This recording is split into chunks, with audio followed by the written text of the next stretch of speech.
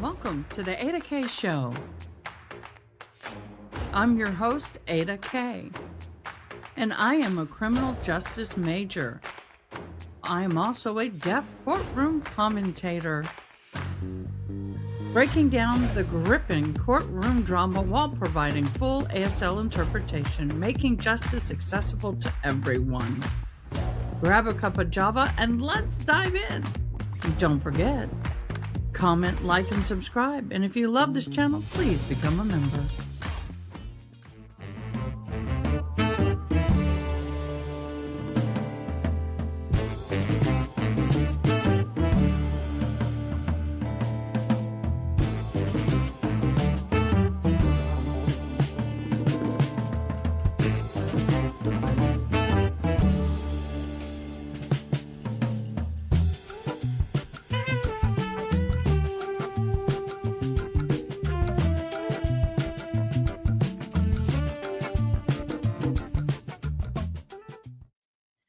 Good morning, everybody. Welcome to Thursday. It's a fun day today. We are going to be going into the Trinity Madison Poague, I hope I said it right, Pageant Queen Child Red Rum Murder. Now, we're going to do a replay, but what we've decided is we're going to hop on in and we're going to catch up. During the breaks, but this trial, y'all, it's sad, so sad. So I'm going to go through what's happened. I'm going to give you a road thus far and some background information so you can have an idea of where we are today and where we're going. Now, the courtroom was tense. Jurors leaned forward, pens poised. A second day of testimony promised to cut deeper into the heart of this case. Day 2, the Trinity Madison Poague, is that how you say it? Poague trial unfolded as a clash between explanations and evidence, between detachment and emotion. Witness after witness step forward, each adding weight to the prosecution's claim that Romo Jackson Angels did not die by accident. In the morning session, the witnesses, Ramo's father, he took the stand. Voice was heavy with grief. He recounts Poague's conflicting story. First, that Romeo fell off a chair, and then that he was struck by a drawer.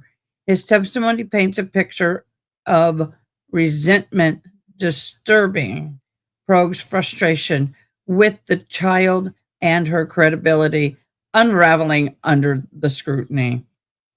The testimony sets the tone and contradictions in Poague's story, and the father's anguish challenging her narrative. The emergency room doctor witness, calm, clinical, but devastating. He testifies that Romeo's was completely unresponsive upon arrival. The medical findings revealed injuries inconsistent with a simple fall. Instead, they point to blunt force trauma. The defense, sorry, got a cat clawing on the computer. The defense suggestion of a minor accident collapses under the medical scrutiny.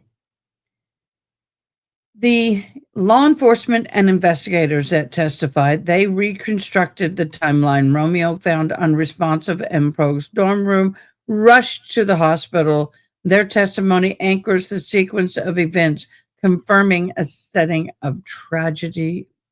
To find that this child was abused and killed in a college dorm room is beside me. Okay. Trying to keep my emotions out of this. The sterile timeline contracts when the emotional testimony, but together with that tightened the prosecution's case.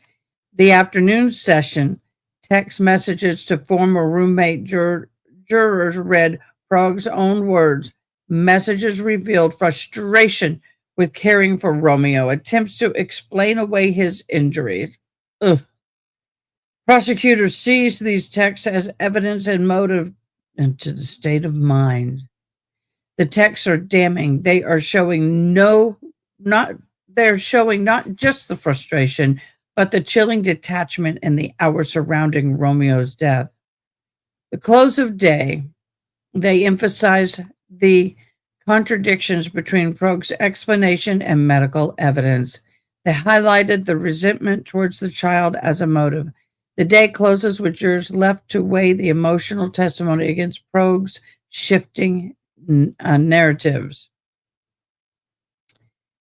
The evidence and resentment text revealed frustration, animosity towards Romeo, medical clarity versus defense narrative. The doctors dissimulate the accident claim. The emotional impact, the father's testimony adds raw grief to the courtroom. Context reminder that Trinity Madison Poague was a former Georgia pageant queen, faces 6 charges of malice, redrum, and cruelty to children in the first degree, 2 counts of felony redrum, 2 counts of aggravated battery. The victim, an 18-month-old Romeo Jackson Angels, was found unresponsive in Poague's dorm room January 24 and later died at the hospital. That is where we are. I am so disgusted by this case.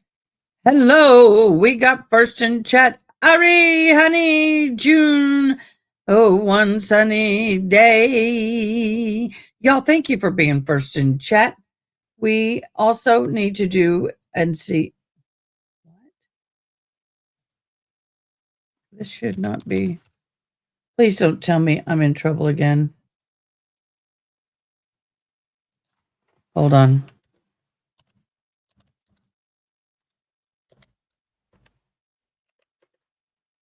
Why am I signed out and I did not sign out?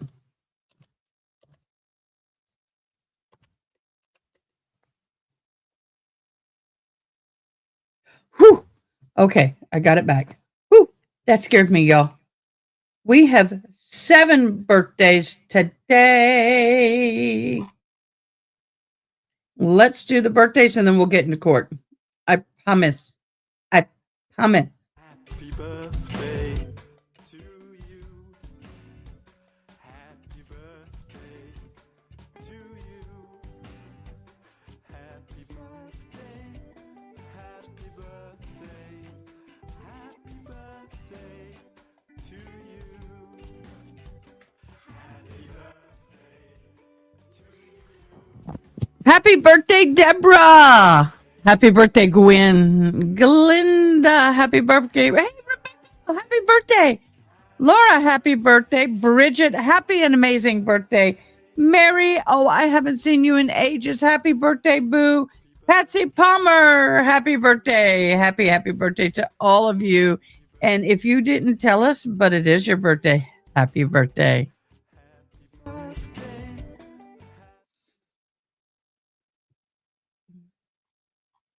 All right, guys, we're going to get in court. This judge is a no-nonsense judge. Let me tell you that. I got to create a thing.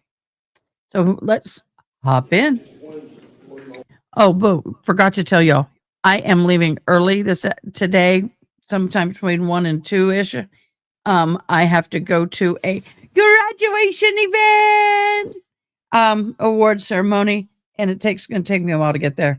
So I will be slowly getting ready for that throughout the day. My mods are fabulous. They're going to take good care of you. We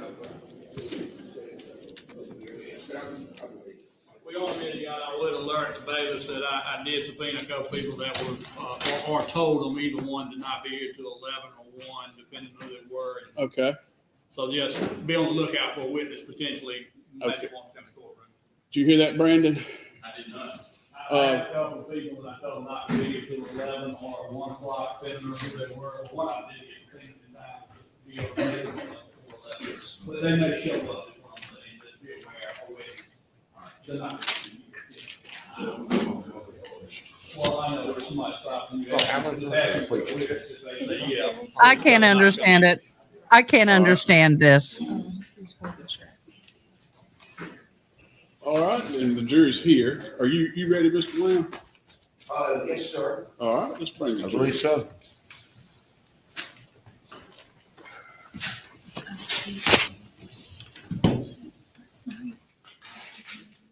I'm trying to adjust the sound because that courtroom got weird side audio. Bring the jury. Okay, here's first witness of the day. Let me get So, playing. Alan, if you will just pause when you get to the witness stand and look towards me, please. Raise your right hand. Swear the evidence you give in this case will be the truth, so help you God. Yes, sir. Have a seat, sir. I think I got the sound better. We'll see. Thank you for sharing. What's your name? Verdict for Timothy Brian Allen. Walsh today. And where are you employed? I'm employed with the American Police Department. We will be doing Brian Walsh updates. We've not given up on that case. What's your position there? I'm a patrol lieutenant. Do you now, or have you in the past also worked, I guess, a side job, as it were, at another location in Americas? Yes, sir. Where was that? I'm my side job is Phoebe Sumter Medical Center. Okay, and what do you do at Phoebe Sumter Medical Center? I'm a security. How long you been with the police force? I've been with the city for about 20 years. Okay, and how long have you been with Phoebe Sumter? Phoebe Sumter, I've been with them for about 4 years. How much do you work over there? How much do I work? Yeah, how many hours a week typically? Maybe 18 a week. 18 a week. Okay.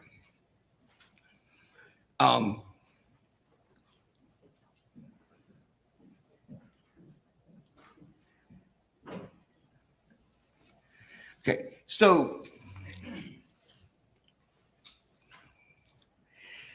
did you were you working at Phoebe Sumter on January 14th, 2024? Yes, I was. And that afternoon, Make sure all the phones are off, please. Yeah, sometime shortly after lunchtime, do you recall seeing a white Mustang pull into the parking lot and up towards where the emergency room entrance is? Yes, sir, I did. Okay. What happened when you saw that car pull up? Tell me first where you were. I was sitting in the security booth. And where's the security room? It's as soon as you pull up, it's right there in the front near the entrance to the emergency room. Near the main entrance to the hospital, or the front entrance to the hospital, or the emergency room entrance on the side? The emergency room on the side. Okay. And so you're in the security booth and you saw the car pull in. Where did the car pull up to? The car pulled up. What we noticed was the car pulled in the wrong way. So that brought some attention. And once the car pulled the wrong way, I noticed that a black male exited the vehicle. Where did the car stop? Did it stop? It stopped right there at the emergency room entrance. There's like a portico, Yes. it covers like a brick portico where you can sort of pull up underneath it to load or unload passengers. Is that? Well, you can, you can pull in, but it's nothing covering it until you get out of the vehicle. Okay, gotcha. All right, so he pulled in that area up next to the emergency room. He got out. Says a black male got out, and what did you see when the black male got out of the car? The male was holding a infant baby. And what did you see him do?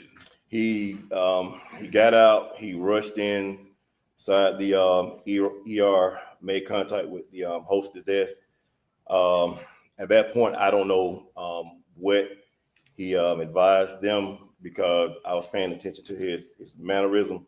So at that point, I knew it had to be something serious. So by the time I walked out the security booth door and walked down to the ambulance bay entrance, by the time Mr. William was brought back with the infant child, and they had the infant child inside one of the room working on it. All right. Let me. There's a couple of things there that you covered that I want to go back to be very clear about. So when you saw him come into the front, you were still or through the ER door, you were still in the security booth, right? Yes, sir. And you saw him come in with the baby. And did you see what he did with the baby? No, sir, not at that time. Not at that time. Okay. And you said he stopped at the. Did you say the hostess desk? But what's the hostess desk? The hostess, when you come in, you talk to them, you tell them the reason why you're visiting the ER. So it's just sort of Triage. check in. I mean, Yes. it's like the first person you It is called triage. can talk to when you come in the door. Yes. So where did he go from the hostess desk? Could you see? Immediately, I believe the hostess got up and scanned the badge to let him through the back. Once they went through the doors, the hostess got the attention of the nurses and doctors that was back there in the ER, and that's when they started attending to the baby. Okay. So what did you do? You said that something about going through the ambulance entrance. Tell Yes, me about how you did that. So when I exited out the security booth, and that led to outside, walked a short distance down to the ambulance bay and entered the ER through those doors.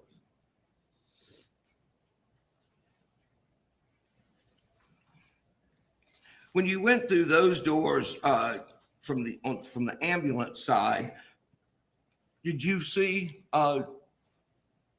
Julian Williams?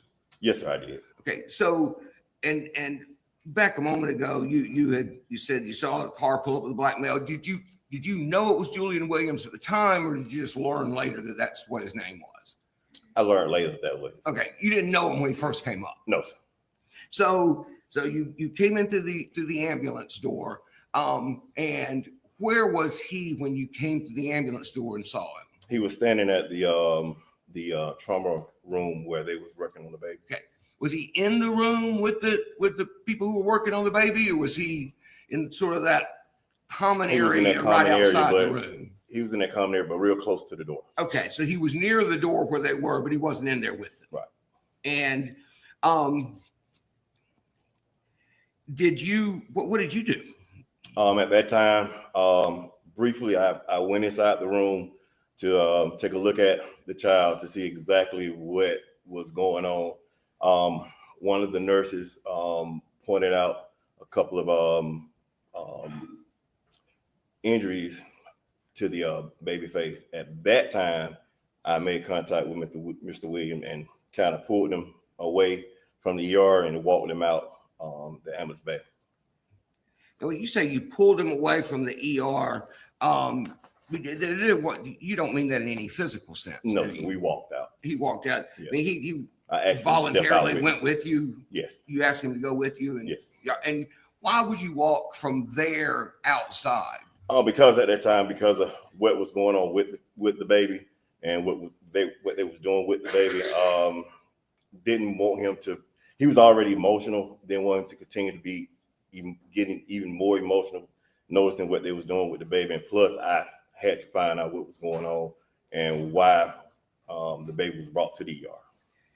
Now, you said a few moments ago that you had watched him as he came up, that you were watching his the way he was acting, his mannerisms or whatever. I think you said that is how you knew that it was something serious. Yes. Did you say that? Yes. Okay. What did you observe about his behavior or his demeanor or his attitude, whatever? What did you observe about him that caused you to reach that conclusion? Well, when you brought the baby and he had the baby over his shoulder, the baby wasn't moving. It appeared that the baby didn't have any life to him. Once I made contact with him in the ER, he was emotional to the point where it appeared that his life had been drained out of him.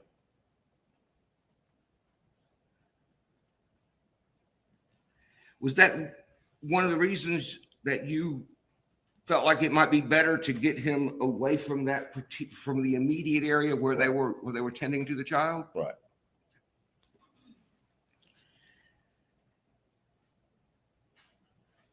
So you asked him to walk outside with you. Where did y'all walk to? We walked out the Amherst Bay and stood in the Amherst Bay area. And you asked him what had happened. Is that right? Yes, sir. Okay. Let me ask you this. Did he tell you whatever it was that had happened? Did he tell you where it had happened? Not at that Or where time. he was? Not at that time. Okay. All right. So he told you, what did he tell you about what had happened? He stated that the baby had failed. And at that point, that's pretty much all he had said. Okay. Now, Let me reiterate, I apologize. We hopped on over to this trial for several reasons, and we will be following, and I will be recapping and giving you all the deets on the Walsh trial, but we're going to hop on over to this one for now. It's partially timing and the request of several viewers, and I try to meet y'all's request. I can double stream if I need to. do you recall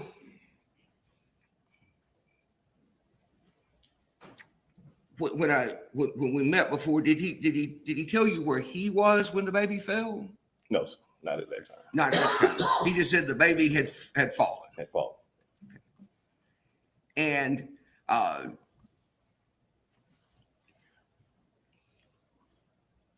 what did he do? I mean, after he told you that, what did you do? At that point, because of the nature that I observed the baby, and I radioed to the on-duty shift supervisor and advised them that I had a situation at the hospital that was dealing with the infant baby. So you radioed to the on-shift supervisor where? With APD, At America's PD. Okay. Radioed the APD. All right. And why did you call APD? Because at the time I was believed that the whatever was going on with the baby had happened somewhere in the city. Okay. Once you called APD, did you continue talking to Mr. Williams? Was he still standing there with you? Yes. Did he tell you anything further about what had happened while y'all were standing there? Yeah. So he further advised that that the baby had fallen out of a chair based off of what his girlfriend told him. Okay, so he said his girlfriend told him the baby had fallen out of a chair. Yes. Did he tell you where he was when the baby fell out of the chair? Not at that time. I mean, did you ask him at any point, like where were you there? Did you see it? Where were you? Did you ask him that? Not at that time.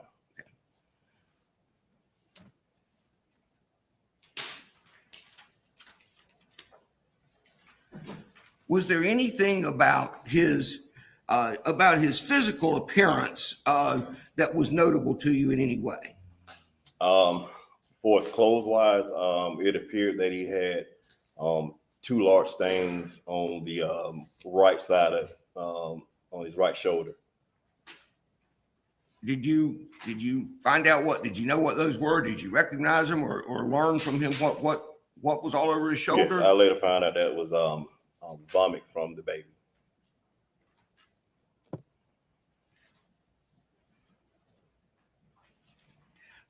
So was there any point when Sign of traumatic brain injury. you were talking to him that the the girlfriend came up and started talking to y'all, joined y'all. Well, while we was outside, the nursing staff came out and advised that at the time that we was believed was, they advised that the baby mom had showed up. Okay. So the nurse came out and said the baby's told y'all that it was the baby's mother, Yes. which of course is not true, but Not true. Right. but that's what they thought at the time. Yes. And did she come out to talk to you? Well, me and Mr. William went back on the inside, and we stood not by the trauma room, but more close to the nurses station desk. And who was there with At the time, it was me, Mr. William, and Miss Trinity. Okay. When you were standing there near the nurse's desk, did y'all continue having any conversation about what had happened? Yes, at that time I asked Miss Trinity what had happened. Okay. What did she tell you? She said that the baby was sitting on a chair, like she described it like a lower beanbag chair. The baby was sitting on a chair eating some chips and drinking a juice. She turned away from the child. She heard something what appeared to have fallen, turned around, went and picked the baby up and attended to the baby. Okay. Did she say anything to you then, or did Mr. Williams say anything to you at that point about where he was when the fall had happened? At that point, that's when I found out that the baby was at GSW. Okay. So someone was telling you where he was, and that's when they explained that the baby was at GSW? No, I didn't find out till after we walked back out the ambulance bay that Mr. Williams was not there at the dorm room with Miss Trinity and the baby. Okay, so you didn't know at that point. You didn't know that he wasn't there when the baby supposedly fell out of the chair.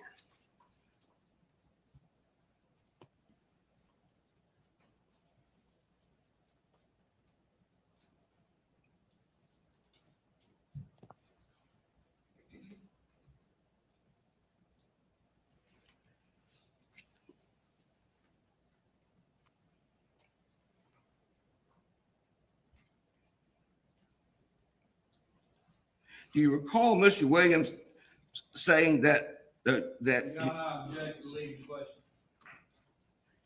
Well, Your Honor, I'm trying to bring through. Well, I didn't hear the complete. I'll tell you what. I'll just start back over. I'll rephrase the question. Did anyone say anything to you during that time when you were standing, either whether you were right there or outside? Did anyone say anything to you about how Mr. Williams learned about the fall, Yes. learned about the baby falling? Well, at that point, Lieutenant English and Sergeant Webb had arrived. Okay. I had already called Chief Lewis and was advising him of the incident that they had a incident involving an infant baby. Now, why would you call Chief Lewis? Chief Lewis, because he's the chief of GSW campus police. So when you found out that this had happened or something had happened on the GSW campus, you called Chief Lewis? Yes. Right. You said English and Webb arrived. Who were that? That's Lieutenant English and Sergeant Webb. They was the supervisors on duty at the time. From the Americas Police Police Department. Yes. Were you wearing a body cam of any sort? No, sir, I wasn't. Okay. Why weren't you wearing a body cam when you were working that day? It's not common for me to wear it. For one, being in the ER, I don't want to run the camera due to any HIPAA violation. You can't. You're not supposed to be recording stuff, but just generally in the ER, people coming and going, right? Right. Okay. And did you did you do a report of any sort yourself about these conversations? No, sir, I didn't.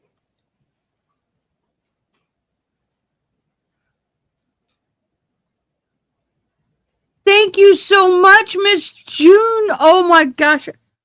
I'm trying to get my hair ready. I got to be all dolled up for tonight. And I'm going to leave at 1, which means it takes me forever to get my hair done. My gosh, June, thank you so much for being such a loyal supporter of this channel. I love you dearly, my friend.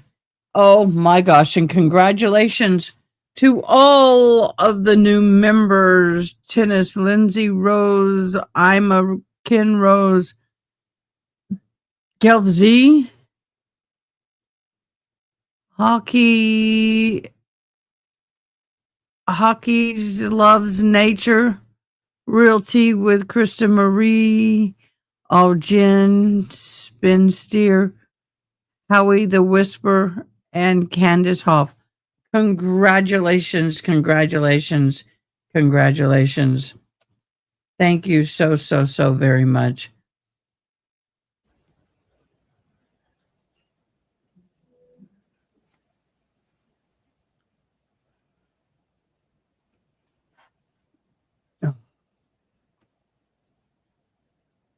Takes forever to do my hair, y'all.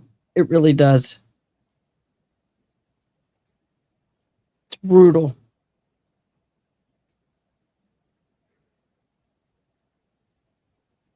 Did anyone describe for you a call or calls being made from Ms. Poague to Mr. Williams after the baby had supposedly fallen?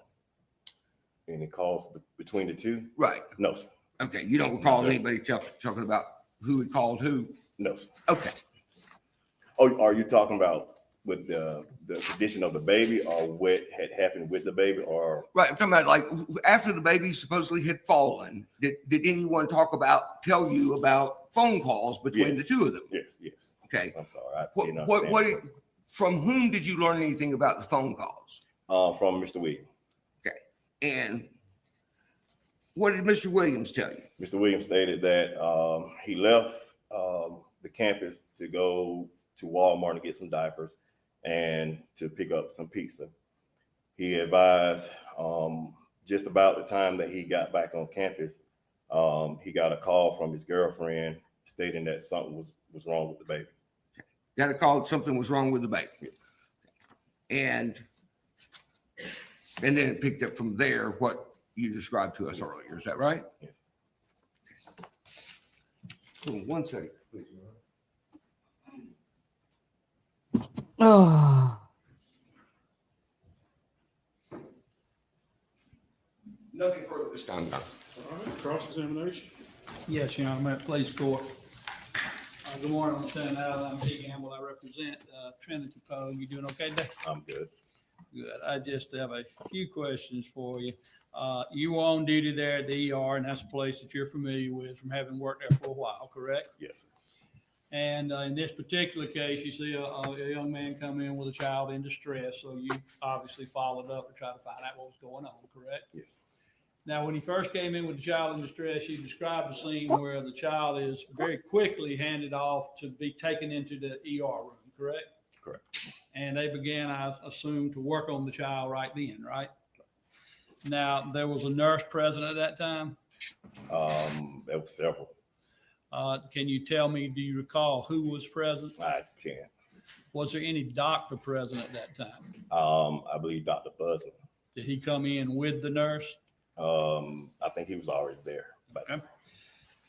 So you're watching that, and you took Mr. Williams away because of the situation and wanting to talk to him, correct? yes, And the thing that he told you is the child he's the first person to tell you anything about what might have happened. He said the child had fallen, correct? yes, Now, later on, he had told you about a telephone call from his girlfriend that had informed him the child something was wrong, for he needed to come back, correct? yes.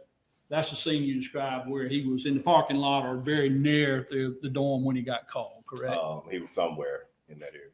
And she calls him, but he said at that time, he said that The only thing he told you about the telephone call, I think you had said that something is wrong with the baby. Yes. He did not tell you that she told him anything about what caused the harm to the baby then, did he? Not at that time.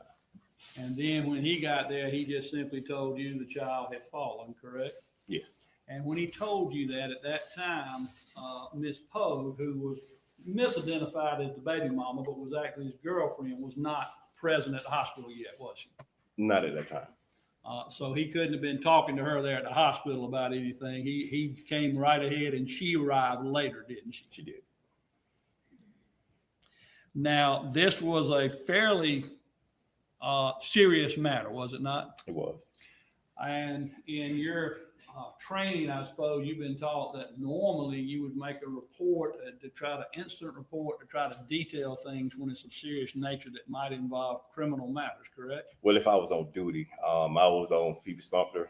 I was on duty at Phoebe Sumter, but not necessarily in my duty capacity with the APD. So in that sense, I wouldn't do a incident report. But if I was on duty, my actual duty with APD, yes. So when you're working just security at Phoebe, your duty to make a report and all is not the same as when you're with the American Police Department. Is that Right. it?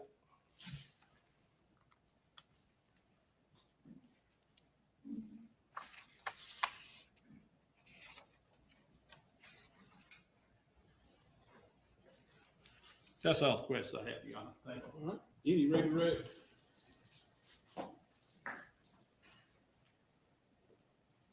No, sir, I don't think so. Okay, may this witness be excused? Yes, Your Honor. Mr. Lamb? Yes, Your Honor. All right, thank you, Lieutenant. You're Yes, free to sir. stay. Go.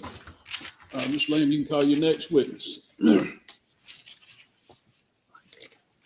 State calls Mathis Wright.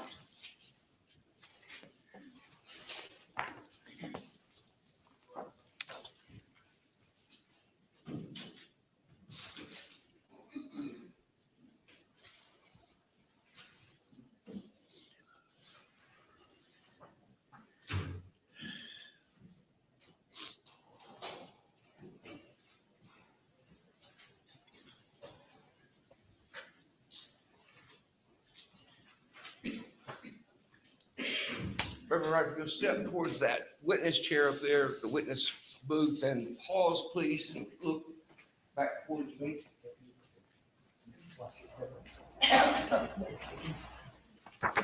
Reverend Wright, if you'll receive the oath from Mr. Lamb, Raise please. your right hand, please. Do you swear or affirm that the testimony you will give in this case will be the truth, so help you God?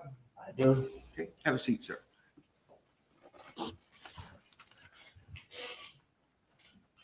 What is your name? Mathis Wright. Take a And minute. it's Reverend Wright, is it?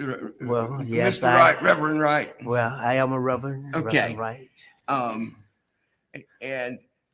Reverend Wright, at a point in the past, you have also you served as a deputy coroner. Is that right? That's correct. And when was that you were a deputy coroner? Between January 1st of 2020 through December 31st of 2024. And why did you leave that role as deputy coroner? Because the coroner, the new coroner that was an election, and the new coroner that won did not retain me as a deputy.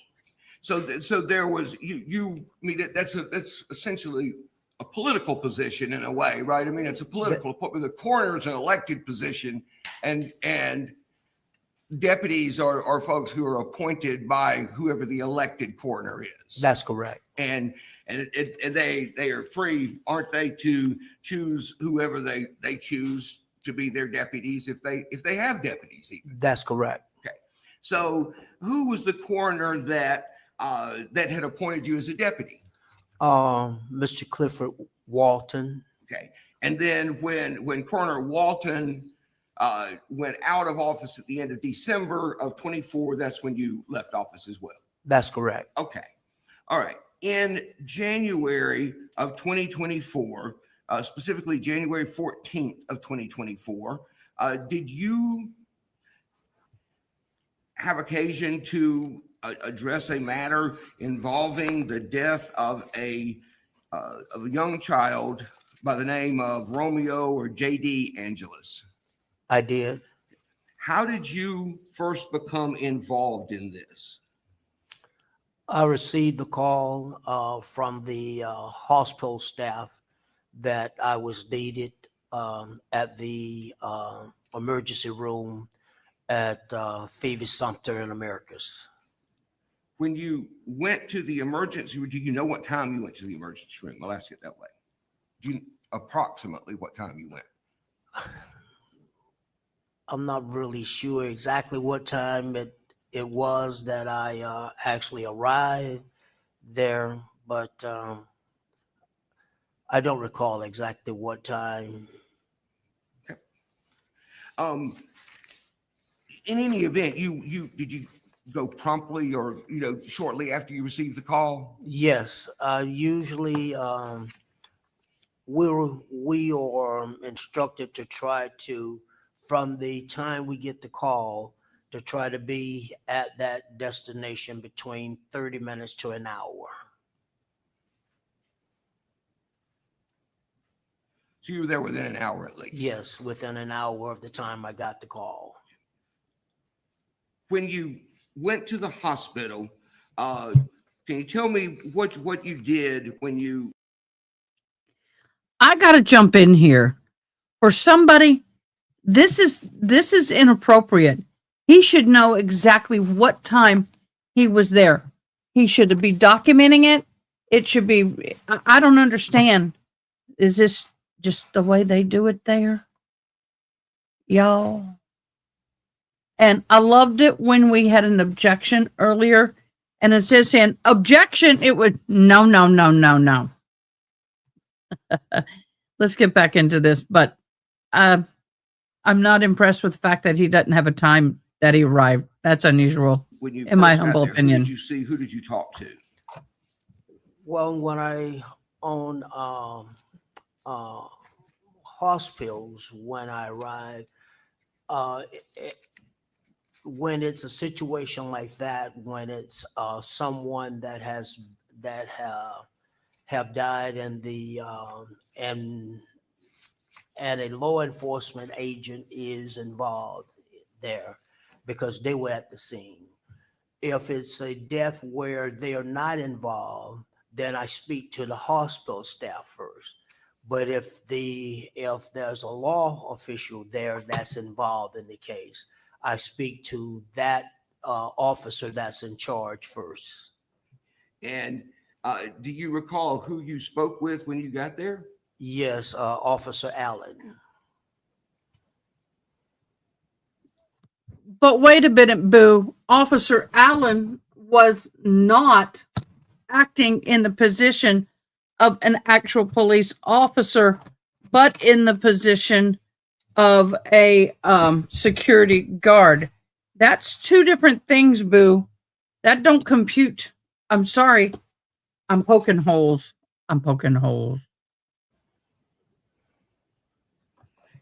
Did you get any preliminary information from Allen? Yeah, that be the purpose, is to ask him what we got, what does he perceive that we have. Did you subsequently talk to anyone else about what had happened? I did. After I left Officer Allen, I got one of the nurses to show me which room the baby was in. I went in and took a preliminary look and examination of the baby just to see what kind of condition that I could see visually that was wrong with the child. And from that point, I went to the father. Where was the father at the hospital? He was in one of the I'm going to say one of the side rooms there that they have outside of the outside of the ER. or family room is what they call it. Also, did you, also known as the oh shit room. I kid you not. you talk to the father there? I did. Did you talk to anyone else? In that room, it was just the father and I think that the father, not to think, it was the father and the aunt. And I didn't really talk to the aunt that much. The information I found out about her was she was the one that seen about the baby during the day on a regular occasion. I asked the father about what had happened. Okay. And when you asked him about what had happened, what did he tell you had happened? He said that he had arrived sometime the night before, that he had left to go get pizza, and when he left, the baby was doing fine. And when he returned, that the baby was in distress, having problems breathing, and he didn't know what had occurred or happened. And that he had brought the baby out to the emergency room.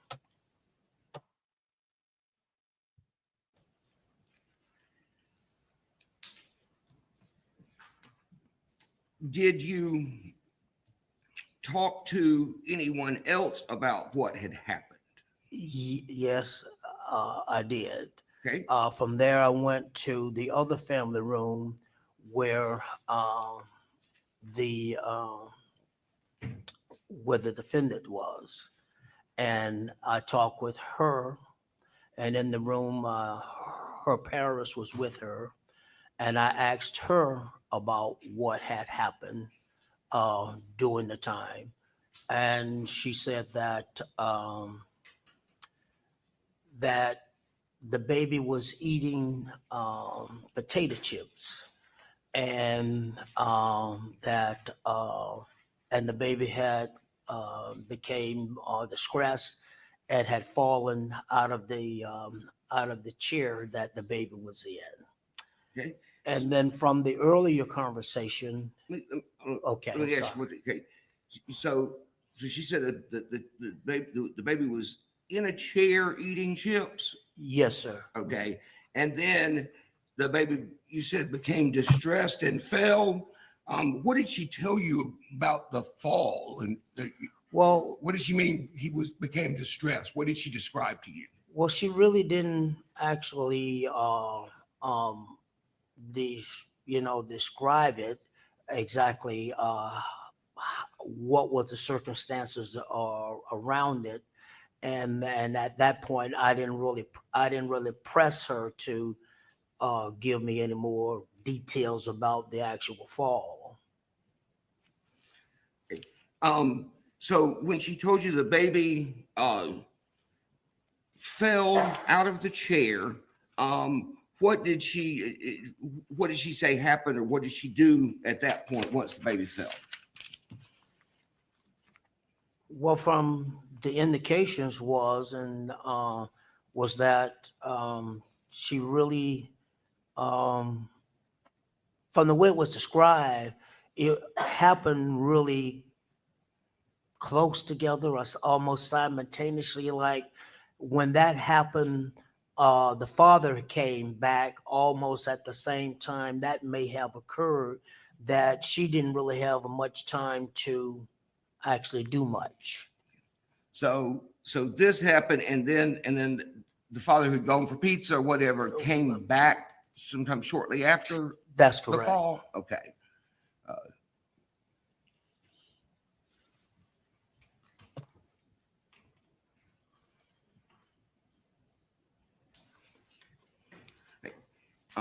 Did you prepare any notes or a report or a memorandum or anything describing what you did, what you observed, who you talked to, and so forth? I did. Okay. And as soon as I reach in here and picked up I thought I had a clean copy over there with me, but I don't. I got to get one. Here it is right here. Get a sticker.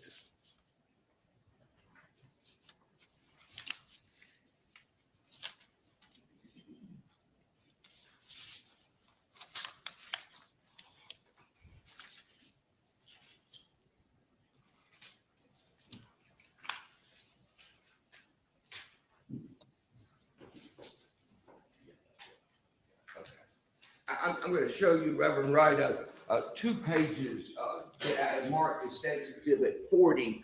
Do you recognize those 2 pages that I'm handing to you? Yes, sir, I do. What are those? The one that's in my left hand are my written notes that I did while I was right there at the scene. The one that's in my right hand is the face sheet that I got from the emergency room. And then I added some additional handwritten notes on this document that I have in my right hand after I got back to the office. Okay. Now, with regard to these notes, let me ask you, do you recall what Julian Williams, the father, what he told you about how he learned of the fall, or how he learned what had happened? The dad said that when he came in, that the baby was in distress, and that the girlfriend had told him that the child had been eating some chips. Did he tell you how he learned that the child had fallen? Yes, that the girlfriend had told him that the baby fell.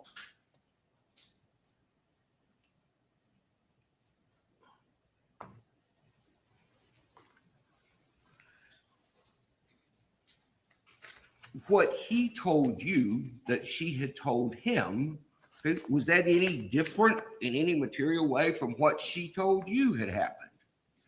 Yes, because if you look at my handwritten notes, it's like in 2 sections. Okay, I'll hand it back up to you and let you. Your Honor, I'm going to tender State's 40, although I will say at this time that I don't believe that ultimately that it would go out with the jury under continuing witness, but I'm going to tender it so that the witness can refer to it as he's testifying. Do you have any objection? Under those conditions, Your Honor, no. So it'll be tendered, but it will not, because it's a statement, it won't go out with the jury. Is that I correct? think that's the rule, Your Honor. All right. I just want to make sure y'all both agree with that. Yes, sir. So it'll be tendered into evidence, but this is a document that will not go out with the jury. Okay, so yeah, I gave you the notes. So what are you referring to now when you said that if you look at your notes, you could tell me? In the first part, it starts out by saying history, like in the first paragraph. That's when I did the summary of what Officer Allen said, the father said, and what my initial statement with the girlfriend. And so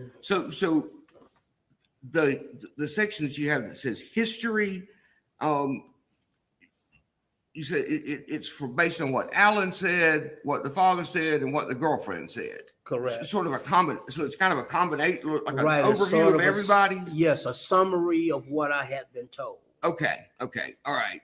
And then you have go on from there. You have some separate notes to what effect? Correct.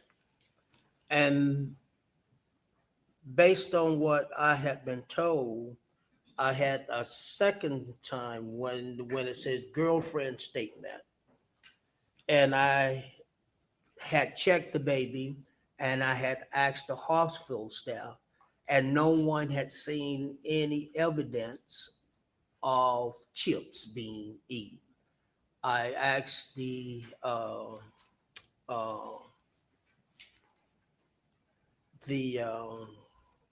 EMS guy about did they find any chips at the scene, and they said no. So when I asked the girlfriend about there was no chips found with the child or in the child's mouth, then she gave me a different story that, oh, that something to the fact that the child wasn't eating chips, but the child had fallen.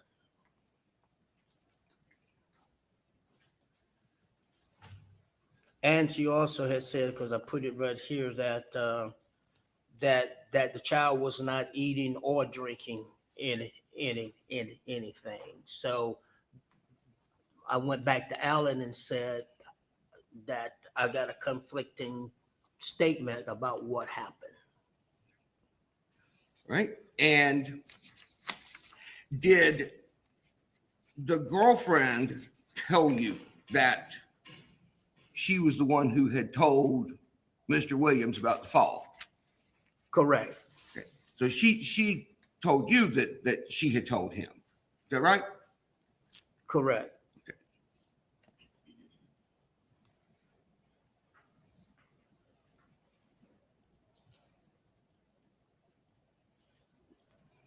All right.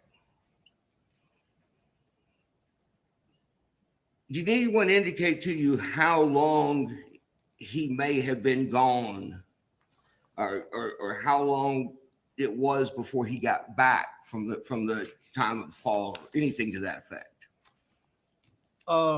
Yes, it was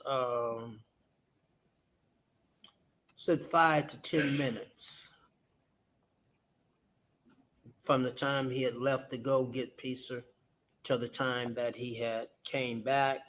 And that was what, and the dad said, William said 10 to 15 minutes that he was gone. So one of them said that he was gone. Was gone for 5 or 10 minutes, or had been gone for 5 or 10 minutes when the Right. fall happened. Yes. And that the fall had happened between that time. Okay. So she said that he had been gone for 5 to 10 minutes when the fall occurred. Correct.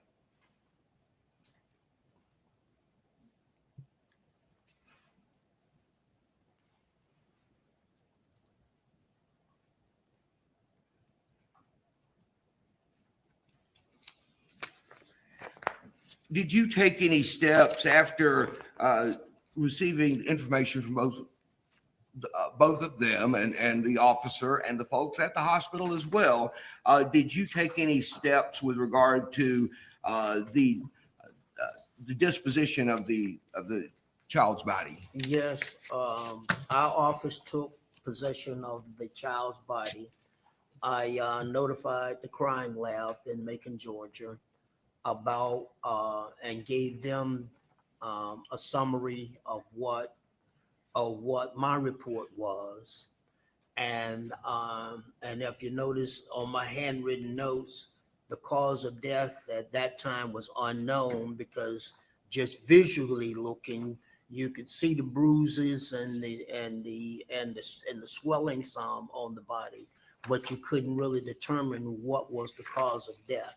So we set up for an autopsy to be done, and then after that, that's when the cause of death was determined.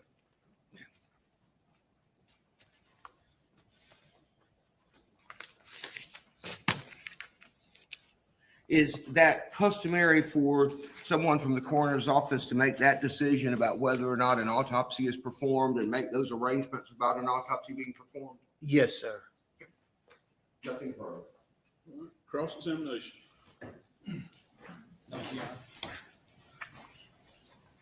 Reverend Wright, good morning. I'm T. Gamble. I represent Trinity Poague. Are you doing okay today? Yes, sir, Mr. Gamble. Thank you. I've got a few questions for you, Reverend Wright, concerning the autopsy, et cetera. Not the autopsy, but the coroner's report, I'm sorry. And you've already testified that you came and got a call because as your duties as the assistant coroner, if the coroner wasn't available, then you'd fill in for him, correct? Well, not exactly in those words. How did it work then? The way it works is that we take a month or a week or a shift. Like my boss would say, I need you to work this week, so that we all would kind of have some off time, that we wouldn't be on call all the time. So this incident happened to occur on one of the weeks I was assigned to work. Okay, I got you. You're on call like a police officer being called. You're filling in a particular position in time, and that was your time to be. If anything came in, you were the one to handle it. Yes, sir. And the purpose of coming as a coroner, you're the first one to come to try to make a determination about first if the individual is indeed dead, correct? Correct. And then, if possible, give a cause of death. Because sometimes it's a routine matter where you come that someone's an elderly person that died or whatnot, and you can make some evaluations based upon what you're told by the hospital staff or the family or something of that nature. Correct? That's correct. And then when you have situations like this where it's a little more detailed, sometimes you still can make some determination, and other times you're not able to make that determination on your own, correct? That's correct. And this was one of those times where you couldn't tell yourself exactly what the cause was, correct? That's correct. Now, you did, though, still try to take in some information, determine what's going on, and you made, I guess you made a report of some sort. Is this the normal way you make coroner's reports? Well, yes, it's my way of doing it. Someone else may do it a little different from the way that I would do it, but I normally start out with the history. They try to find out what has happened before the event occurred, and then do that. Then I will go and do like the follow-up, like it says, where I would take a statement and then I'll mark it statement. So each one will follow something similar to this, but they may, depending on the circumstance, I may change it somewhat, but basically it's what I have seen and determined at the scene. But what I'm asked specifically, maybe a little bit more directly, the first page of your report is a Phoebe Sumter Medical Center face sheet that you've kind of written out some information about addresses and things like that, correct? Yes. And that's not a coroner's report sheet or stationary, anything that's on. It's actually from something you just grabbed from Phoebe Sumter and scribbled on, correct? Well, no, we get this all the time. If we go to the hospital, we're going to ask for this, because sometimes the addresses are wrong, people names are wrong. And if you notice, I put different names, different addresses, because sometimes the people that's involved are not the people that we have to contact to get certain clearance on. In other words, like the girlfriend wasn't the mother, so I needed to find the mother. And if you notice, the notes on this sheet is to find out who the mother was and where she lived, what her phone number was. Now, the second page of this document is a handwritten report, correct? Correct. Is that normally how you would do it, just a handwritten report on a notebook paper? Yes, this is pretty much the standard that I would do, but like I said, it could change depending on the situation. What is the exhibit number on this? 40. Could we pull up, we got another copy of that. Could you pull that up on the screen so I can ask questions about Yes, sir. that? Let's take a brief recess so we can get that going. Okay. It's early and I have to have a comfort break. All right. So we're going to take about 5 or 10 minutes if anybody needs to step in to the restroom. That way they will go ahead and get the computer going before we get back. Sorry, Reverend.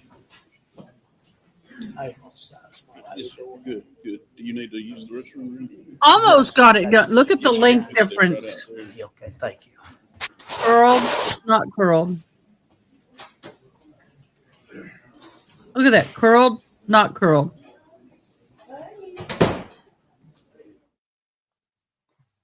I got a big shindig to go to. Good morning, all.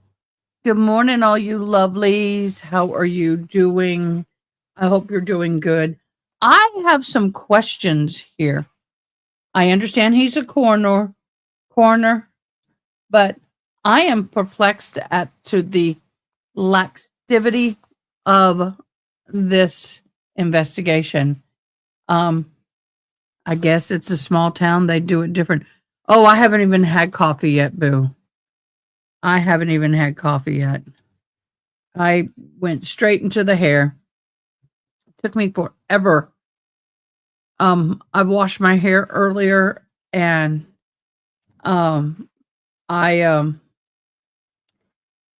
it takes forever.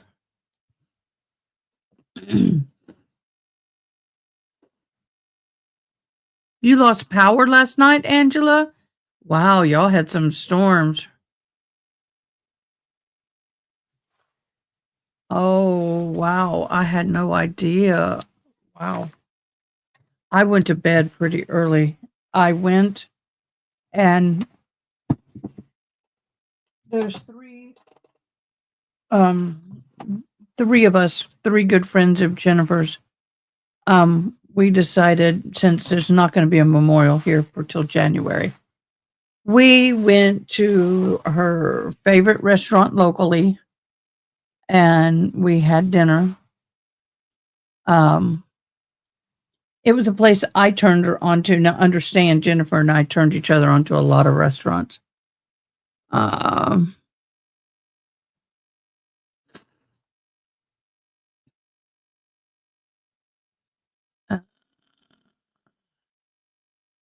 They were life flighted out. We don't have a lot of witnesses said he was drunk driver. Okay, what are you talking about, Angela? You switched. Oh, wait.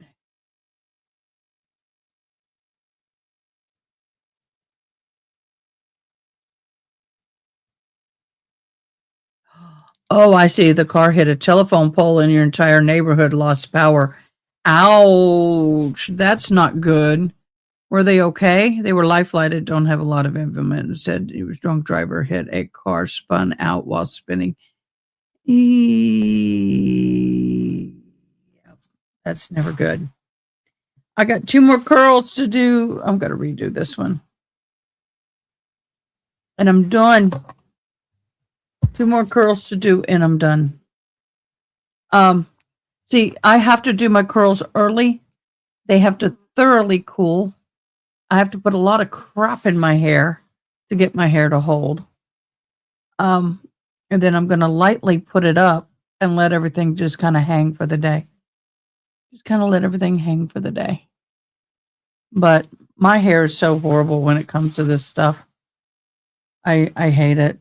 I mean, I love my hair, but I hate that fact. That's why I braid it a lot. It's so much easier if I just braid it. I don't have to worry about all this mess. Oh, why are you in my way? So, last one. Y'all, this case is heartbreaking, but I want to know, where's the mother? They tried to get the mother. I heard him say something about trying to find the mother, but where was the mother? I really feel bad for her letting her boyfriend, baby daddy. I've got to be honest. I hate baby mama, baby daddy. The father of the child take the child and then it dies and you never see your child again. That's horrendous. Well, it would be horrendous the same if it was the mother who took the child and the baby died. But wow, I totally feel for this parent situation. Horrible. There's always one little hair.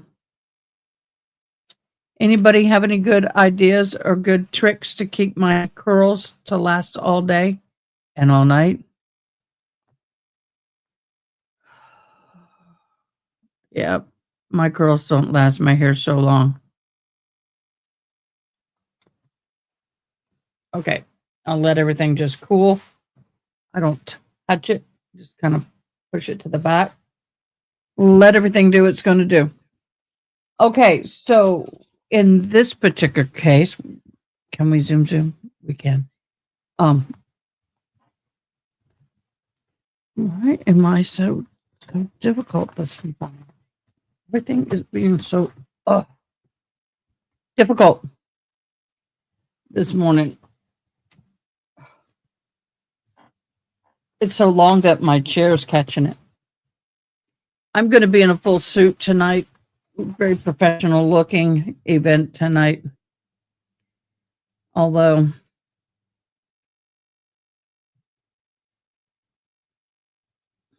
I may change shirts. I don't know. Okay, I'm going to do some Googling while we're waiting. I want to know, where is the mother of this case?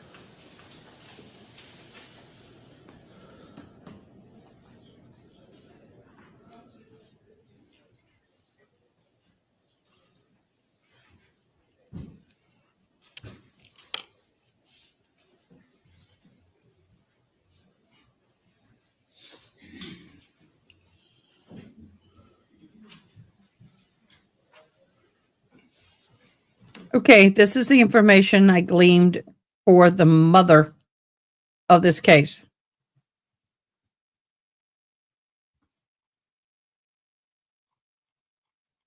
Seriously?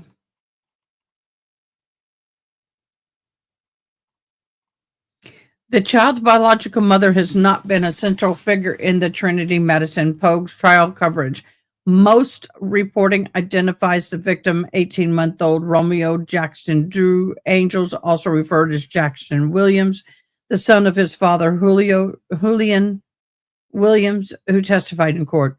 The mother's name and location have not been publicly highlighted in the trial reports.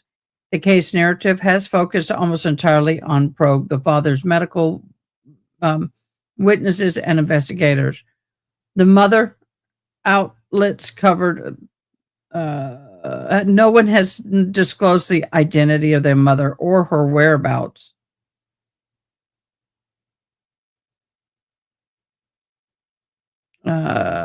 So basically, from what I gather, the mother is not directly involved in the life of the child at this point.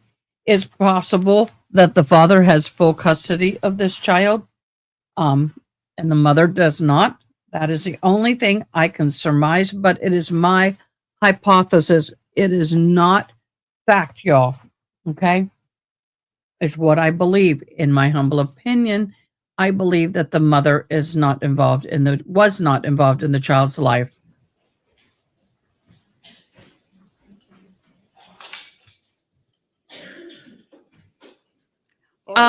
I don't know. I will have to go back and rewatch that because I didn't hear that, but with my hearing, it could have been, and I didn't know it. I saw a couple of y'all were about as eager for that break as I was. I want to make sure that you, and it's. Yeah, it was morning all over the times, place. especially when you get a little gray in your hair, you need to get to the restroom.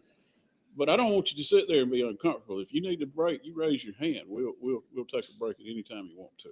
Okay, Mr. Gamble.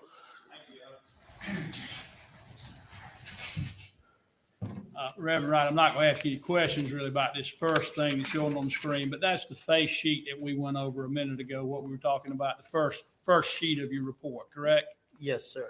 And that's the one that you just get some details about and make sure the phone numbers and if the people are wrongfully identified and stuff, you try to make corrections, et cetera, correct? Correct. If you could move to that second page, please.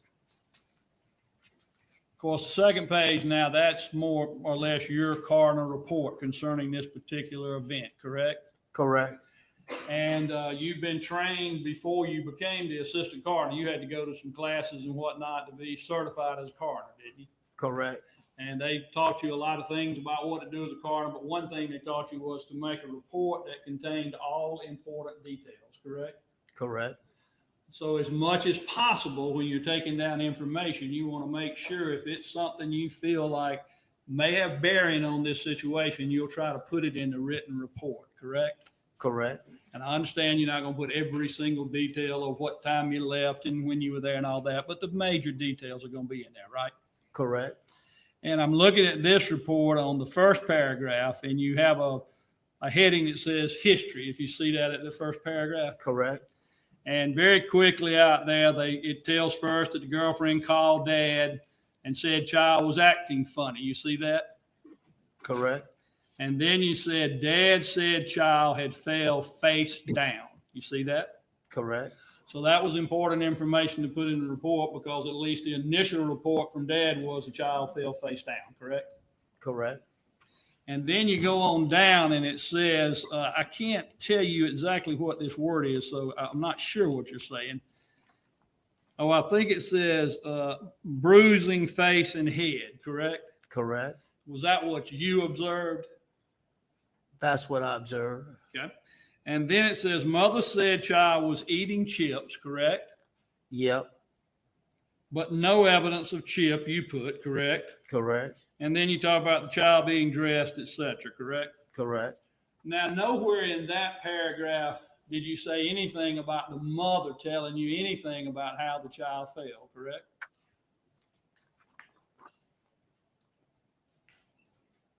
Correct. And I mean, that's an important detail, is it not? Well, for my job, I am there not to determine who did what. I am there to determine what caused the death. And every little detail, like you said, I don't actually write it down like someone like taking what's being said today. When I'm asking questions, I will listen to what's being said, then I make notes. And my earlier testimony was the first part is a summary of what I had been told. So in this paragraph here is a summary of what 3 people told me. And all I'm doing is getting information to give to the crime lab about what I've been told, what I see, and then that's it. It's not to determine whether she did it, he did it, or anyone did it. I just know that I got a dead child. This is what I'm told, and this is what I see. But you would agree with me, things like a fall can help you determine what caused an injury, correct? Well, once I knew it was a fall, like I say, I ain't trying to determine who did it or caused the fall. I'm just trying to determine at that point to tell the crime lab that the baby had a fall. We don't even discuss whether the mother did it or the daddy did it or who did it. I just have to let them know that a fall has occurred. So when they do the autopsy, that's what they start their investigation from. So whether or not the fall about the mother being saying that's in the written report or not, you still claim that that Trinity told you that. How did you say? You said she claimed the child fell out of the chair. But before that, you said the child was in distress and fell out of the chair. Correct? Yep, that's what she said. And that sounds like a child that's got something already going on and then slumps over and falls out of the chair. Correct? Correct. So what she's describing was not, a child fell out of the chair and then all of a sudden is having problems. The child. That's the question, argument, not a question. I'll let him finish the question, but you can't ask him what she meant. I withdraw the question. Okay. Now, going on down, you do note that you talked to the girlfriend and she told you, lady you called the girlfriend being Trinity, correct? Correct. And you say down in that part of it that she tells you that the child was not eating the night before and was not really eating that morning either, correct? Correct. And when someone says that their child is sitting eating chips and drinking, it could mean that they've got the food prepared for them to do that, but they weren't actually doing much eating, correct? What?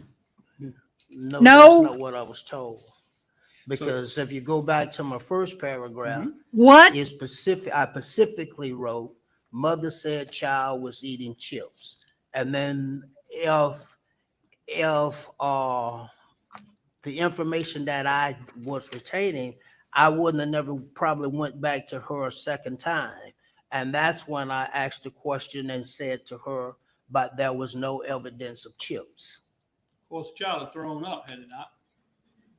Well, I didn't go to the scene at the Dorm. Dorm. where the incident occurred. I only saw what I saw at the ER, and there was no sign of vomiting. And I did ask the EMS, was there any sign of anything they saw?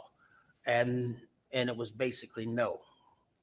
So as your testimony, you saw no sign of vomiting from any place in any place that you looked at concerning this case, correct? That's correct. Not that you looked at all the places, but the places you were at, the ER room, you did not see it, correct? Correct. You did not see it when you were talking to Mr. Williams, correct?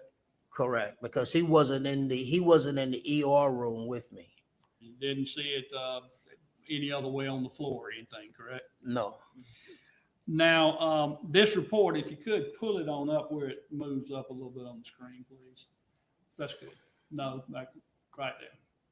When I'm looking at the report, it ends up by saying, but right was most noticeable, talking about of some bruising and whatnot. Right. Then you have ... there. That indicates to me that there's some more to this report. Is it? No, that was just my ... That ... pause of thought. That when I'm talking to the crime lab, I may have said something to them when they ask questions, because when you call them, they're going to ask you a series of questions as Yep. well. So when that ... was probably stuff that they were asking me when I was looking at the sheet reporting the death to answer some of the questions that they probably had. Now, after you did this coroner's report, isn't it true that you were interviewed by WTVM television station? I don't recall. And the reason is that I got interviewed a lot, but I don't recall this one per se. Is there any possibility that you told them that looking at trauma, some of it appeared to be, I'm going to say, past history as well as new? Did you tell the TV station that?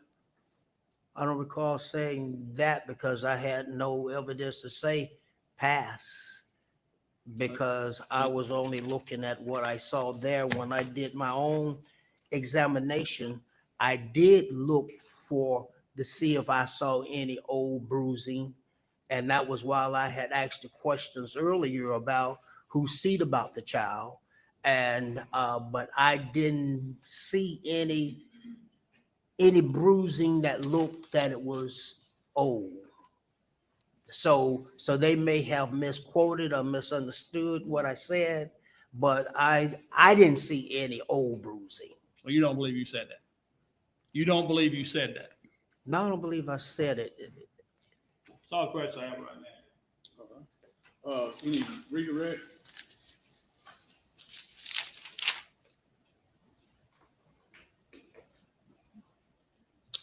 No, sir. All No, thank you. right. May Reverend Mathis be excused. Yeah, I would ask, he's under my subpoena as well, that he remain, he may have to be recalled. All right. If you'll, Reverend Mathis, if you'll remain in the witness room in case you're recalled, and don't discuss your testimony with anybody because you're under the rules of sequestration. Yes, sir. Thank you. All right, Mr. Lamb, you can call your next witness.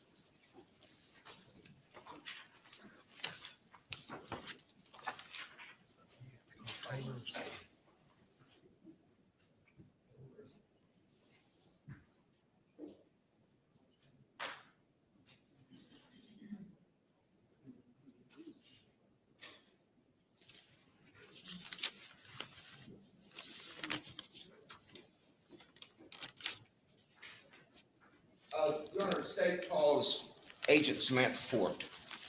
All right, agent report.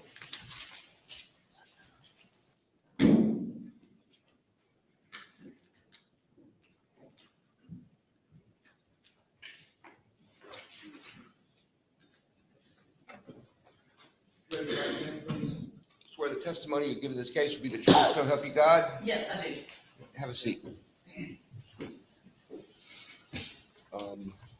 Oh. I sent it.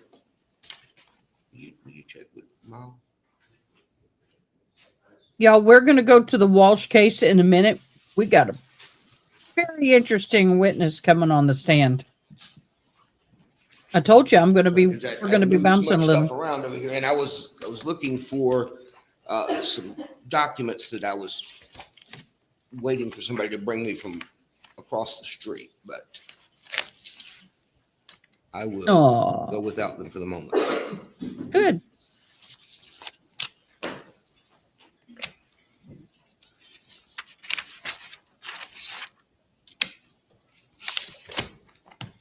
All right. What's your name? Samantha Ford. Where are you employed? I'm a special agent with the Georgia Bureau of Investigation out of the Americus office here in Sumter County, Georgia, And how long have you been employed by the GBI? for 9 years. As a special agent, what's your job in a general sense, your generalized job duties? Investigate crime, anything from theft all the way up to murder. How does the GBI get involved in an investigation, at least typically? Typically, we're a request agency. So chief of police, sheriff's office, district attorney's office, somebody like that request us to help with the crime. In this particular Thank you, case, Joan. I got requested by the Georgia Southwestern University campus police. And when you were requested to become involved in this, when was that? January True. 14th, 2024, approximately 2 p.m. in the afternoon.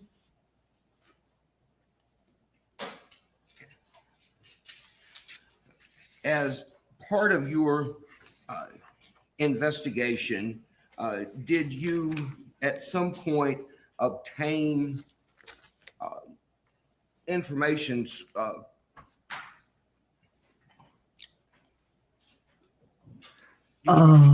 Did you obtain information from various telephones, various cell phones? Yes, I did. And whose phones did you seize or obtain by request? I obtained 2 separate phones from Julian Williams. I obtained a cellular phone from Trinity Poague, and I also gained access and consent to get Paris Permort's phone. So the phone that you seized from Trinity Poague, or that you got from Trinity Poague, how did you get it? During the interview that I conducted with Ms. Poague on the January 14th, we were discussing some videos during my interview that she was showing me in her phone. And at that point, I realized there was evidence in her phone, so I seized it. And did you subsequently get a search warrant to permit you to, or permit the GBI to access the contents of the phone? Yes, I did. And after you got the search warrant for the phone, did someone in fact access the phone? Yes, sir, we did. Okay, how do you do that? So we have a device. It's a digital extraction device. And what it does is essentially make Cell a Bright. copy of all the information in the phone at that time. Our wonderful Cell Bright data. Here it comes. Y'all ready? Da da da da dun dun. Cell Bright. Y'all get your cup of coffee. That's going to be a hot minute. And just makes an entire copy of it. And it doesn't do anything to the device other than copying the information. And so it stores it in a unreadable format, basically. You would And think. then you have to create a reader report or like a PDF report or something to be able to access the information inside the phone. Kind of make it easier for you to follow along and read and find information. You would think. Did you, when you accessed the defendant's phone, Ms. Poague's phone, were you able to extract any text messages or instant messages that had been sent between Ms. Poague and Mr. Williams. Yes, I was. Speaking of, is Trinity Poague in the courtroom? Yes, she is. Okay, can you kind of identify for us where she is and which individual she is in the courtroom? Yeah, she's sitting at the defense table. She's the middle female in the olive green shirt. And you know her not only from result of this investigation, but I mean, you have met with her personally and questioned her or interviewed her, filled out an arrest report, went through that whole process, the arrest process, et cetera, with her. Is that right? Yes, that's correct. Okay. All right. So, and this is the same person you got the phone from. Yes, sir, it is. Okay. All right. So when you access those messages from Ms. Poague to Mr. Williams, one of those messages, well, let me ask you, I'll do it this way. What's State 41? What is that document? These are messages that were pulled out of, I believe it was Instagram, possibly Facebook. There were a couple of similar social media accounts that had similar names, and off the top of my head, I can't remember exactly which one, but these are messages that are not text messages from cell phone number to cell phone number, but in another format on social media. But this is one from Trinity to Julian or Jay. All right. On What's the date and time of it? December 17th, 2023. And it is, let's see. I'm looking at the time difference. The only reason I'm looking at the time difference is because it's in UTC time. May I explain that real quick? Yeah, I was going to ask you to do that in a moment anyway. So that's fine. You can go ahead and do that now. So UTC time is Coordinated Universal Time. It is the time that is whatever time it is at 0 degrees longitude, like the prime meridian, and it establishes a time for the entire world. And then like Eastern Standard Time would be minus 5 hours from that. So you would just subtract 5 off of what UTC time is to get the time, what it is right now. Like March to November, when the time changes, it would be minus 4, if that makes sense. All right. So UTC time, why do these different reports, these various data sources, computers, phones, et cetera, why do they use UTC time? Do you know? Well, it's a standard time because it's not, this device that we use, this program is not only here in Georgia, it's worldwide. So that's their standard to put it in UTC time, because crime doesn't only happen in Georgia, it happens everywhere, and phones change times and all of that. So it keeps it standardized, and then you can change it to whatever time zone you're in just to make it easier for you. Right. So you subtract some hours for Eastern Standard Time, you add some hours for time in Asia or other places. That's correct. Okay. All right. So you were trying to do the math and subtract 5 from that Yes, sir. timestamp. Yes, sir. Can you tell me now what time that message was sent? It looks to be around 11:24 p.m. Okay. So that would put it on the, I wish, no offense, y'all, it may just be the culture. Around is used quite a bit when it's a timestamp. There's no around anything. If it was sent at 11:23, it was sent at 11:23, because guess what? Sometimes it's a matter of a minute or two that can change someone's trajectory from being innocent or guilty. I'm a stickler for times. 10th, December the And 10th. December the 10th. Yes, sir. Okay. And what does that message say? You want me to read it? Yes, please.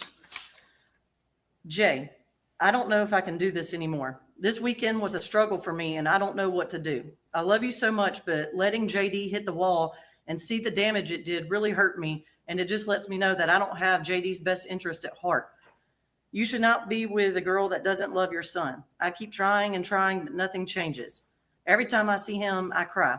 I cry because he looks like you, just like you, and a part of me wishes he wasn't yours. I cry because I realize that you and someone else share something so sweet, and that's love for him.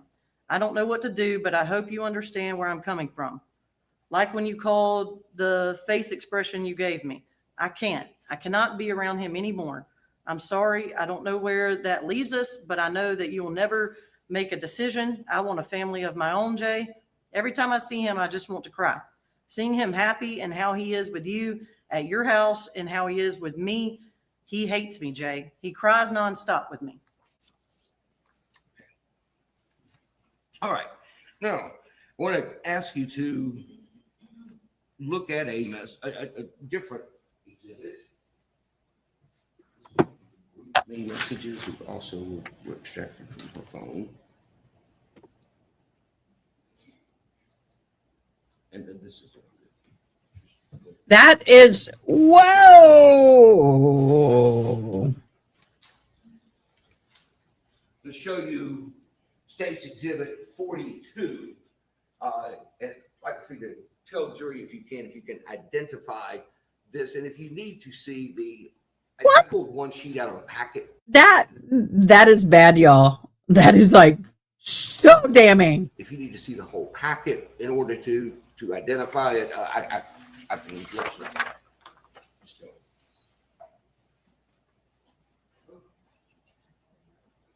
Did I tender 41, Your Honor? Thought I did. If I didn't, I would tender State's 41. Any objection to 41? No objection, Your Honor. Submitted without objection.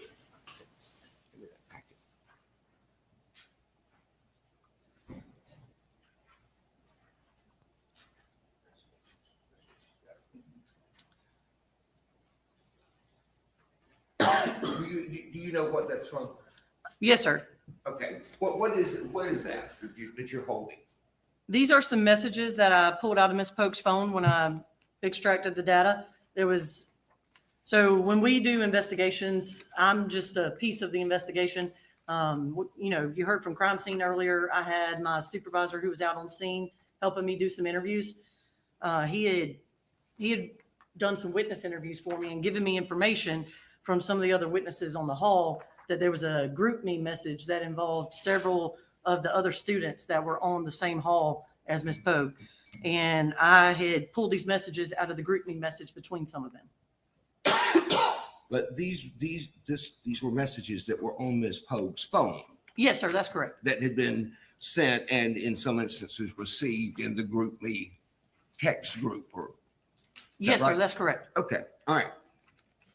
So the message that, I'm sorry, so the sheet that you're holding, State's Exhibit 42, is that true and accurate printout of what's included, or at least that portion of what's included in the phone?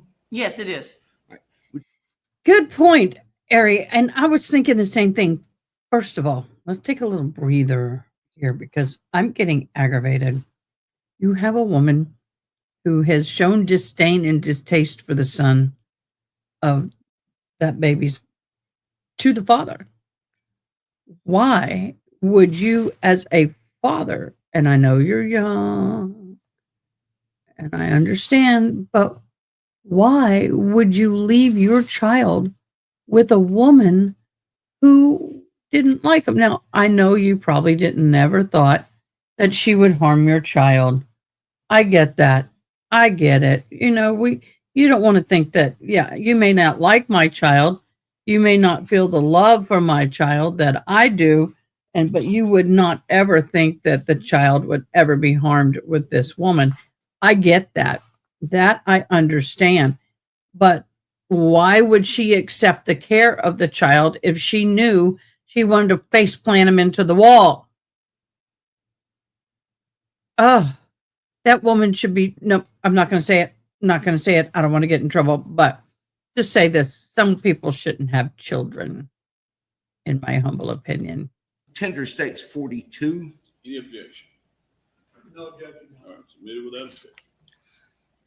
There's a message on there. Let me think which one.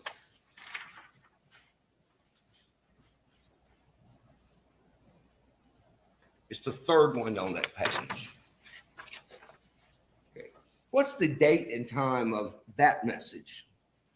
December 10th, 2023, let's see, that's probably about 10:36 p.m. Well, so we back it up. So it's December 9th at about 10:36 p.m.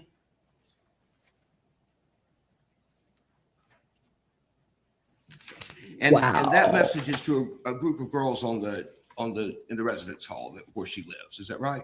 Yes, sir, based on my understanding of reading the entire thread. And what does that message say? This one says, y'all, I'm sorry if you hear this baby cry. He doesn't feel good, so everything he does, he cries about it. I promise I ain't killing him. And that message was on December the 9th, which was the night before the message saying, I'm sorry for letting him hit the wall and doing the damage it did or whatever. Yes, sir, that's correct. Okay.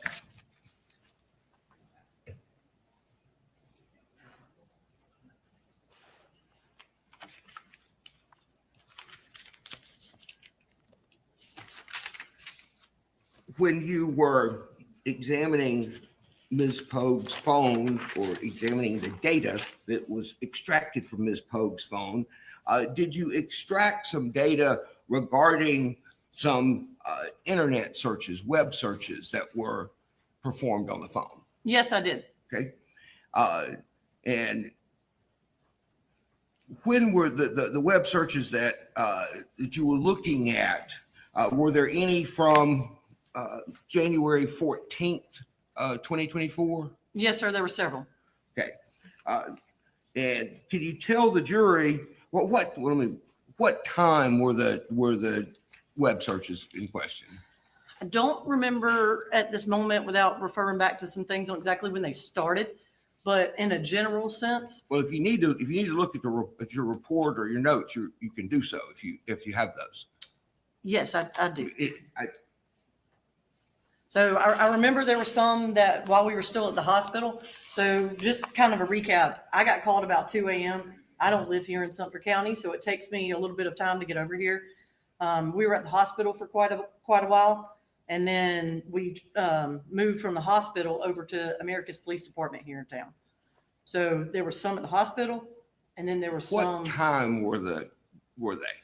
I've got some between 2:30 and 4, and then several more around 7 p.m. Okay. But there were also some. Yeah, there were several around 2:30 p.m. Okay. 2:30 p.m. on January 14th. Okay. All right. What were the web searches? What were the search terms that or search phrases that Ms. Poague typed into her phone during, we're talking at this moment, but about the 2:30 to 4 o'clock time frame? What were the messages that she typed in? How do you get a brain bleed? And can a depressed skull fracture go unnoticed? And then there were also some searches. What is it with everybody and their stupid searches? My God, do you not realize that they are going to be recorded on your phones? Stupid is as stupid does. On how to deactivate Facebook. And then there were a couple of other searches related to infant brain bleeds. And those occurred when you say searches related to infant brain bleeds, was infant brain bleed the search term? I don't remember if that was exactly what it was, but I also noted that there were some that consisted of phrases, what causes infant brain damage and subarachnoid hemorrhages.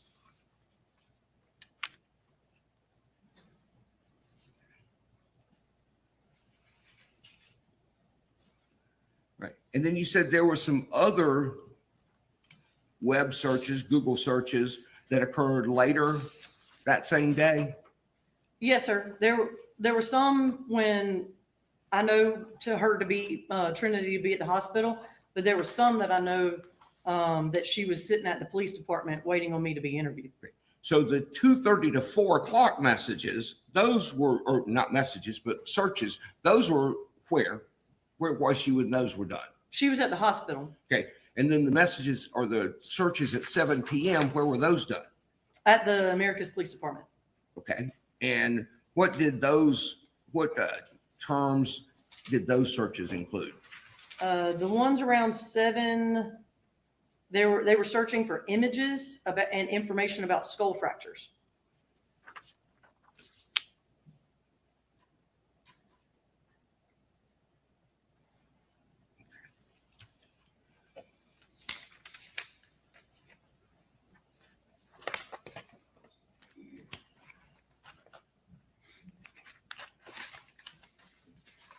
Nothing further. All right, cross-examination.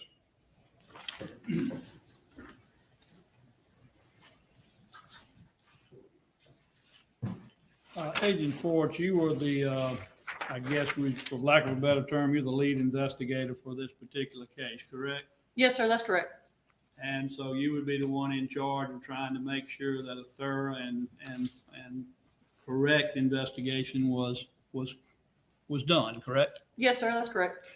And of course, when you first got called in, you knew that there was a child that had some severe injuries that led to the death, correct? That's correct. And you were aware at that time that the last 2 people that you knew were in close proximity to the child would have been Trinity Poague and the father, Julian Williams, correct? That's correct. So naturally, in an investigation, when you first start, the way you start off, most time I think, is the people most in close proximity that might be able to explain what happened or might even be possible suspects, correct? Generally, yes, sir. And in addition to those 2 people, as you got to doing your investigation, you were able to discover as well that although Julian Williams had the child was actually living with he and his sister, Ashante Burr, correct? Yes, sir, that's correct. And so you also knew that, and in the investigation, if you went a little further, you were able to determine that she really cared for the child more so than Mr. Williams, correct? I don't really think that's correct, but I think that she did have some significant time caring for the child. And they lived in Cockwood, Georgia, I believe, correct? Yes, sir. And but you did know that Mr. Williams, by interviewing him and whatnot, you were aware that Mr. Williams spent a great deal of time over here at Georgia Southwestern spending the night with Trinity Poague, correct? That's correct. And so each night he would be with Miss Poague would be a night, for the most part, that he was not with the child, correct? Well, I mean, yes, sir. If he was here, he couldn't be there. So I Well, I can't mean, I tell you. understand sometimes he took the child with him and they spent the night, but that wasn't all that often, correct? I mean, I just have what they've told me. I don't know exact time frames. I know that there were several times when JD has accompanied Mr. Williams here. Yes. But other than those times, the rest he was by himself, and that would mean that Miss Burr was left in charge, correct? I can't tell you exactly where he was and who had him, but from what I've been told, she has been a primary caregiver, yes. Now, and then in investigating, you began by you interviewed Mr. Williams and Miss Poague, correct? Yes, sir, I did. And they were together when you first saw them at the hospital, correct? I believe that's right. I mean, I don't know if they were right side by side, but they were in the proximity of the hospital at the same time, correct? Yes, sir, they were both at the hospital. Now, when you interviewed them to begin with, did you put them in the same room and interview them then? No, sir. Why not? That's not common practice for anybody to interview. When I interview people, I do my best not to interview them together, at least initially.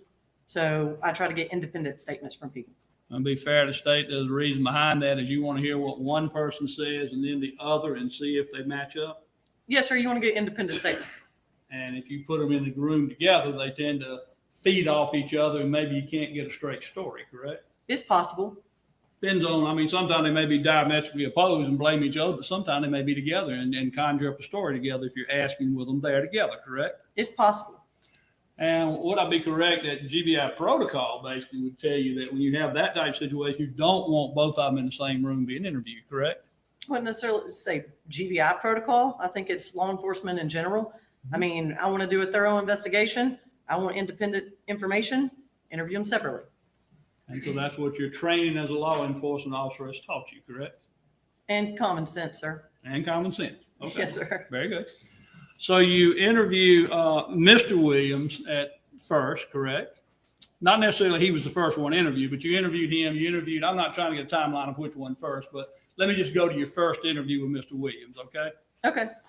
because I believe it, and correct me if I'm wrong, but you had more than one interview with Mr. Williams, correct? That's correct. And your first interview, you talked to Mr. Williams about what happened. At that time, he told you that Trinity had called him on the phone, and he gathered from the phone call that there was distress with the child of some sort. She could just hear JD, JD, or something of that nature. And he came back to the dorm room and immediately saw that the child had. Restate your question. You're asking her I'm what? asking about what Mr. Williams said. He's already testified, and he's present to be testified again. You know? Whether he's testified or not, it doesn't make that out of court statement not hearsay. I mean, if he wants to impeach Mr. Williams, there's a way of doing it. This isn't it. Okay. Before we get into all the statements, I want to address that and something else with both of you. So I'm going to let the jury step into the jury.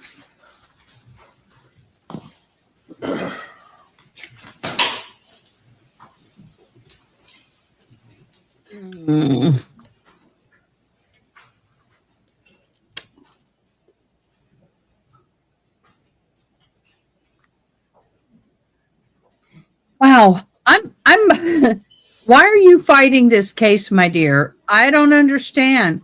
Why are y'all fighting this case? I don't understand. I'm not trying to be disrespectful or mean. Everybody has a right to a defense.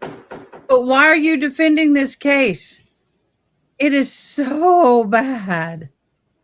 I understand that she has a right, but I would have pled out and gone bye-bye very quietly. Hello, 80s Music Man. How are you doing this afternoon? Guys, we're going to go over into the Walsh trial in a minute when they take a break here, because the lover of Anna Walsh's adulterer person is testifying. It's going to be riveting. Hold on, we'll go there. Yes. Okay. About what the defendant told her or what? I mean, Not what the defendant. the Williams. we're going to get to the defendant. That's why I wanted to go ahead and get the jury up. But about what Mr. Williams said. All right. So, I mean, that is a hearsay statement. There would have to be some sort of an exception, because it is a statement made by someone other than on the witness stand, if it's asserted for the truth of the matter.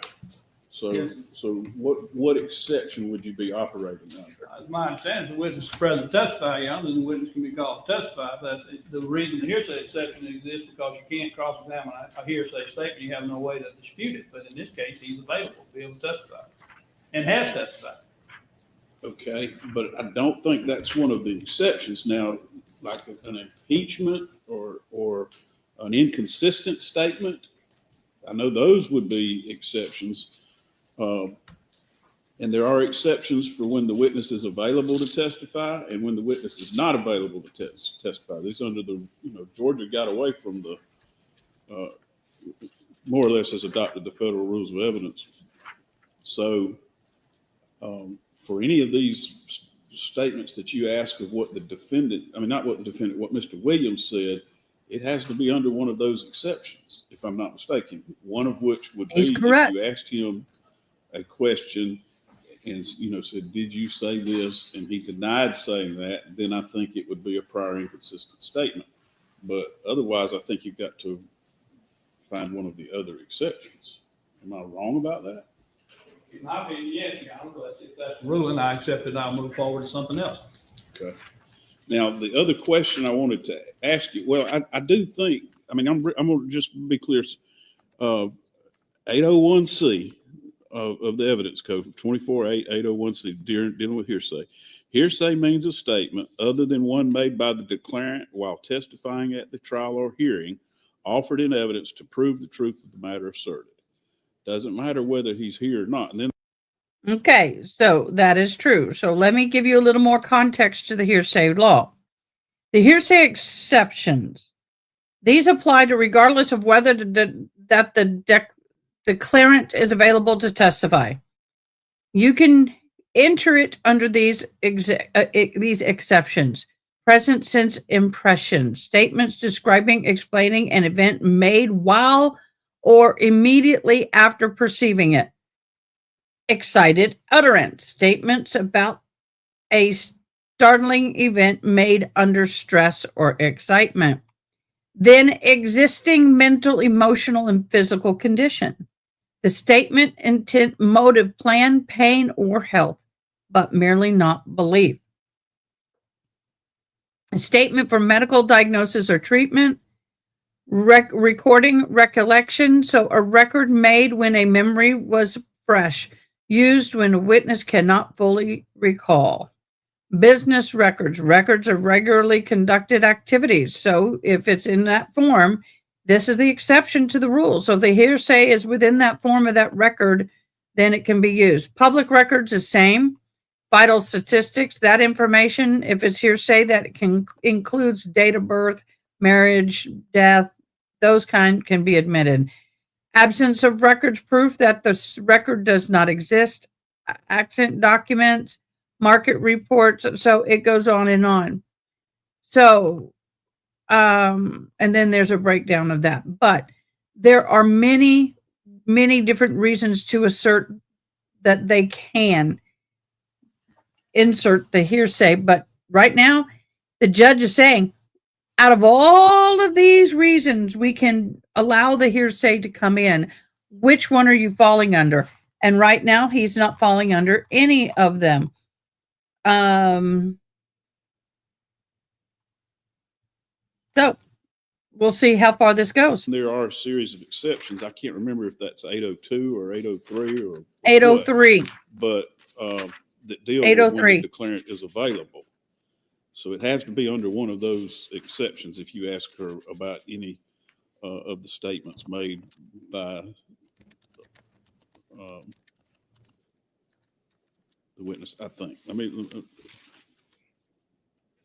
Under 24.803, Your Honor, those are the exceptions for when the availability of the declarant is immaterial.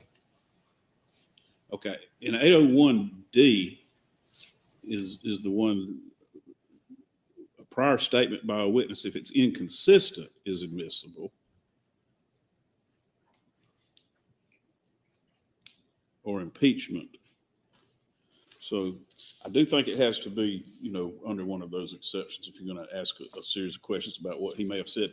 Now, we had this pretrial discussion about any statements that the defendant made to Officer Fort, and at this point, those statements have not been put into evidence. Why are you putting that up, Court TV? Okay, I need to answer this question. Good question. Do we know the defendant was offered a plea deal? That could be why they took it to trial. No plea offer or prosecution rejected an offer in the defense. There was no public record of a plea deal offered. None. They are going all the way to court. They did not offer a plea deal that we know of. I think the rule is unless she's going to testify, you can't ask her about those statements. Yes. I thought you were on that page, but I wanted to make sure before it came up in front of the jury. Okay. So I'm going to flip to 803.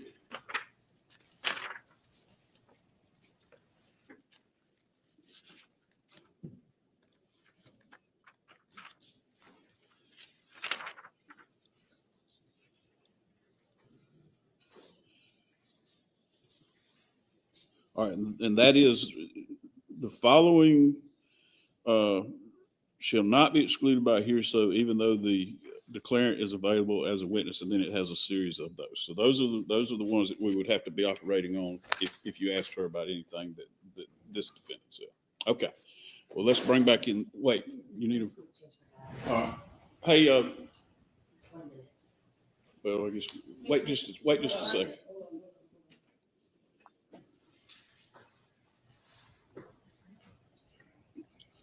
And somebody was talking about the fact that the judge has an all white beard and all brown hair. I bet you to believe he's, in my humble opinion, if you look at the eyebrows, the softened brown of the eyebrows looks like there's some gray there too. I wonder if he dyed his hair for court. Just saying. Looks like he did. I see no gray hair up there.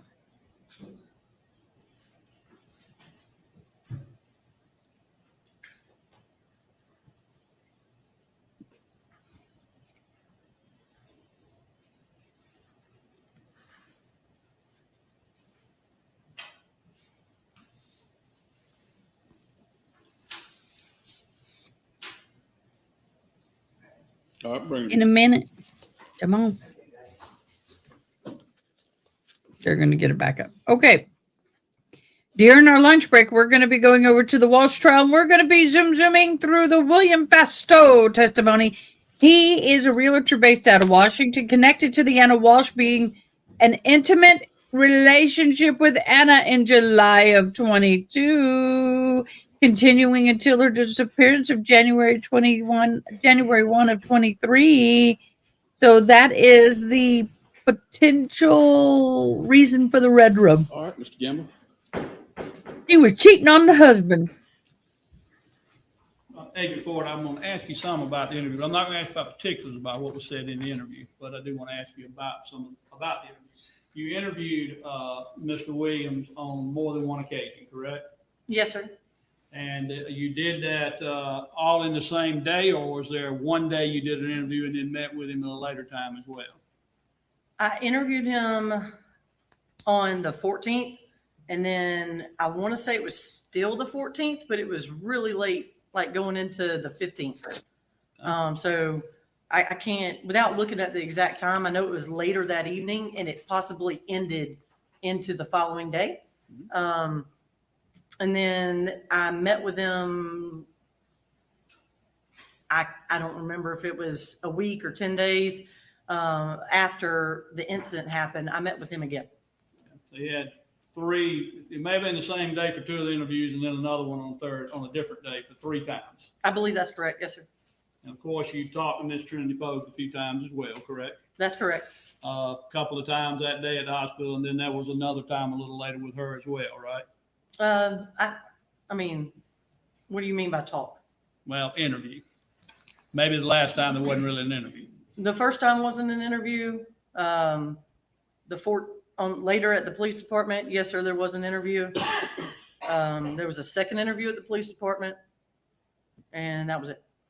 Okay, so let me get a little bit of feel for the investigation. I know that once you had done interviews with both parties, you went to the dorm, and I believe, or you or some of your agents tried to talk with as many of the people that were at the dorm as you could to see any knowledge they might have, correct? One of my supervisor was at the dorm, yes, sir, and Agent Gibson. And some of those interviews occurred with one or the other of them. Some people on the hall, yes, sir. And in addition to that, as you already stated, you got the phones from both parties, correct? Yes, sir. And you talked to Miss Poague's roommate as well, Miss Permont, correct? I wasn't the initial interviewer, but I did do my own interview with her, yes, sir. So you did your own interview, and there was someone else that talked to her as well, correct? Yeah, it was a follow-up interview. And of course, you had your medical examiner to give you some information about the injuries and that type thing, correct? Yes, sir. I attended the autopsy. And of course, we've already had the crime scene specialist that's testified about going to the scene and trying to collect evidence, correct? That's correct. And of course, you heard him testify already, but there's no evidence that he collected from that scene that you consider to be particularly useful in trying to make a decision one way or another about this case, correct? Define useful. Well, was anything that he did introduce to try to prove or disprove who did this? Well, he took some photographs, so we didn't actually have to introduce what he collected, but the receipt that shows he was at Walmart. So you did get a little bit that kind of confirmed or where he was at near the time, correct? Well, based on what the medical examiner testified to and what he told me back then, he wasn't present. And you did get some video of them coming in and out of the dorm area within that time period, correct? Yes, sir. There was some video. And you were aware from an investigation that the child came with Mr. Williams to the Americas area, but actually met Miss Poague in Albany the Saturday night before this occurred on Sunday, correct? That's correct. And initially, the meeting was somewhere in Albany at Chipotle, and then they went to a couple of places, and you actually got some video from that to be able to kind of prove that they did indeed go there to eat, correct? That's correct. So that part of what was told was true, correct? It appears to be, yes, sir. And then they came back to the place where Trinity lived at the Oaks around 10 o'clock, give or take a few minutes, and you know that because you had the video of them coming in for the night, correct? That's correct. And you also know that it was a little bit of time after that before anyone went to sleep, and at least there's been testimony that apparently Mr. Williams was the first person to go to sleep, correct? I don't know exactly when everybody went to sleep, but at some period or another, he did go to sleep, yes. And so the time window of when Miss Poague was around the child at any time where you could consider it to be alone would have been after 10 o'clock on Saturday night until Sunday at 12 around 12 when the child was taken to the hospital, correct? You're saying that she was only around him by herself between those hours? Yes. Well, I mean, I understand Mr. Williams was there in the room, but he might have been asleep. I mean, I wasn't present. Based on some statements that have been made to me, yes, she was with him at some point after 10 p.m. and had access and was around him all the way up until they left the dorm room, 12:35-ish on Sunday p.m. So you had 10 o'clock at night, that's 2 hours and 12, it's about 14 hours worth of time, give or take 30 minutes, correct? I believe that's correct. Now, you were investigating this particular incident at the time that you got there fairly quickly, I believe. You began to determine that you thought it involved some type of child abuse, correct? The information provided to me was consistent with that, yes. And so because of that, you needed to do an investigation, try to determine the who, what, where, and why involving that, correct? Generally speaking, yes. And in trying to make that determination, one thing that can be important in child abuse cases, a lot of times that child abuse kind of leads up to bad things happening at the end. But before that, there's a child that may be getting abused before an incident happens that leads to their death, correct? I've seen it kind of both ways. Right. I mean, it's not always that way. Sometimes it's a one-time thing, correct? That's correct. But you do know that sometimes there's a lead up, which means that you would want to try to check some background to see if that's possible, correct? Sometimes, if special circumstances. Well, this particular case, your own medical examiner and at least some of your doctor reports seem to indicate that they not believe all the injuries happened at the same exact time, correct? I believe he said it's possible they occurred at different times. Well, I mean, he said some things, I believe, didn't he, that he thought could not have happened at the same time. I mean, are you saying at the same event? Or are you saying on the same day? I don't think I'm quite understanding what you mean. Well, in questioning him, he had said some things he thought it could have happened only in an hour or so, that, only an hour window. And some he believed may have a window as much as 24 hours or 36 hours, that type thing concerning certain injuries he saw. You recall that type of testimony? I recall him saying they could have happened at the same time, but because you can't age bruises like that, it could have been more, but they also could have been at the same time. Well, with those injuries, isn't it important to try to determine the history of that child to some extent to be able to determine if the child was subject to any kind of abuse in the past? I believe I did that, sir. Well, I mean, you did determine, one, you got all the medical records for when the child had gone to the doctor, correct? I did. And those records, what did they tell you? That he didn't have anything wrong with him. He had had some checkups, and I didn't see anything that alerted that he had anything wrong with him. But again, I'm not a medical doctor, so I can't make specific determinations about that. You didn't see anything wrong with the fact you hadn't been to the doctor at all in almost a year? I don't remember the time frame on that. Your Honor, it's irrelevant, first of all, whether she observed, whether she knew that or not. And it's also irrelevant whether she thought it mattered. It's not irrelevant, Your Honor. I'm entitled to a thorough and sifting cross-examination in determining whether or not this investigation was properly performed is tantamount. I'll allow that question. Thank you. You did not think that was an important issue? I'm not going to say it's not important, but based on the immediate injuries to the child and the severity of the injuries at the time, and based on what we know is the cause of death of the child, that didn't matter. That wasn't important. Well, you interviewed both of those parties, but did you ever go to the home where the child lived? No, I did not. So if you sit here today, if I wanted you to, you don't even really know the physical structure of where that child was residing before this happened, correct? That's correct. And you have not interviewed anyone that is connected, let's say, to Mr. Williams as far as any of his friends, have His friends, like, you? Yes. no, family, not friends. You didn't, but I'll get the fabulous thing, but friends, you didn't try to find anybody you consider close to him and interview them to determine if they knew anything about his relationship with the child, did you? That's correct. You didn't go to his job site and meet any people he works with to ask them about it, did you? No, I did not. You did not ask any of the neighbors about what they may have observed around that household in the past, did you? No, I didn't. And the only other person, the family members you interviewed was LaShante Burr that sometimes keeps the child, correct? Well, I mean, she's one of the primary caregivers, so she was crucial to interview. So yes, we interviewed her. She was crucial to interview. You asked her some about whether she was the caretaker for the child and that type thing, correct? Another agency, but yes. You were trying to find out background about it, but other than interviewing Miss Burr, you didn't determine, nobody tried to determine whether or not she was dating anybody, did they? I'm sorry. Ms. Burt? Trying to Yes. determine if what? She was dating you. No, sir, her relationship status was not of concern to this investigation. Well, if she had a boyfriend or someone she was involved with that potentially could abuse the child, wouldn't that be important to know? Objection. It's irrelevant. There's no evidence of prior abuse.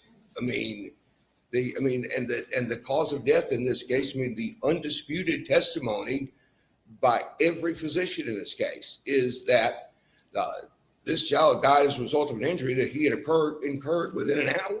All right, what's your response to this? That is not the entire testimony from any of those experts. Those experts went back as far as 48 hours with some of the injuries they said could be. And that leaves in a time frame in which she could not have been the person responsible for. And if it turns out that there were injuries that occurred on a Friday or a Thursday, they could not have been her. All right, I'm going to allow the questions. The jury will make a determination of what is or is not pertinent. Thank you, Alan. You didn't, and you don't consider that to be important of what type person she might be dating as far as exposing the child. No, sir. Didn't feel like that was important to know. Based on the videos and the pictures and the evidence that we have on January the 13th, 2024, the child didn't have any injuries. And then we go into the 14th and all of a sudden he's got catastrophic injuries where he's dying and he is taken to the hospital where he ultimately is deceased. Now we've got videos of JD where he was fine the night before. So no, sir, I did not think that anything that happened with Miss Burr's relationship status prior to the time when we know the injuries were sustained had anything to do with his death. Now, when you did your first interview with Mr. Williams, you stated you did a second follow-up, correct? Correct. And then even a third one later on, right? Yes, sir. And there was a reason you did a follow-up was because you didn't believe that everything he was telling you exactly matched up with what you were investigating, correct? Objection, Your Honor. The agent's subjective beliefs, one way or the other, or motives for conducting an interview are not relevant at all. I mean, whether she conducted an interview or, she can testify if she did or she didn't. But I think that question asked her to give a judgment on the truthfulness of another witness. I'm not going to allow that question. Well, when you got the second interview and the third interview, in one of those interviews, when he came back, not the first one, but the follow-up ones, he came to be interviewed. He was with his sister had brought him to the interview, correct? Yes, sir. And he came in to be interviewed by you because you were trying to follow up to make sure that your investigation was proper and looked at everything before making decisions, correct? Generally speaking. And so you bring him in, and in that interview, at some point, you begin to interview him, and you're not satisfied with exactly what he's saying. So you brought Miss Burr into the interview room and interviewed them together, didn't you? I don't believe it was like that. Ms. Burr had a video on her phone that I knew of, and I brought her into the interview so that we could get the video and ask him if that was the video he was talking about. That's what I remember. But you were asking questions about that video, times that it occurred, when it was downloaded, when it got sent, all that type stuff, correct?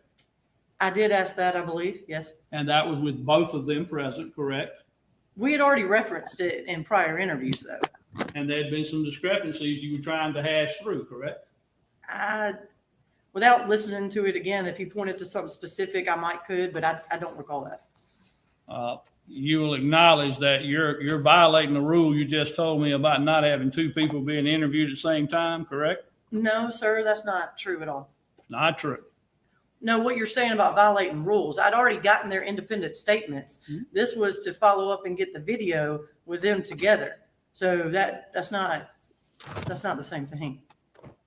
So is your testimony on the oath today that the only purpose that you had for those two meeting together was just so you could see that video? Objection. Her purpose in conducting an interview is irrelevant. I'm not- I'll let her answer that question. I can't give you exactly what I was thinking at that time 2 years ago, but anytime I have somebody to interview, I'm going to ask some follow-up questions, but I do remember specifically that video was important. Now, you do acknowledge that the picture that we've shown earlier. Sometimes it is very beneficial. Sometimes. Extremely beneficial. After you've conducted your initial interview, to put people together. You'd be amazed what happens when you put people together. And the other part of that is that while that you have them together, you have a camera rolling in the room and you leave the room and they start chattering. Be amazed what those people talk about. So I understand where he's going with this, but the initial interviews were done independently, which is what she should have done. And then later they choose to put people together. That's a different story. The initial interview, their original statements and everything have been recorded and documented. So now let's see what they do together. I love that kind of interview process because you never know what comes out of people's mouths when they sit alone in a room and they get irritated with each other. The diaper that showed the diaper that Dr. Busman testified he believed had blood in it, that diaper was not available for the defense to be able to test anything from it, correct? Correct. And you would acknowledge that was a piece of evidence that was involved in at least and recovered from the area where the supposed crime scene occurred, correct? I wouldn't necessarily call it evidence. It was in there with a lot of other trash. All the other trash wasn't evidence either. It's just a piece of the story. Well, a piece of the story that if it could be tested, could have determined whether or not blood was in the fecal matter, correct? I mean, I'm pretty sure we've established that you can do a test for it. However, there wasn't any blood in it. But your expert technician that testified, he didn't believe there was any blood in it, correct? And that's correct. I believe him. Over Dr. Busman. Yes, sir, I do. I've worked 9 years with Agent Gibson. We've worked numerous homicides together. He is trained by some of the best people. If he tells me there was no blood in the diaper, there was no blood in the diaper. So no need to ever have a test for blood then, is there? He is a bloodstain pattern analysis expert. He's Trust your team. looked at more blood than I can ever imagine to. If he knew there was blood in it or saw anything to be blood in it, he would have tested it. And he has a kit on him that he could do on scene if he saw blood. I mean, he can just eyeball it. He doesn't need a test, right? It appeared to be a dirty diaper that It is definitely did appear routine. that. Isn't the truth of the matter is that you'd already made a rush to judgment on who was going to be responsible for this. So trying to keep the diaper didn't really matter because you'd already made a decision that Trinity was the one responsible and there was no need to do an investigation any further. That's untrue. So that's not the reason why you didn't follow up over in Colquitt and try to find out anything about backgrounds or anything of that nature, correct? I wouldn't say I didn't follow up and do anything on backgrounds. I did conduct some background information. Did you run a criminal background check on Mr. Williams? I did. Is that part of the case file? It is not. We don't typically always put criminal histories in there because not everybody who has access to it is certified under GCIC. But criminal defendant is allowed to receive all of your investigatory file of any information that involves this case, correct? Correct. If he wants to go down this road, I think it's something that should be taken up outside the presence of the jury. I would There- have a motion on that, John. All right. Is that your last question? Yes, on that for the moment, I John. don't even know if I- We'll get back to that. You have any redirect, Mr. Lamb? No redirect, Your Honor. All right. We'll let the jury step out for just a second.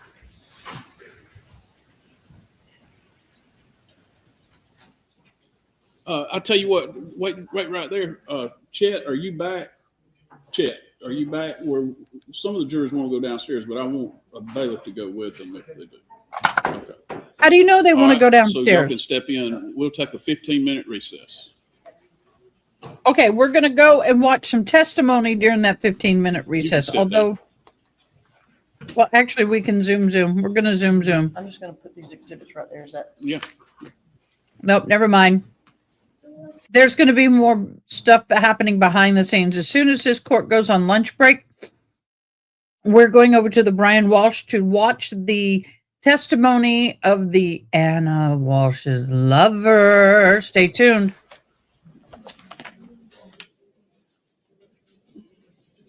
It's going to get juicy.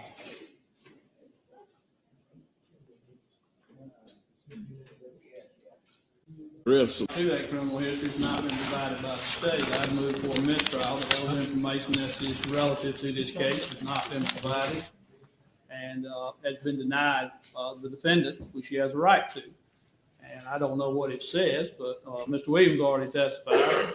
We did not have that provided to us. I could not use it for cross-examination or even determine. I don't know what it says, and I'm not directly blaming any particular person on it, but it's supposed to be provided to us. We are allowed to have it. We don't have it, and that's a Brady violation, Your Honor. Oh, here we Well, I guess that go. depends on what's in it.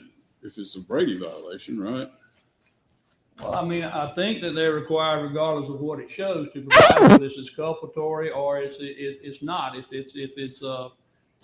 it's great for the defense or it's great for the state is really sort of irrelevant. The party is whether or not it is part of the case file. Is it part of their investigation? Just like when they interview someone who says, I know nothing about the case, they still have to provide you Okay. with that. What's your response, Mr. Lane? Well, Judge, if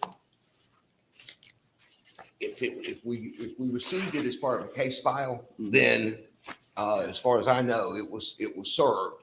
I'm not even sure that we have a copy of a criminal history on him. There's nothing in the statute that entitles him to a copy of the criminal history in a vacuum. I mean, of any particular person. What he's entitled to is Okay, so they're fighting over the criminal history of an individual, which pisses me off because, in the sense that if I'm an attorney defending this woman and there's going to be a witness on the witness stand, I'm automatically going to pull criminal history. I'm not going to wait on the prosecution to give me information if there's a criminal history. I'm going to pull background checks, criminal history, work history, as much history on that person as I can potentially get. So you knew this person was going to be a witness. You knew about this information. You chose not to do a background or criminal history check. That's on you, boo. In my humble opinion. the things that are listed I'm not an attorney. in the discovery statute, which I haven't pulled up because this is not something we would normally deal with in the middle of a trial. I do know Point. that if at any point, someone had said, hey, we don't have a copy of his criminal history. Do you have one? I would have said either I don't have one or I do. If I have one, I'd give it to you. If I don't have one, I'd probably get one and for the purpose of providing it to him. Okay. Well, why would you have to get one when he as the lawyer for the defendant can do that himself? And so it is not part of as far as I know, it's not part of my file. I don't think we have one. And his assistant's like, nah, they look like father and son there, don't they? He's like, nah, we ain't got it. I don't think there's She says she ran a criminal history. I don't know if that means it was printed out and put in the file or what. I guess you could ask her the question to clarify that. You want to come back up? You could run a criminal history and look at it. Heck, I can run your criminal history and look at it, but it doesn't mean I print it and put it in file and make it a part of evidence. Did you print one? 'Cause there's no Just so we'll summary. make a record of it. I don't, but I do wonder, Okay. was the criminal history ever requested by the defense? Ah, The criminal history was not requested. We were not aware it had been run. I mean, I realize we could have. it doesn't matter whether you believe it's been run or not. You have to make the request. And why would you do that when you have the availability and the opportunity to get the criminal history record? All you have to do is file a document within the courts requesting a copy of criminal record, and voila, you got criminal records. So now you're sitting here going, oh shit, we didn't do criminal record, but they did, and now we don't have it. Now I'm going to throw a monkey wrench. Hey, ding, ding, ding, ding, ding, ding, ding, ding. Guess what? Brady violation attempt.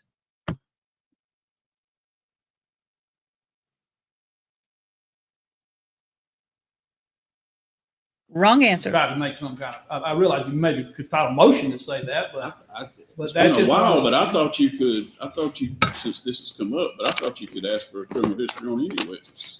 Yes, you Of can. the state's witnesses. Am I dreaming that up, or is that in a, I mean, That is the truth, Your Honor. there's a process that they can, I mean, if I have criminal histories on witnesses, then we provide them as part of discovery. Okay. There's a process by which they can, a I defense, thought there was a statute where it could be. there's a Okay. statute that provides for a defense lawyer's ability to obtain a copy of criminal history of witnesses, his witnesses, my Okay. witnesses, or any other. But that's not the process that's involved here. All right, was a criminal history printed out, ran? What did you mean by ran? We, as agents, we don't actually run the criminal histories. We have to get a criminal intelligence analyst to run it. Mhm. So they conducted a criminal history. Come on, here, And Nate. I do remember reading one, but it wasn't printed out. It wasn't like it was made a part of the case file as anything. How did It's, you read it? Computer. they give it in a secure portal to us. Because you read it on a computer. Yes, sir. Okay. All right, do y'all have any follow-up questions about that? Okay, No, yeah. all right, but it was not made part of the case file. No, sir. It's standard to Okay, run criminal histories on people when we go interview them, like if we're going to go to a house or talk to somebody, safety purposes for the officer. all right. Do you have any questions for her about that? Well, I suppose I have a question, and that is that when there's a criminal history run, my understanding was, at least typically, I would get as part of a GBI report, I would get an exhibit, which says, provided intel information about this person or that person or whatever, and it would have attached whatever intel information was obtained. If there's no summary that says that, then does that mean you ever actually obtained the intel report? I mean, Sometimes we obtain intel just to locate somebody or, make sure that we get a driver's license photo to make sure somebody looks on their understood. photo like they are in But- person and who they're pretending and portraying them to be. When you request an intel report, isn't there typically a summary that says intel requested, and then whatever you receive from the intelligence agency or the intelligence department, whatever, Yes, that gets attached to that summary? that's correct. Okay. Is there any summary in this case that says that there was an intel request? No, there's not. Okay. So if there's not a summary saying there's an intel request, are you even certain that you did an intel request in this case? No, sir, I'm not. Just kind of thinking that you probably would have, basically. Is that fair to say? Yes, sir. That's all. I don't have any further questions. Any other questions? Well, no, Your Honor, but trying to say that I didn't make a report, so therefore it doesn't have to be revealed, flies straight in the face of what statutorily they're required to provide to us. All right. And now him I'm gonna trying to let- rehabilitate is not effective. Well, I'm gonna let her step back. I'll let y'all make any more arguments. You can step that down. So you're making a motion for a mistrial because of, you believe they accessed a criminal history report and you weren't provided it. Correct, Your Honor. All right. What's your response to that? I don't know that there is any. Objection He asked her, sustained. did you run a criminal history? She says yes. Okay, but then once you start, question a little further, it's like, well, wait a minute, maybe I actually didn't. It's just sort of a, I might normally would, but when it's normally done, it gets attached to a summary. I mean, there's a summary saying I ran the criminal history, or I requested an intel report, I guess is what it typically would say. And then whatever information came from intel would be attached to the summary and be provided. And so, when we get the reports, I mean, if there's no summary that says that, then there's, nothing that triggers us running a criminal history. And so I'm pretty certain that we've never seen one. All right. And that, and whether it is,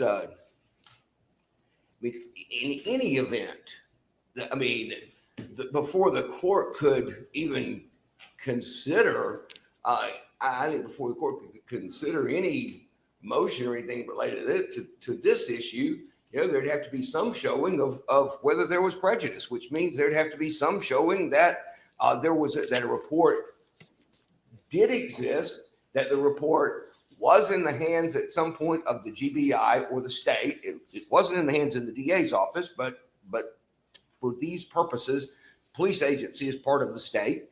And third, it would have to be established that the report in some way contained exculpatory or impeaching information. And those criteria have not been met. All right. Well, I don't know that there was a report. There is testimony that she reviewed a report, but based upon what's before me, I'm not granting a mistrial. I guess that's something y'all can address, but the record's clear and y'all can address it post-trial if necessary. All right. We'll be in recess for another 10 minutes. I'll come back at 11:30. Do you anticipate other witnesses? Right now, I do not, Your Honor. I mean, there's still one witness that I have started to call 3 times this morning and changed my mind each time. And I guess I ultimately will get to the point where I have to make a decision whether I'm going to call her or not. So, yes, sir. All right. Well, if you did call that witness, would it be a lengthy witness? I'm just trying to plan. No, sir, it would not. Okay. It would not. So I think regardless of whether. Sorry, I'm on hold. The next step for the jury is going to be a lunch break. Okay. An early lunch break. So you're going to finish this. Don't you think that would be a? Yes, I don't have a whole lot. I've had a few more questions, but Y'all, it's bad when the ADA doesn't know what the hell they're doing, and the judge is like, "Come on, dude." won't be very long. Oh, you had more questions. I thought you.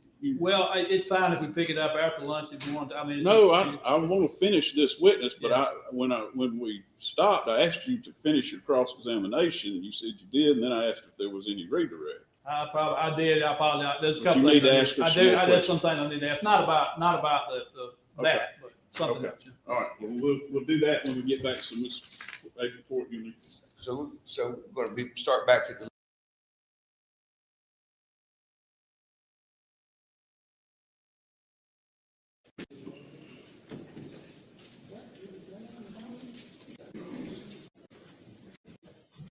I don't think we. There's really no evidence of any type, what I would call instrument or weapon used that caused these injuries to the child. No, sir, I don't think we made a determination exactly what caused that. That's right. So you're saying it's kind of up in the air as to whether or not it was some type of instrument like a board or a paddle or something, or just someone's hands? I believe we know that it was blunt force trauma. Blunt force trauma can be near about anything. Correct. I mean, we've already kind of gone over that range earlier with some of the doctors, but you can have blunt force trauma from a significant high fall, like from 50 feet high, correct? Yes, sir. Obviously, that caused some blunt force to you, right? Right. Bad car wreck would cause blunt force, correct? That's correct. I would object that. I mean, I don't think she's qualified. he's not qualified as an expert for the purpose of answering these questions. And I mean, if in fact, those things have already been established by other witnesses and they've been established by other witnesses, to ask her to comment on that at this point is essentially asking her to comment on the testimony of another witness. Yeah, well, if that indeed is true, then she's not qualified to say it's a blunt force injury at all, Your Honor. If that's what the state is saying, we'll accept that and move on. Well, I don't think asking her questions about exactly what it could have been, you hadn't laid that foundation. So I will ask you to move on from that line of question. Without going into all the potentials what blunt force could be, you do look at a body sometime in your investigation and try to determine if anything was used to cause injury to the body, correct? Yes. And you've been trained in that in your handlings of investigations through the Georgia Bureau of Investigation? I have not been trained in instrument patterns, no. So you don't really know then. So your earlier statement is you don't know what caused the blunt force injury. You just know it was blunt force injury, correct? That's correct.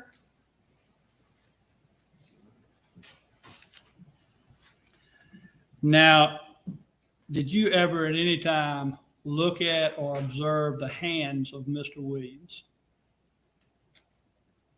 I mean, I've seen them, yes. Did you take photographs of them? No, sir. Now, have you had times in the past when you had situations in which you believe someone had used their fist or hands to cause injury that you took photographs to try to see? I have done that, yes. But it wasn't done here, correct? That's correct. Now, you would agree with me, Mr. Williams is a fairly good sized guy, correct? I mean, that's subjective. So I can't really answer that. You don't think that he looks sort of strong and powerful? Again, that's subjective. Well, from your own objective viewpoint, do you believe he could cause great injury with his bare hands if he wanted to? Depends on who it is he's trying to cause harm to. Could he do that to a small child? I guess it's possible. Now, you've heard testimony about his jacket maybe having some type of substance on it. Did you take that jacket into evidence? I did not. That's all the questions I have. All right, any redirect?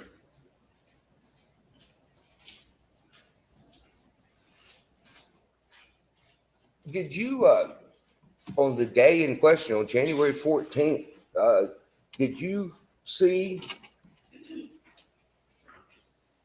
Julian Williams face to face? Yes, I did. You spent some time with him? Yes, I did. Where? I might have spoken to him at the hospital briefly, but I spent, 4+ hours with him at the Americas Police Department. And were you able to see what he was wearing? Yes, I was. Did you observe anything about it or that appeared to be vomit? Yes, sir. There was some stains. I believe they were on his right shoulder and collar of a shirt. And did you have any conversation with him about those? I asked him about it.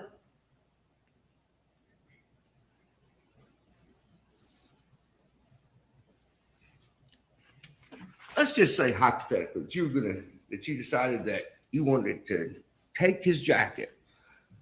So if you took his jacket and you wrapped it up, put it in an evidence bag, put a tag on it, and sent it to the crime lab. Okay, so what would you do? You'd drop it off in the drop box in Columbus, right, for the crime lab. That's correct. And so you drop it off there at the crime lab, and you put some kind of a request on it when you do that. That's right.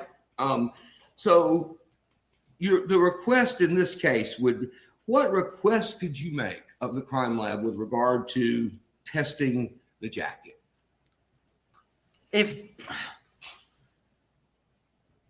There's not really a test for us to send up there and ask the lab if this is vomit on his jacket. Have you ever submitted vomit to the crime lab for testing to determine if it was vomit? No, sir, I haven't. have you ever submitted vomit to the crime lab for the purpose of determining DNA or obtaining DNA? No, sir, I haven't. If you sent a request to the crime lab and said, okay, we want to confirm whether this vomit came from this person. And somebody says the vomit came from that person, and that person has been vomiting, and they've been, in and out talking to police officers all day long. Okay, would there be any value in trying to get a report that says, yes, that's vomit, and it came from the person who he said it came from? No, sir, there's no value in that. Is there any question, like maybe 2 people vomited on his jacket that day, and you're trying to determine which one of them it was? No, sir, that was not a theory or any information relevant to this case. It never came up. So when you make those kinds of when you submit testing requests to the crime lab, I mean, do you do it for every item that may possibly be connected with a person in some way? Are you asking if we send every item we collect? You collect every item and send it to the crime lab to determine if it's connected with a particular person. No, sir. Would you, for instance, have sent a request to have the sippy cup tested to see if it had the baby's DNA on it? No, sir, we wouldn't have done that. Why? Why wouldn't you just send them everything, Agent Fort, and get, a vault full of testing on every case?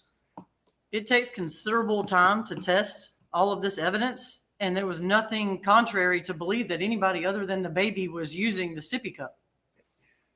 So you would only ask for testing if there was an issue that was in dispute and that issue was material to the investigation in some way. That's correct. Okay. And who makes that initial determination as to whether or not it's material in some way? Usually the agent's crime scene or other agents. That's part of your job or Gibson's job or whoever, right? Yes, sir, that's correct.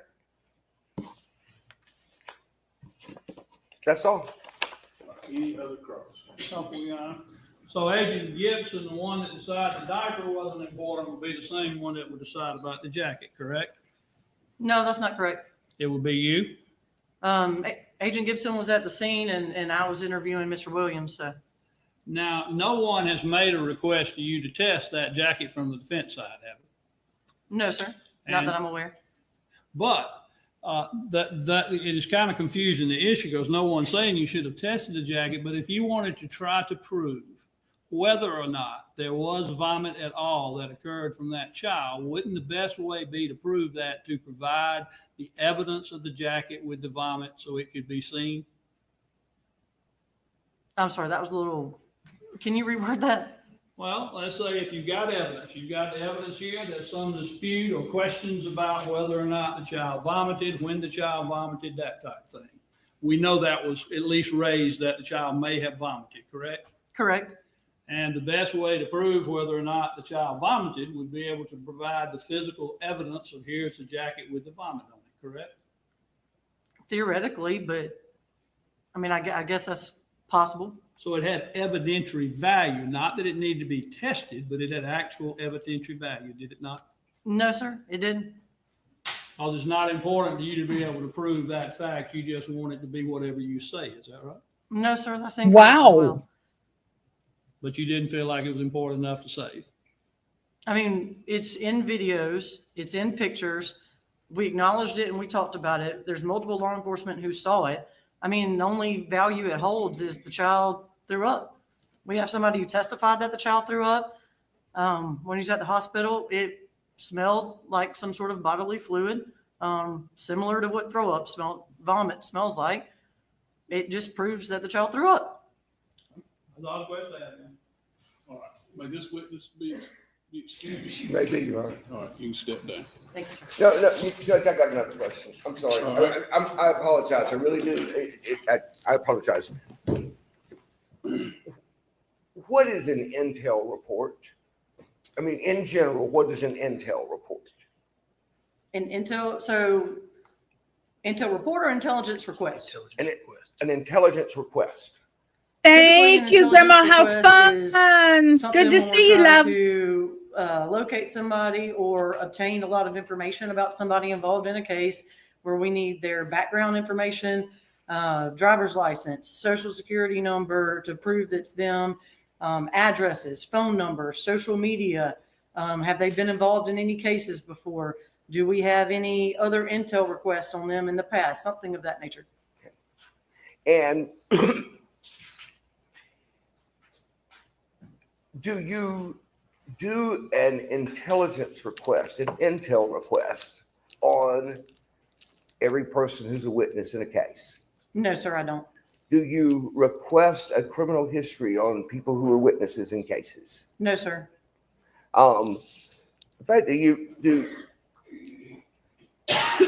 y'all aren't even allowed to run a criminal history for me if I say, can you run a criminal history for me if you don't have a case, right? Isn't that right? That's correct. I mean, you gotta have a case number in order to run a criminal history, right? That's correct. Correct. So it's not running criminal histories are there some statutes, some laws about it? Yes, there are. You have to take the security and integrity certification course, once every 2 years. Yes, sir. And if you don't have that certificate, if you don't complete that in that time, you're not even allowed to view a criminal history. That's correct. Can't request one. That's correct. The laws are pretty restricted about it, aren't they? Yes, sir, they are. If he wants to direct, but he is feeding the witness. I suppose I am leading. I was trying to get through it quickly. Would you run a criminal history on an individual just because you're curious about him? No. No, it would either be for an intelligence request or officer safety. Nothing further. Any other questions? You can't just run a background check on somebody just to see just to see. Investigation in which you're about to charge them, may charge them, or are going to charge them. Often you do run background checks then, do you not? Sometimes. That makes sense, doesn't it? I mean, sometimes we do. Yes, sir. What was that? All right. May this witness step down. Yes, sir. You can have a seat. All right, Mr. Lamb, you can call your next witness. Your Honor, subject to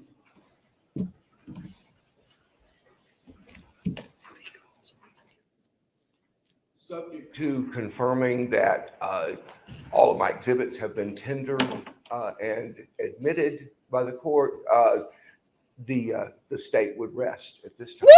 All right. All right, ladies and gentlemen, the state. What? Are you kidding? Wasn't has expecting rested that. its case. Customarily, there are a few items we need to address before we proceed at this juncture in the trial. So and it's 11:45, so I'm going to go ahead and let you take your break to lunch. I'm going to ask that you return to the jury My hearing room aid's cracking at, when I do that. Hold on. 1:10. So just a little bit after 1, you'll get a little bit extra time today. So keep my instructions in mind. You've done great so far. Let's keep it up. And I'll see you back in the jury room at 1:10. That's 12:10 my time. I'm leaving here at uno.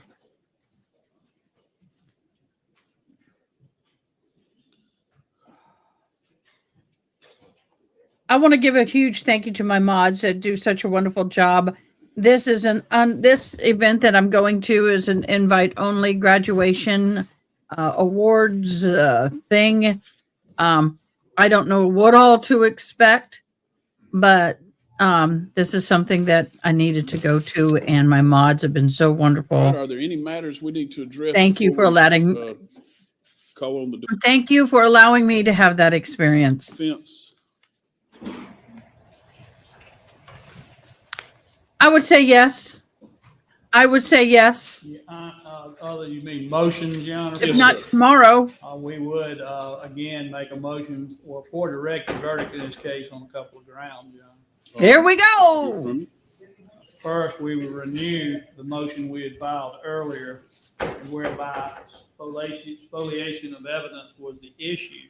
At the time we made the motion, the court recognized that we did not know for certain concerning the diaper and what was contained in it and those type things. But since then, the state's presented their case. Their own expert, Dr. Busman, has said with certainty that he believes that the diaper contained blood, and with certainty that the test could easily be run, and potentially that it could be caused by some type of use. Not necessarily that it was, but it could be. And all of those things were things we needed to be able to test and be able to bring to court to try to prove, but we were denied the chance to do so other than just testimony from Dr. Busman.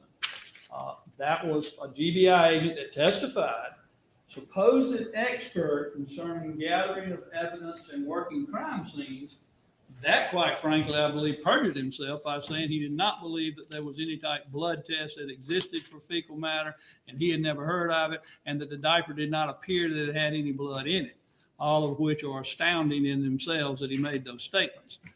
So first of all, we would ask from the spoliation motion that this case be directed a verdict in our favor, notwithstanding any verdict that a jury might wish to grant here because of that. And then secondly, we'd have a second motion if you want me to go through that, Your Honor, if you want us to go one at a time. I'm not sure which way you want to handle it. I'd let you go ahead and address all of your motions. The second thing is the crime technician himself, when I asked him directly, did he gather any evidence at all, anything from the crime scene that could be used as evidence? And his response was no. And then the only evidence otherwise to say that came from that area would be a receipt that was testified to a moment ago that would establish that someone was at Walmart at a certain time. There's been much evidence presented in this case about injury to a child and about blunt force injury. But we've had the lead investigating agent for the state admitting they do not know in what way that was inflicted, not in any way. They can't testify to it in any way, shape, form, or fashion. So they have no evidence about what caused it. They have no evidence about where it happened. What they have is a large bit of suspicion, which I had said in opening in a way of that same way.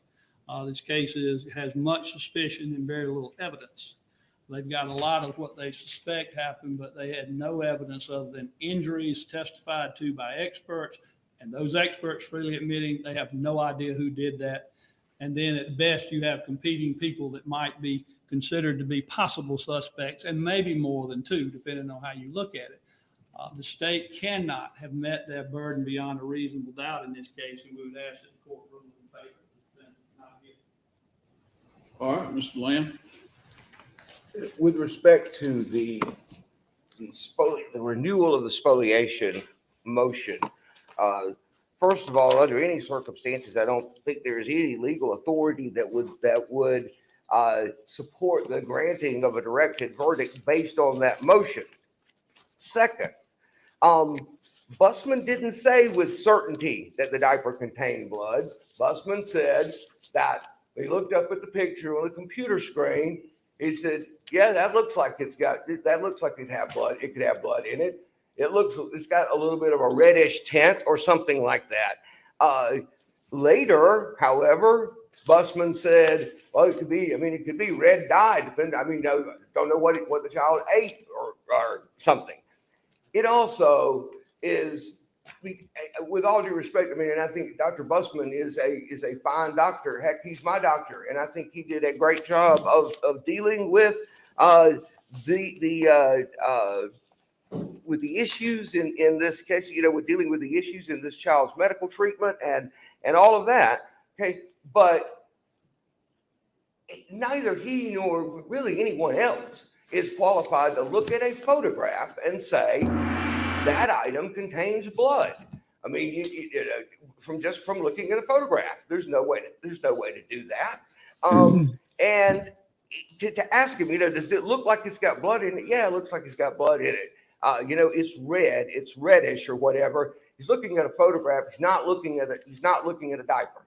The person who looked at the diaper, okay, who is qualified and highly experienced in examining crime scenes and making determinations about blood, observing things that appear to be blood, doing tests, presumptive tests, field tests, as it were, for blood and so forth, said, I looked at it. If I thought that there was anything that looked like blood in it, then yes, I would have taken it. But it was just a dirty diaper. It didn't look red when you were looking at it with your naked eye, because these photographs were taken at night under a flash, and who knows what distortion that induces. But in any event, he says, it doesn't look like it didn't look like it had blood in it, so I didn't collect it. He didn't perjure himself. He said that he wasn't aware of sending him anything that they would send to the crime lab to determine if there was blood in feces or something to that effect. So he wasn't familiar with whatever this hemocult or something, that test. Okay, hemocult is a test that's used in a medical environment, in a medical setting. I don't know if they have hemocult tests at the crime lab or not. What Gibson went on to say, though, was I have tests in my vehicle. I have tests like right there available to me. Anything I see that looks like blood, that I have a question about whether it possibly could be blood, then I can test it. And I've tested all sorts of things, even things that turned out not to have blood on them. I made the comment, I think, at one point in the trial to one witness or another, he'll tell, if you spill red Kool-Aid, they'll test it.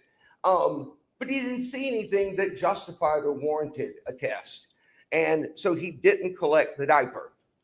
Finally, even if he had collected the diaper, and even if the diaper had blood in it, it wouldn't have any relevance to the outcome of this case, because there's nothing that would have been revealed, and all three medical doctors testified to this.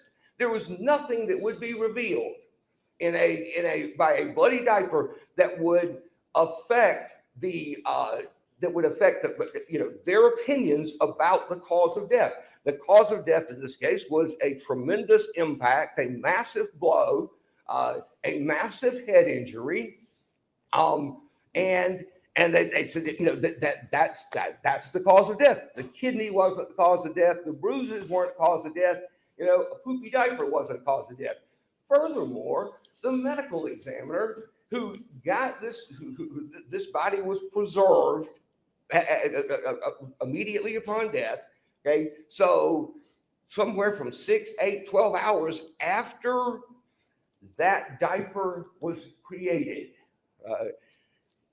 after that point, 6, 8, 10, 12 hours later, this body was the body of the decedent was preserved and sent to the crime lab.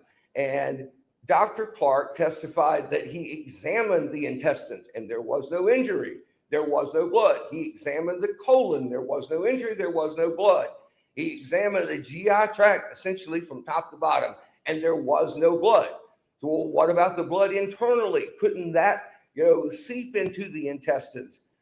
I don't remember if Busman was asked this question, but Olick was asked this question, and Clark was asked this question, and they both said there's no way, there's no anatomical pathway for the blood around the liver that's being collected. If you look at that exhibit that was put into evidence, you'll see, the blood that there is a photograph of there is essentially, it is essentially sealed in one of the compartments of the body. I can't remember whatever the cavity was called. I can't remember what it was. But Dude, if you're going to be arguing this, you need to know your information and don't be so general. You are so general, it generally pissing me off. Chest cavity, abdominal cavity, was it contained in the lung itself? Was it contained within the stomach? That's important information. So if you're going to argue something, have your facts, dude. Doesn't get to the intestines. It wouldn't come out in a bowel movement at any point. So even if he well, we should be able to test A child could have blood in its stool if it's got constipation. the diaper. There's no reason to believe that testing the diaper would have accomplished anything. It wouldn't have changed the outcome. And there's no reason to believe that it would have been confirmed that there was blood. I mean, the child was eating, they said was eating barbecue Fritos. He was eating barbecue Fritos. Well, sometimes that might make the bowel movement red too. But there's nothing that connects that diaper to this case, to the injuries in this case, or to the other evidence in the case. All right, address the directed verdict motion. I'm not aware of any case that's ever been decided in the state of Georgia that says that you must have evidence from a crime scene. I'm not aware of any case that's ever been decided in the state of Georgia that says you must have specific evidence of an instrument or the means by which blunt force trauma was affected upon someone. And the It's reason not. that that's not necessary to have is because there are so many things that you simply can't account for them. What the testimony was in this case was that if Dr. Clark, I think, exhibited it or demonstrated, he said, if you took somebody took an infant, a child by the shoulders like this, and slammed them down on a hard surface, and he used, I think he said, the floor, a desk, a chair. He may have said the wall, but if you took someone and you slammed their body down like that, a lightweight child, and you slam their body down like that with enough force, that would be enough force to cause the injuries. That would be the type of trauma that could cause the injuries. To say if you can't specify which particular item was used to inflict the trauma, to say that means that a defendant is entitled to a pass, that she's entitled to walk because we don't know whether she slammed that child's head against the bed frame or against the desk or against the chair or down on the floor. I mean, to say that is to say, look, if you just make a little effort to not let the weapon be found, then murder's free in Georgia. I mean, frankly, I think it's an absurd argument. The evidence here is sufficient for a jury to make the determination of the following things: that this child received injuries during a specific time frame, a time frame that extended no more than 30 to 60 minutes from the time he presented at the hospital. Maybe less, but no more than 30 to 60 minutes. Wow. That he received that the child received that trauma during that time frame. And during that time frame, the evidence is sufficient for the jury to make the determination. I mean, I'll grant you it's an issue of fact, but it's always an issue of fact. That's why we have juries. But it is certainly sufficient for the jury to make the determination that there was only one person in the room that could have inflicted this trauma on the child. And if they believe that child was healthy and okay when Jay Williams walked out of that room at 11:55 to go get pizza, if they believe that, and I submit to the court that there would be ample reason that they should believe that, but if they do, and when he comes back at 12:31, his baby is essentially brain dead and in basically Comatose? literally a mortal countdown at that point. That it's just a matter of time. A mortal countdown? Where did you come up with it? Actually, that's quite good. Mortal countdown. Wow. The only person who was with the child and who had access to the child during that intervening time period was Trinity Poague, and the evidence is undisputed about that. Then that is ample evidence for the jury to find that she committed the offenses of cruelty to a child, that she committed the offense of aggravated battery, and that ultimately committed the offenses of felony murder and murder. All right. Motion should be denied. I do think that the case, albeit primarily circumstantial and reliant on the testimony of Mr. Williams about the condition of the child when he left, and then the medical witnesses about the timing of the potential timing of the injuries, is sufficient to create a jury question as to whether or not she's guilty of the offenses. There's plenty to argue about, but I do think, depending on what the jury finds about those facts, that their verdict would be supported. So I'm going to deny the motion for directed verdict. Nothing has changed in my mind about the spoliation. I primarily do not believe that there's indication that the officer acted in bad faith. I don't think it's clear that the evidence had exculpatory value.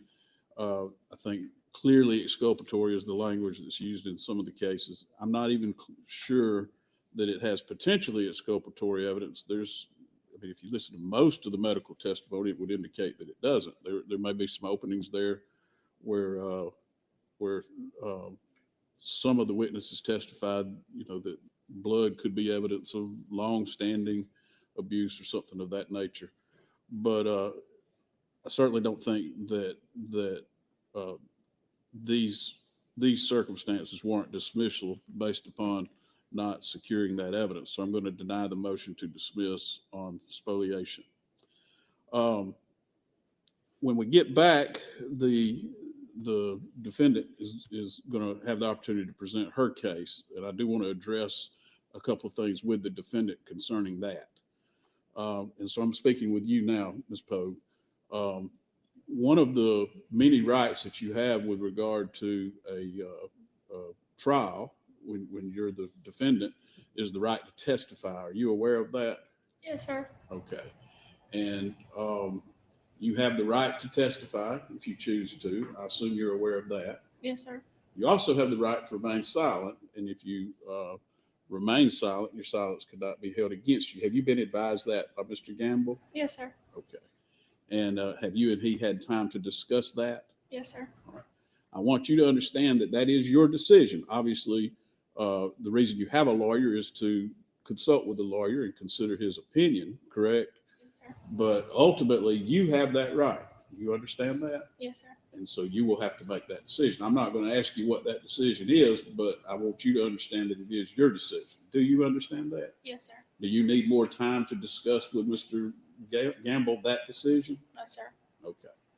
All right. Well, when we come back, it'll be the defendant's case, and we'll hear whatever witnesses, including potentially Ms. Poague. But if not, and if your lawyer requests it, I'll give an instruction, about the legal effect of your not testifying. Do you understand that?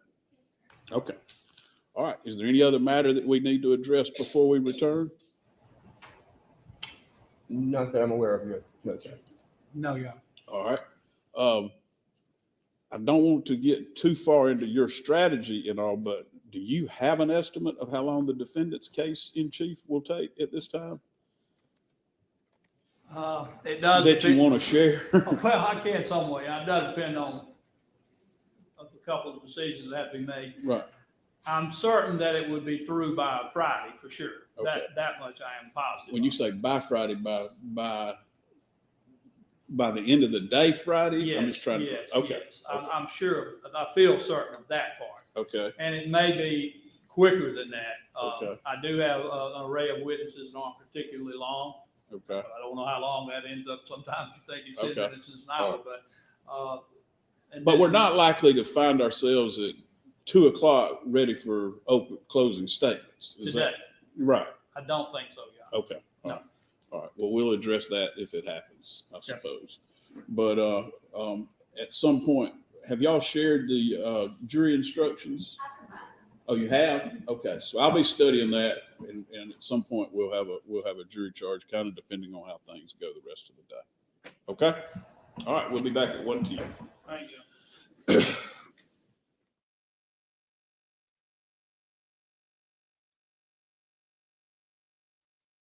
All righty.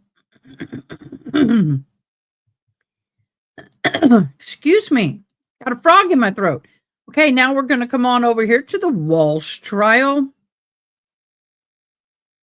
Got to get up here and get my thing all switched out. I believe that would be, this is it. Expundo. Okay, we're going to go over to the Walsh trial. Let me do a quick information on this so you know what's going on. So far on day 4, the Brian Walsh murder trial testimony has focused on Anna Walsh's alleged affair. They are going into the alleged affair with their report that the lovers expected to take the stand. So this morning's session, court resumed after jurors had previously shown gruesome evidence, blood-stained items found in trash traced back to Walsh. The prosecution signaled that the testimony would shift after Anna Walsh's personal life, specifically her affair. Now, William Fastow is expected to testify. He's a real estate agent alleged to have been romantically involved with Anna Walsh before her disappearance, was scheduled to testify today. Both the prosecution and the defense acknowledged the affair during opening statements earlier this week. His testimony is expected to provide content about Anna's life and possibly her plans before she vanished. Okay, so that is what we're going to look at right now. We're going to go and I'm going to start that trial. Here he is coming into the courtroom.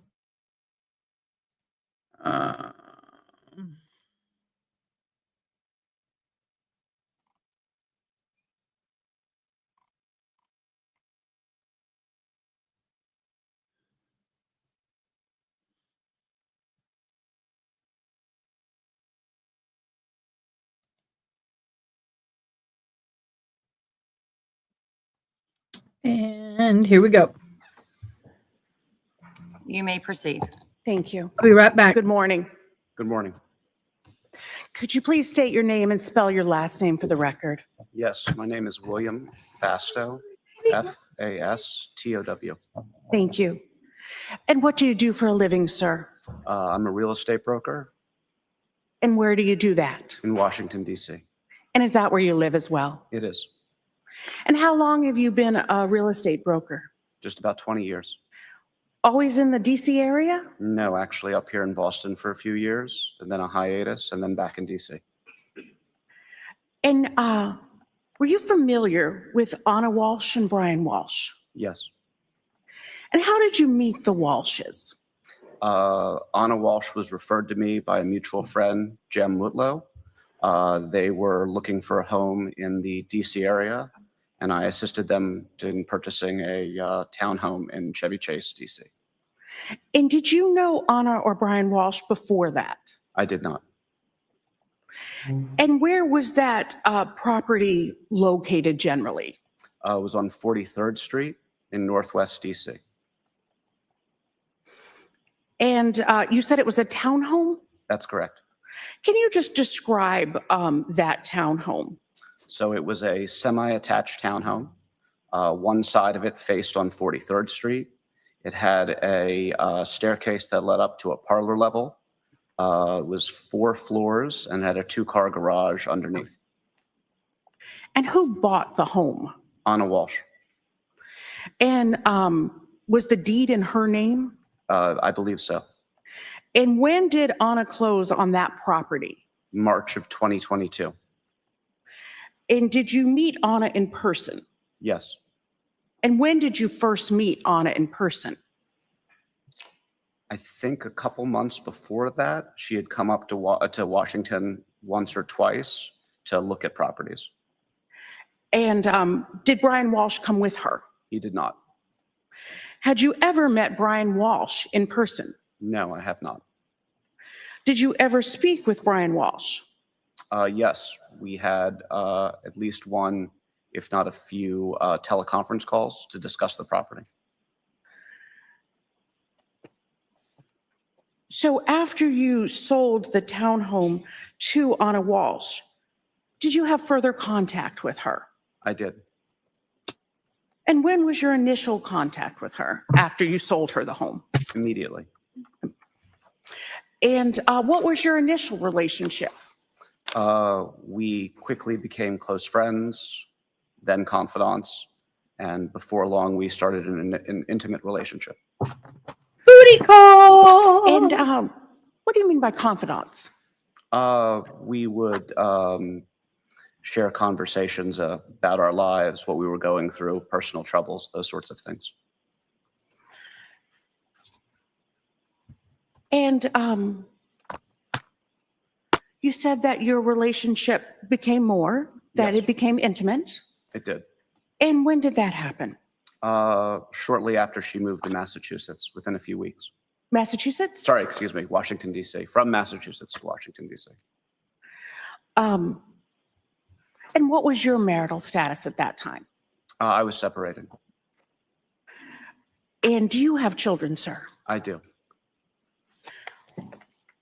Tell me about the types of things that you and Anna did in the course of your relationship. We would go out to dinner, go to bars. She would accompany me to functions. I have a boat in Annapolis. She would come sailing with me. We did a couple of fitness dates together, see movies, those sorts of things. You said movies? Yes. And you said fitness dates. What do you mean by fitness dates? Anna was very active physically. Being in shape was very important to her. I hosted a outdoor yoga event, and she had attended on multiple occasions. When you say Anna was very active, what do you mean by that? She was very focused on staying in shape, sort of recovering from her multiple pregnancies, getting her figure back. She was really, trying to dial everything in and be as active as possible. Did she exercise? She did. Did you see her exercise? Yes. What kind of exercise did she do? She had a home gym that she worked out in. I believe there was a treadmill and some weights and a small weight bench there, and then the yoga classes we discussed. I also think she may have taken a couple Pilates or other yoga classes on her own. So how often would you see Anna Walsh in the course of your relationship? Typically 2 to 3 times a week. And would you see each other on the weekends? Yes, when she was in Washington. And how often would you and Anna communicate once your relationship became intimate? Pretty much daily. And how would you and Anna communicate with each other? Phone calls, text messages, and a private messenger through Instagram.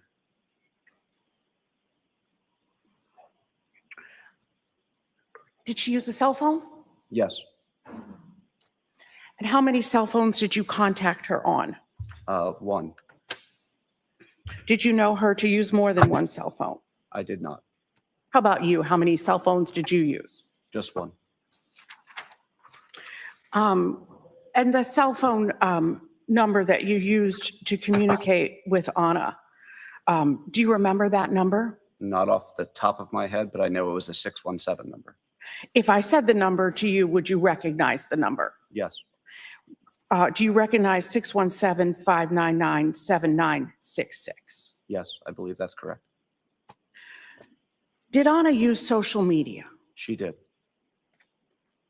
How do you know that she used social media? She was a frequent Instagram poster. And when you say frequent, what was her practice or custom with social media? Typically, I'd say at least once or twice a week. Any other platforms that she used? I think she had a Facebook account. And did you comment on her posts? I did. And did you comment on her post using your name, Yes, I did. your full name? Whatever, yes, that my account's under. So the townhouse that you sold, Anna, Is that where she lived? It is. And did you go inside of that townhouse after she moved into it? I had. And did you ever stay overnight at that townhouse? I did not. Did she ever stay at your home in DC overnight? She did. So talking about her townhouse, you said it was 4 floors? Yes. And that starting like the garage level? The garage was at street level, and then there was an elevated parlor, and then 2 bedroom levels above that. And that parlor level is where the kitchen would have been? Correct. And what had she done about, was the home furnished? Yes. And how was She the, had furnished it. okay, and how was the home furnished? She had settled in very quickly. It was important to her to nest as quickly as possible. So she had fully furnished it. She had built out the home gym, which I had mentioned earlier, furniture on the main level, the owner's bedroom, and 3 bedrooms upstairs that were for the children. And what had she done to furnish the bedrooms for the children? She had acquired beds, accessory furniture. I think she had the rooms painted. She may have even gone as far as buying some individual items, clothes, toys, whatnot. Did you ever meet Anna's 3 children? I did not. What did Anna tell you about where her children were? Her children were living in Massachusetts. What did Anna tell you about why her children were not with her? She told me that her children were with their father, Brian Walsh, up in Massachusetts, and that they were there because his home confinement was predicated on him being the primary caregiver. When did Anna tell you that? Fairly early on. She had attempted to apply for a insurance policy, blanket coverage policy for her house. And the company she had reached out to was unwilling to underwrite the policy. And they had disclosed to her that it was because of Brian's history. What did Anna tell you about how she felt about her children not being with her in DC? Initially, she felt that it was something necessary for her to get through, but as time came on, it became a significant issue for her. It deeply upset her, and in time, she was even despondent about it. Jurors, I'm going to give you a mid-stream brief instruction. You're going to hear through this witness evidence of Anna Walsh's state of mind. And it is limited to the purpose of establishing her state of mind as may be relevant to the defendant's motives in this case. Evidence cannot be considered as proof of the criminal act that is charged in this case. You may proceed. Thank you, Your Honor. What do you mean despondent? She was deeply upset about it. She was troubled. I think she was concerned about her role. As to, I think. All right. Restate the question and I'll have the answer. What do you mean despondent? Anna felt deeply disappointed that she wasn't in a position to be the mother the children deserved.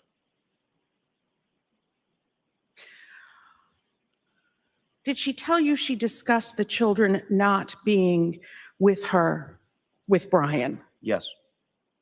What did she tell you? It was a point of contention for them.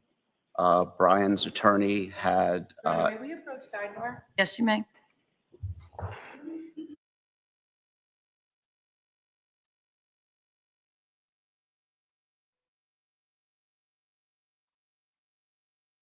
Where did it go? That is.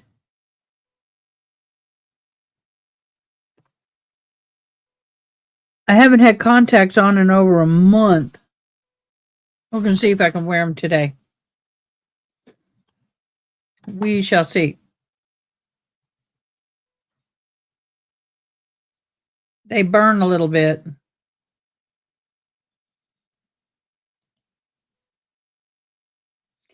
I didn't see mommy either, but doesn't mean she's not there.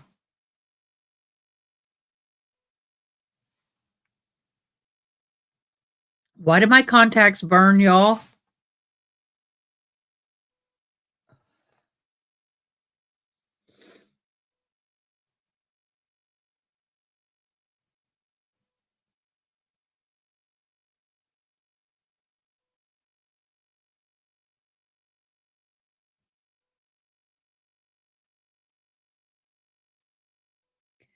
Ooh, my eyes are burning.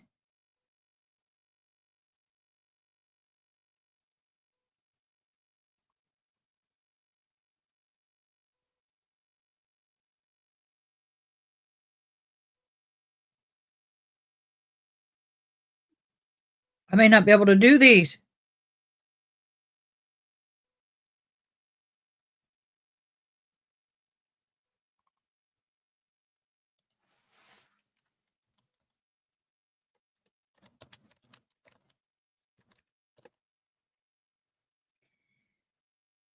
I don't know why they're burning.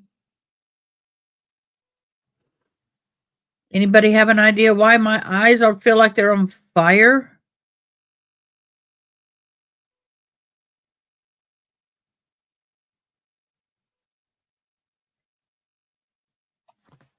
Oh, may have to come out.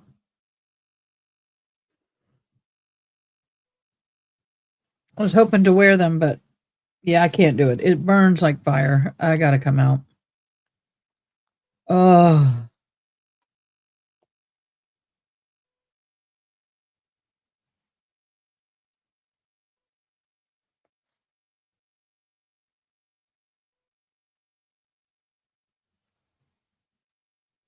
whew.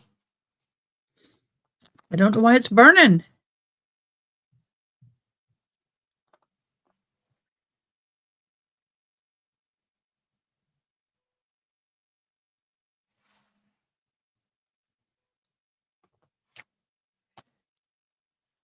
Wow, y'all.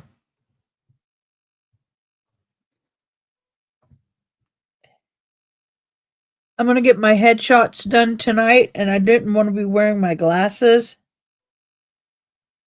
Wow. Instant relief.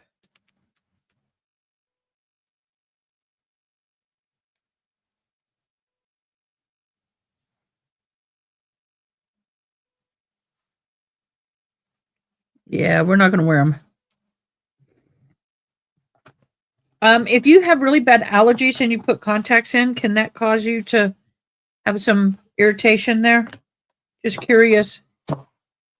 I'm not an expert on contacts yet. Oh. Oh. That was a mistake. Okay, we're going to zoom. I'm not going to sit here and wait on this all day. We don't need to. Okay, here we go.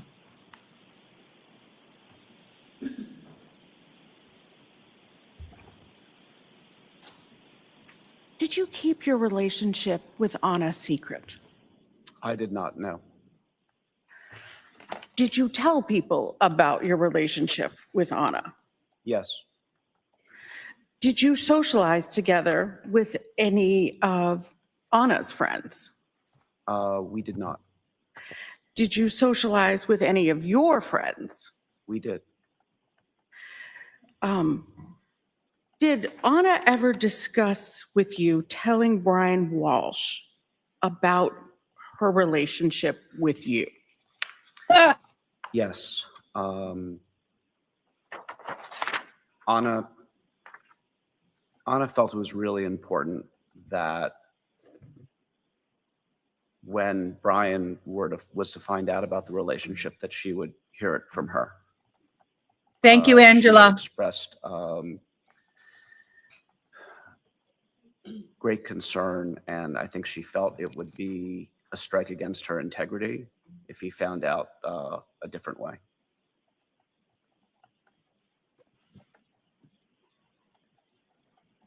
So at some point, did your relationship become more serious? It did. When would you say that your relationship became more serious? In the early to midsummer, around July. And how would you describe it? Anna had traveled to Massachusetts for Brian's sentencing. And the expectation was that she was going to be able to bring the children and him back to Washington, D.C. following a favorable sentencing for his art fraud issues. And that sentencing was delayed because of investigations of Objection, Your Honor. Yes, sustained. At that point, were you seeing other people? Prior to that, yes, And at that point, did you stop seeing other people? I did. And did you begin spending holidays together? Yes, And did you spend Thanksgiving together of 2022? we did. And what plans did you and Anna have for Thanksgiving of 2022? We had planned a trip to Dublin, Ireland together. And when did you get to Dublin? I believe we left on the 23rd or 24th of November.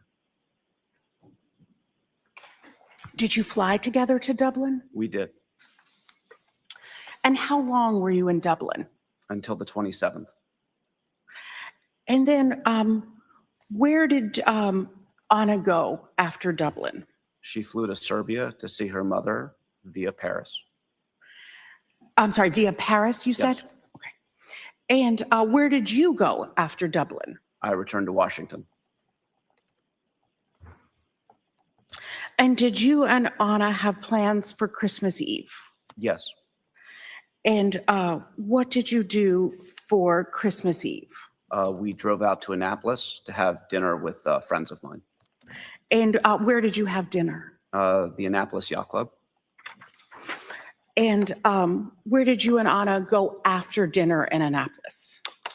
We went back to my home in Washington. And did you spend the night there together? We did. And what did you do on Christmas morning? It had snowed the night before, so Anna's flight had been delayed or canceled. She left because I was taking custody of my children either later that day or the next day, in anticipation of taking a winter vacation with them.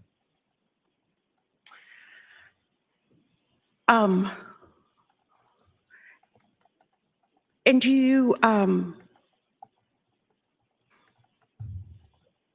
do you know where Anna went on Christmas Day?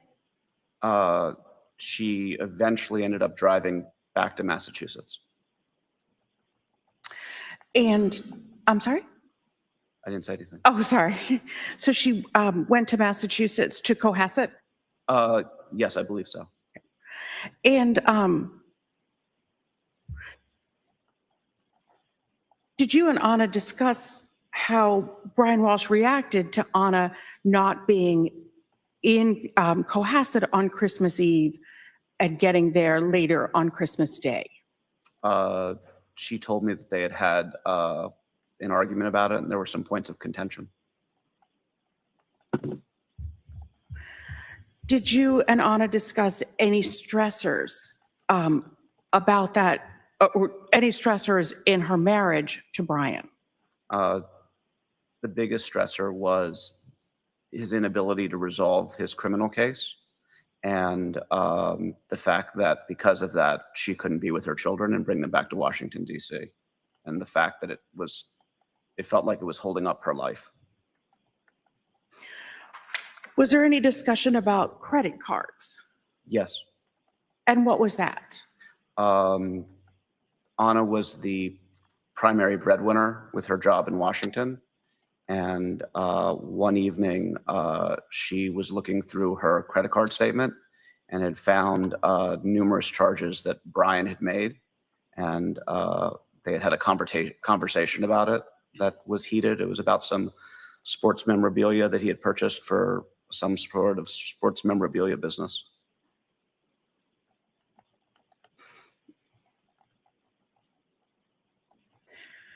fraudulent, When forgeries. was the last time, I'm sorry, were you and Anna making plans to go on any other trips in 2023? Yes. I was in Idaho with my children for New Year's, was flying back to Washington, D.C., and we had planned to celebrate New Year's together on the 4th. And were you going to go to any other locations together, any vacation locations? While we were communicating over New Year's, we had talked about doing a trip to New York City.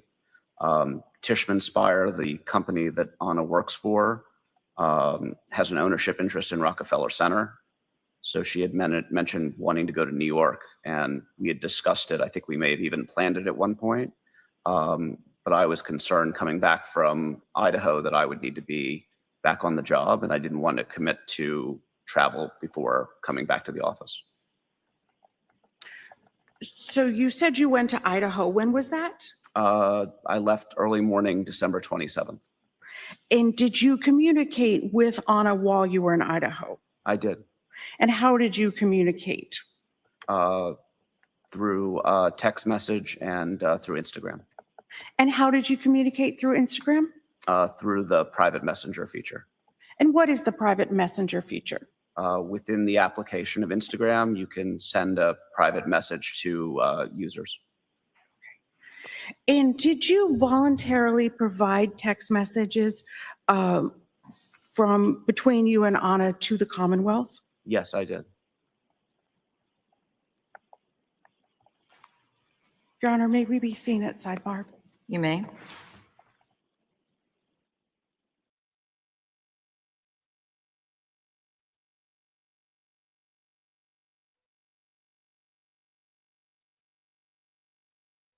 That's interesting. Why do you want to do sidebar?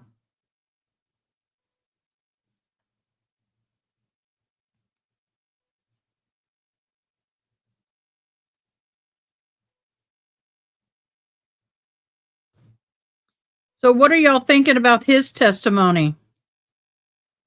He didn't have anything to lose, really.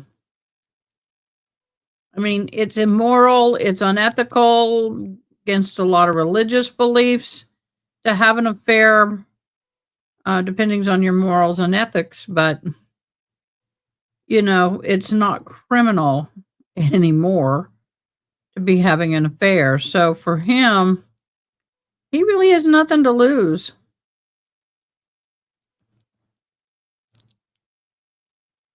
I don't know what to think. What do y'all think? I mean, it's horrible to be having an affair on your husband or wife, but is it worth red room? Absolutely not.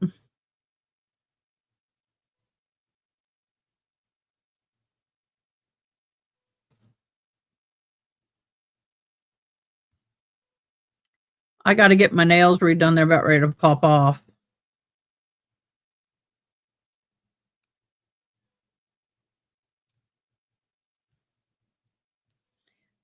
I'm going to try and keep them on till today, and then tomorrow I got to go get them done.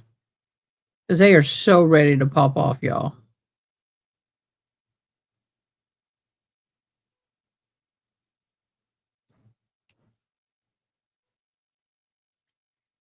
Yes, June.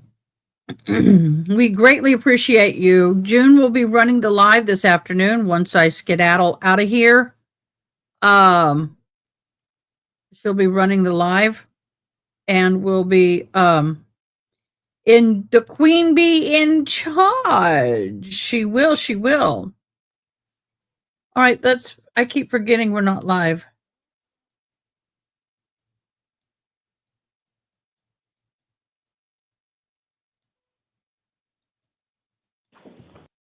Thank you. And Your Honor, if I might again approach the witness and stand there for one moment. You may.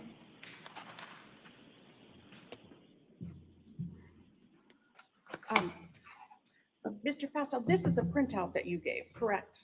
Yes. And if you could just tell us who's in the blue and who's in the gray?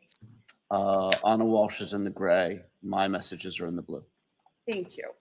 And in the course of this, you and Anna text some pictures as well. Is that right? That's correct. And going to page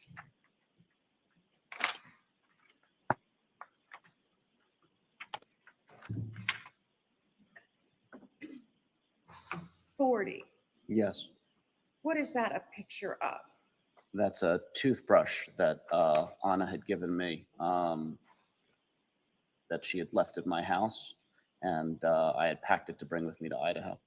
And what does that toothbrush say on it? It says Cohasset Dental. And sir, Why is that important?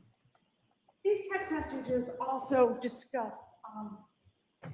intimacy. Is that right? Yes, I believe so.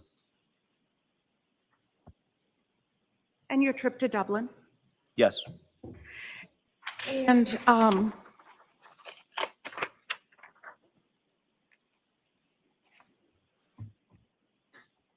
you also received a photograph, which is in that, well, you received several other photographs, which are in those text messages from Anna,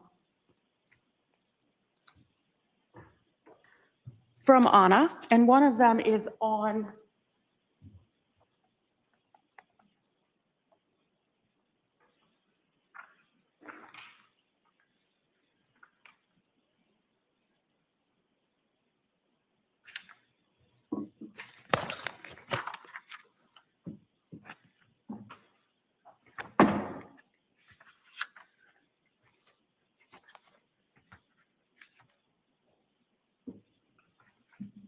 Come on, madam. I don't have all day. Really? one of them is with her son. Is that right? one of the pictures. Yes. Yes, And she sent So you this, that, so the sons knew she was having an affair, but they didn't know what that meant. and it says Anna and her son. Is that correct? Madam, if you're going to screw around on your husband or husband, you're going to screw around on your wives. Don't involve your children. yes, And she's showing you something that he made her. Is that right? yes, I believe that's correct. May I approach her? You may. And is this that photo? Yes, And is that the necklace she's trying to show you? yes, I'd ask that this be the next exhibit. Objection, Your Honor. It will be marked, the photo will be marked and admitted as Exhibit 146.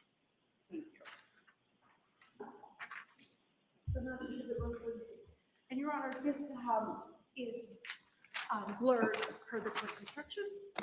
Yes, so can I just see it quickly?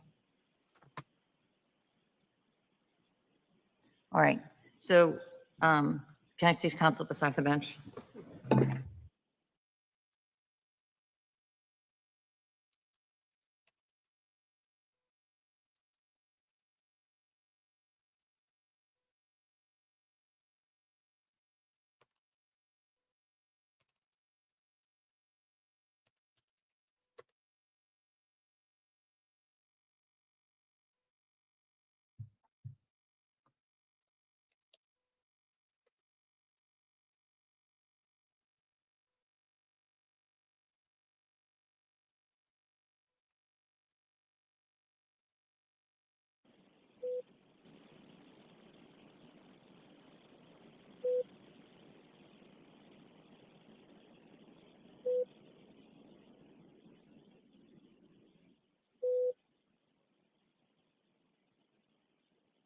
Walsh's face is blurred out. It wasn't that way in the original, but it's irrelevant to your decision making.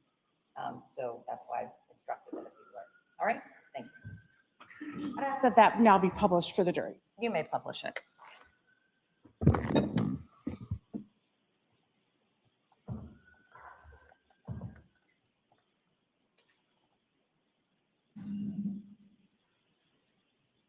Thank you.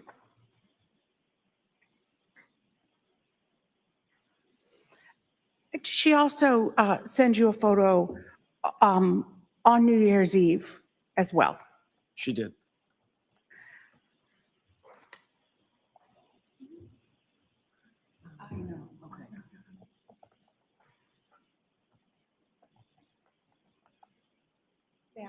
You may. I ask if you recognize this photograph. Yes. And what is this a photograph of? This is a picture of Anna, our mutual friend Jen Mutlow, and one of her children. I ask that this be the next exhibit. Any objection? None, Your Honor. The photo of Anna Walsh, Jem Metlu, and the minor child are now in evidence as Exhibit 147. This photograph is not redacted the child, so I'm not going to publish it at this time. Okay.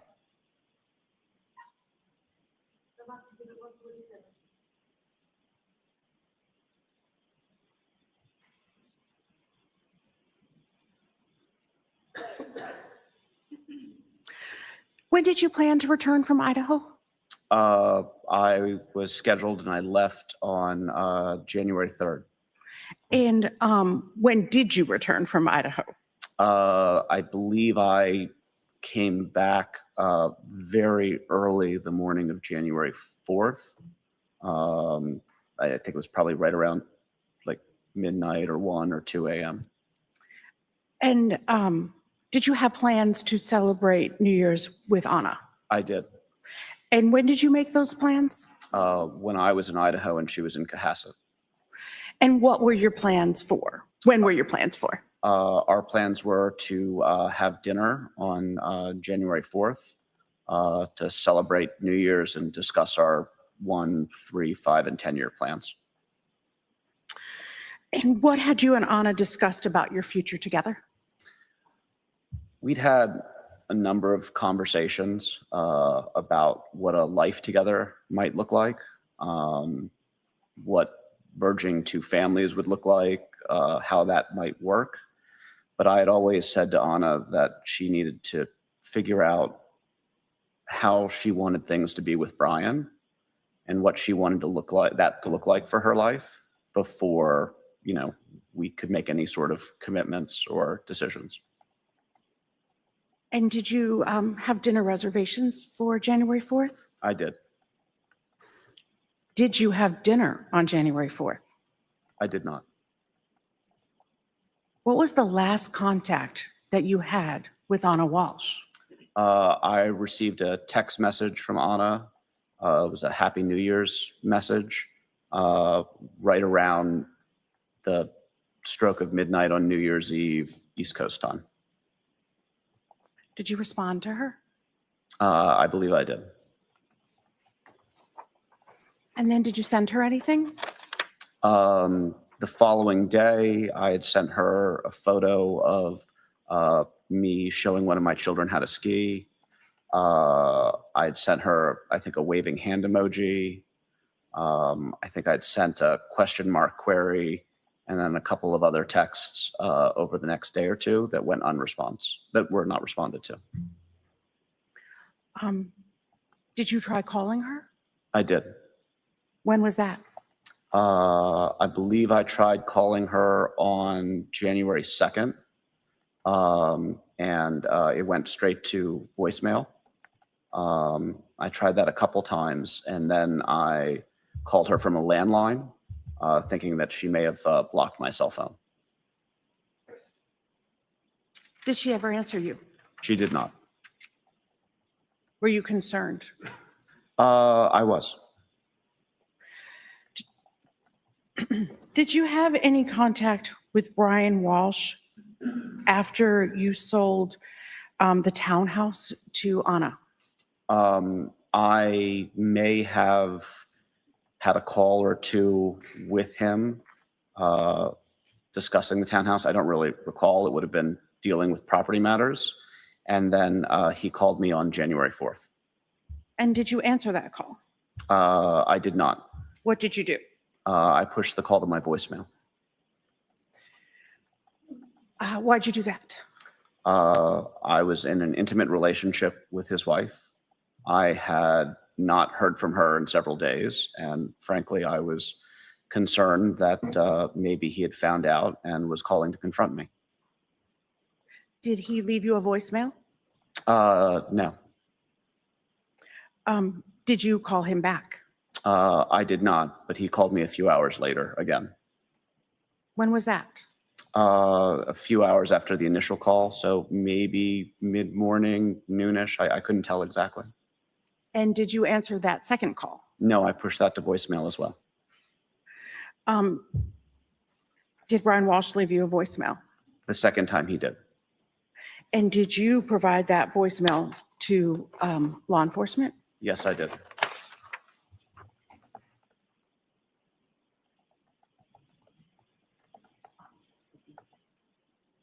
Your Honor, I'd ask that the voicemail be the next exhibit. Any objection? No, Your Honor. The voicemail message from Brian Walsh to William Fasto is now in evidence as Exhibit 148.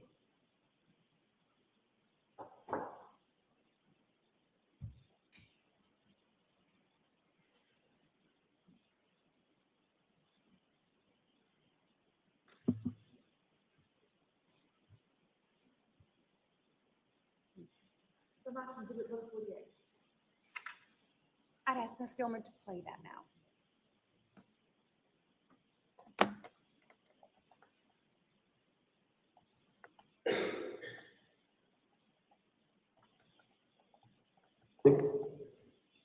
Good afternoon, William. It's Brian Walsh. Hope all is going well.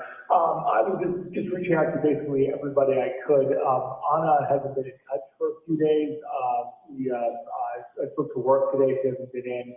They went to the house and she wasn't there, or it looks like she's been there recently. So just wondering if you've spoken to her in the near, recently, like Sunday or the last 2 days.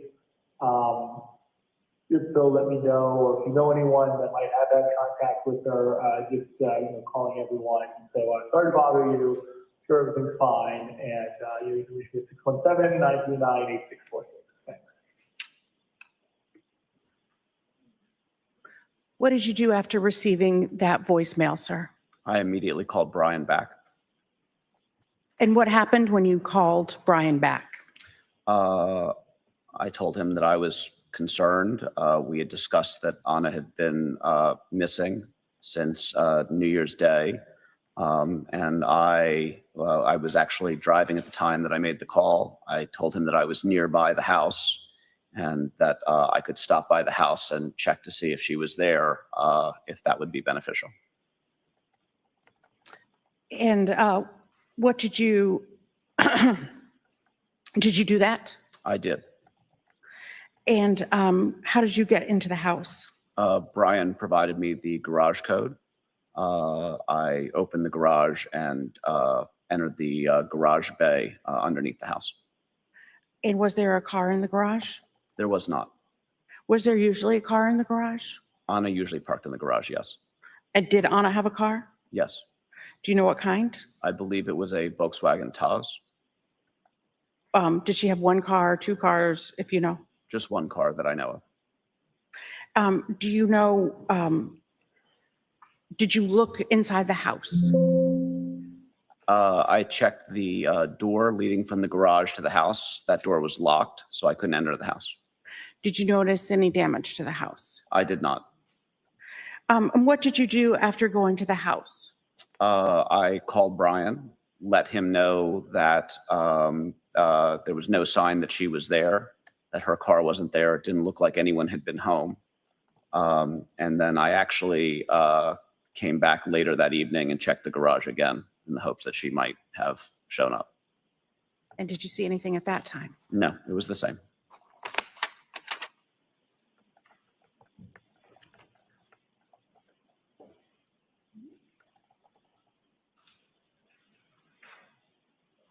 Your Honor, Madam Judge. You may.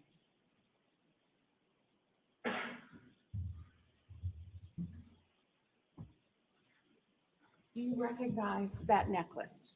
Yes, What is that? it is it's a Gucci pendant necklace that Anna wore frequently. Thank you. I'd ask that this be the next exhibit. Any objection? None, Your Honor. Do you also recognize? Marked and admitted as Exhibit 149. Sorry, Your Honor.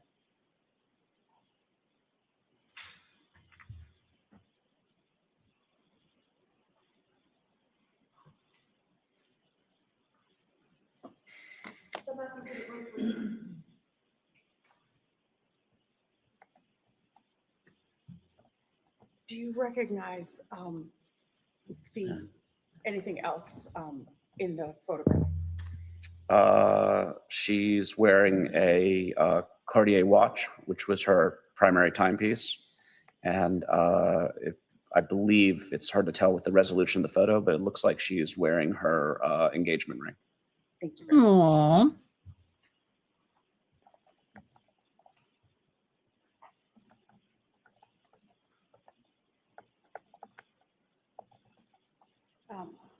Your Honor, I'd ask that this be published to the jury. Again, this has been blurred at. You may, and you can publish it electronically, and you can do it the old-fashioned way also. I'd ask to do it the more modern way. All right. Go right ahead, Thank you. as you wish. As you wish, my dear.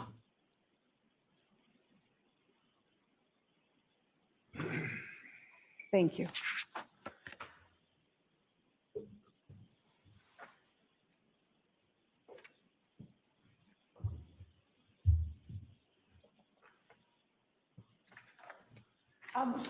You had said that you had communicated with her after New Year's Eve.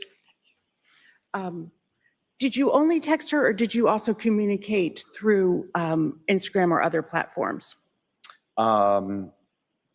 I tried to call her through using the cell phone, the landline in Idaho.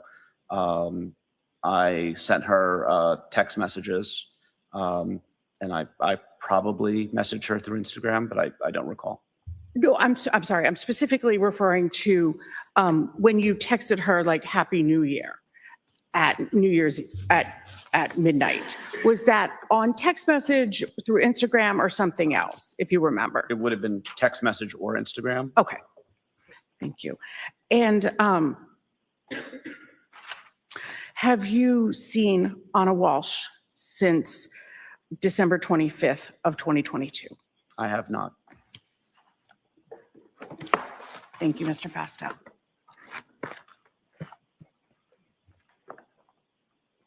Cross-exam.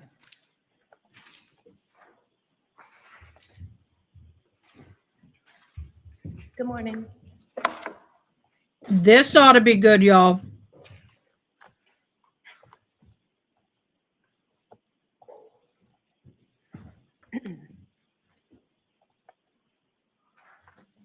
You had mentioned that you met Anna Walsh, I guess, in the late winter, early spring of 2022? Yes, And you were introduced to her through a mutual friend, Jem Mutlu? correct. And Mr. Mutlu is also in the real estate business? He is. And at first you were introduced because Mrs. Walsh was looking for a property in the DC area to relocate her family. Correct. And you assisted her in, excuse me, finding the townhouse? I did. Okay. And when you were looking or showing her that townhouse, at some point you FaceTime with Mr. Walsh, who was back in Boston, so he could see the property as well? Yes. And this was a property for the whole family? Yes. Okay. I think you said that quickly you guys became confidants? Yes. Okay, and when you say confidants, do you mean really good friends? Would you share secrets? Would you commiserate about being, hardworking? What do you mean by confidant?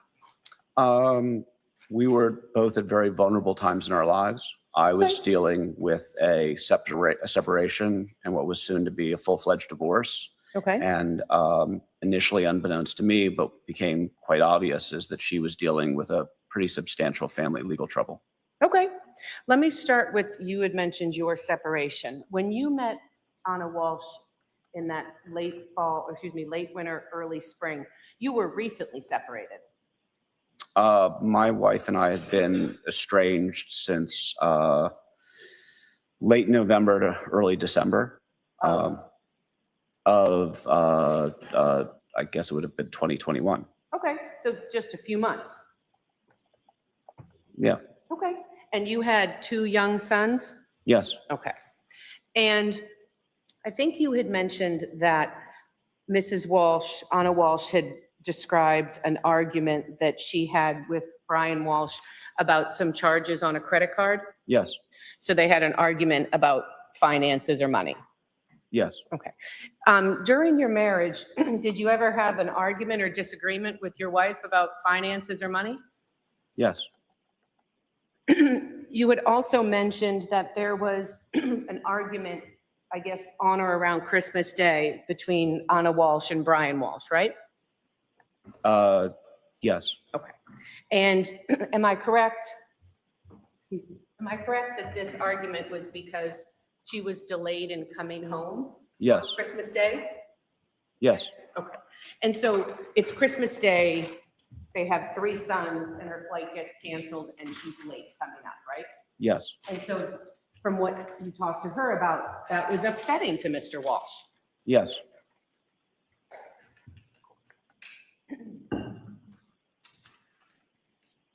The property that she purchased for the family, that was about $1.3 million? Yes. And was it paid for in cash? Was there a mortgage? I believe there was a mortgage. Okay. And it was a 4-floor townhouse? Yes. How many bedrooms? 4. 4. So 1 for each boy and then a master bedroom for Mr. Walsh and Anna Walsh? Correct. Okay.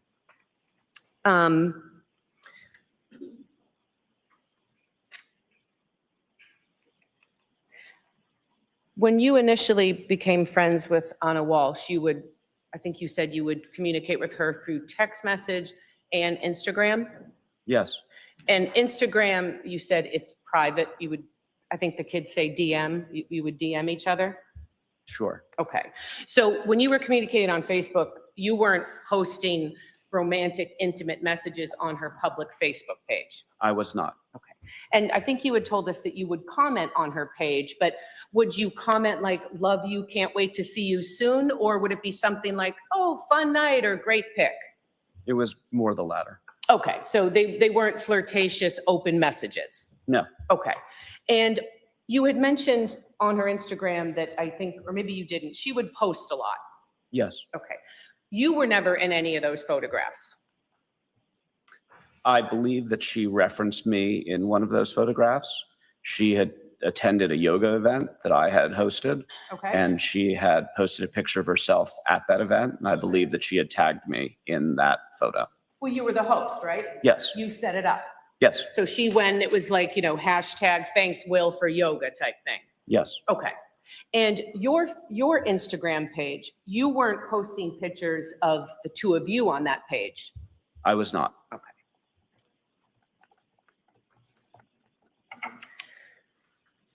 The timeline of your relationship with Anna, how quickly did it go from friends to more than friends? Fairly quickly. Bless you. So were you intimate with her after a week, after a month? When did you start becoming intimate? To be honest, I don't remember Wow. the exact moment, but I Okay. know it was very shortly after How fast were you banging it? Dang, go for the juggler, I woman. moved to Washington, D.C. Okay. You had mentioned, I think, that things had gotten more serious in July, so it had been going on for a few months at that point? That's correct. So from the spring of 2022 through New Year's Eve of 2022, during your conversations or time with Anna Walsh, she never told you that Brian was suspicious of you? I had asked Anna what Brian's reaction would be if she My ever found question out. is not what you asked her. My question is, at no point did she ever come to you concerned and say, I think my husband knows I have an affair or he's suspicious of you? We had one episode where Brian called me while we were out to dinner, and I showed the phone to Anna because it was unusual for Brian to call me. Anna then later called Brian and Brian had claimed that one of their children had taken his phone and called me by accident. That would be the closest thing that had happened where we felt concerned that maybe Brian had found out. So I guess I'm not asking if you felt concerned. I mean, you're having an illicit affair. You're always kind of concerned someone's going to find out, right? I mean, I suppose. My question to you is, did Anna ever text you or call you and say, look, I think Brian is suspicious that I'm having an affair? Anna never texted or called me and said that she felt that Brian knew that we were having an affair. You had mentioned that you had introduced or socialized with your friends and Anna Walsh. Yes, The friends that you had that you would socialize with Anna Walsh, they weren't connected to Brian in any way. no, Um, except for Jem Mutlow. Jem, okay, and did Jem Mutlu ever come to DC? He did not, but we had correspondence. Okay. And as far as you know, well, let me ask you this. You didn't tell Jem Mutlu about your relationship with Anna. I don't recall. You don't recall. Okay. Anna never told Jem Mutlu about your relationship. I'm sorry, is that a question? It sure is. I don't know what Anna told Jem Mutlow or what she didn't. So Jem Mutlu was the reason you guys met, right? Correct. You guys, or you were good friends? I would say that we were professional associates. Okay. Actually, let me couch that. I would say we were friends. Okay.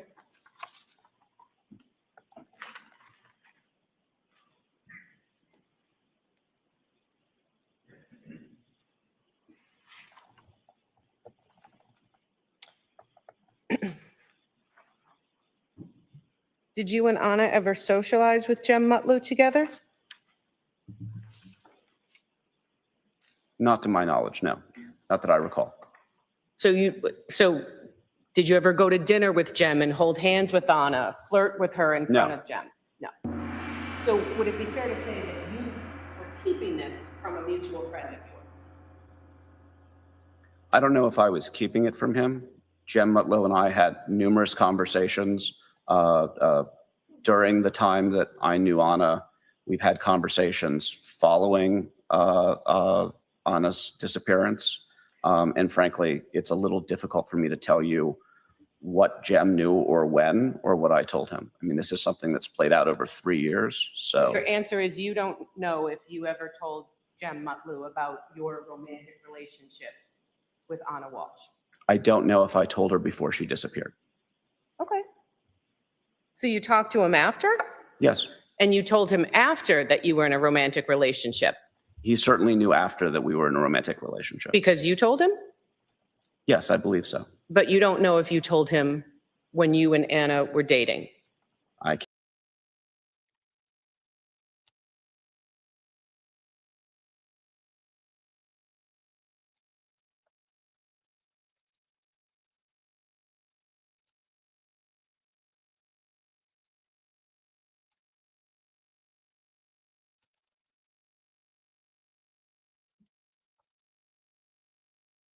Anna to tell Brian about her relationship with you.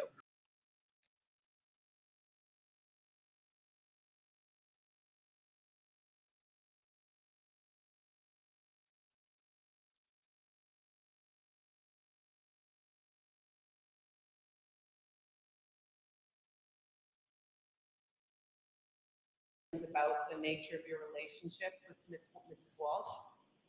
Hey, June, thank you very much. When the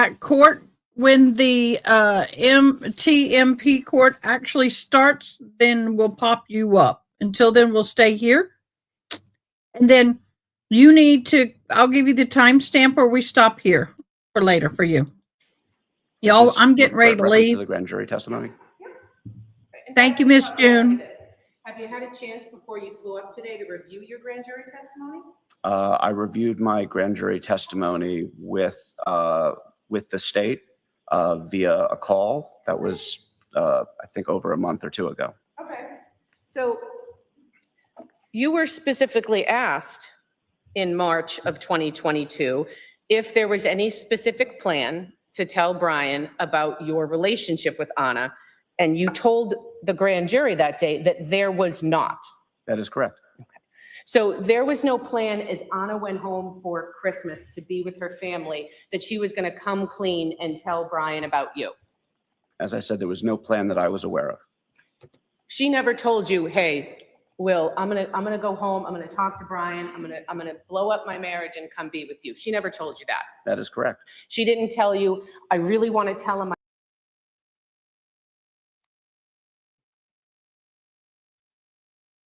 Turn on sound, June. Thank you.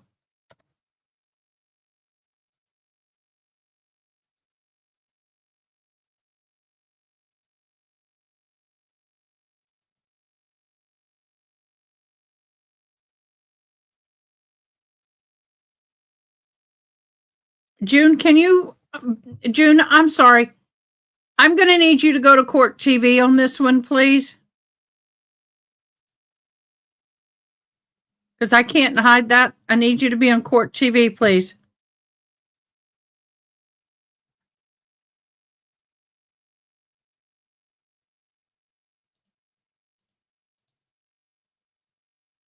I could just bring out, you're my first witness, but I think it's better to address it before. Okay, well, can I do these? Yeah, let me do this later. Okay, I'll do it as I can. All right. Yes, sir. I've already talked to Mr. Lamb about this, but Coroner Wright, or Assistant Coroner Wright, testified, and I'd asked him about if he had made any interview with WTVM TV station, and particularly did he make a certain statement. Okay. Which he said that he did answer that he interviewed with some stations. I don't know if he couldn't remember whether he did with them, and I don't even know if he was saying he couldn't remember if he did interview with some people about this. Go ahead and bring your sound on.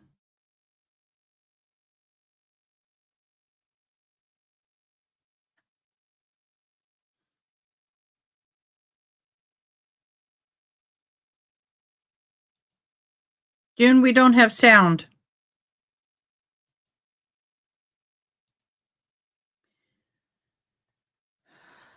Sometime with TV, and I don't remember which one, but Right. regardless. Right. That was sort of his response, but he said he did not say anything. The big basic gist of it was that the interview indicated, he said there was prior injury and there was recent injury. Okay. He said he would not. Let's have a proffer that. The interview, I want to play that for him and ask him if he can authenticate, is that him and was that his interview? You might need to zoom and get all the way up. Is that what you're suggesting? You ready? Okay. All right, so let's bring in Reverend Mathis Wright. There we go. Congratulations. We got it. Yay. Trevor, I've got these signed now. Step up.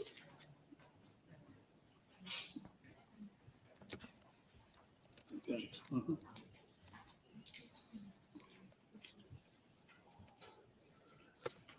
I sent you the timestamp for Walsh.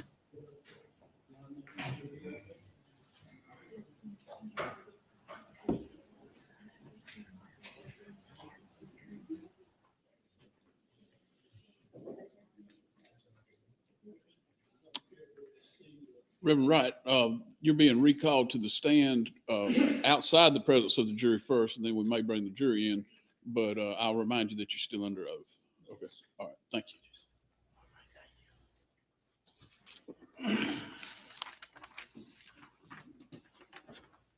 Reverend Wright, you recall when I questioned you earlier, I'd asked you about whether or not you had interviewed with WTVM television about this case.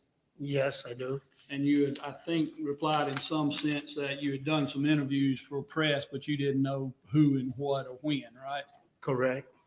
I have a video, I have an audio here that does have a video with it as well, but I just want to play an audio for you and ask you if you can authenticate or determine, is this your voice being recorded in an interview with a newscaster?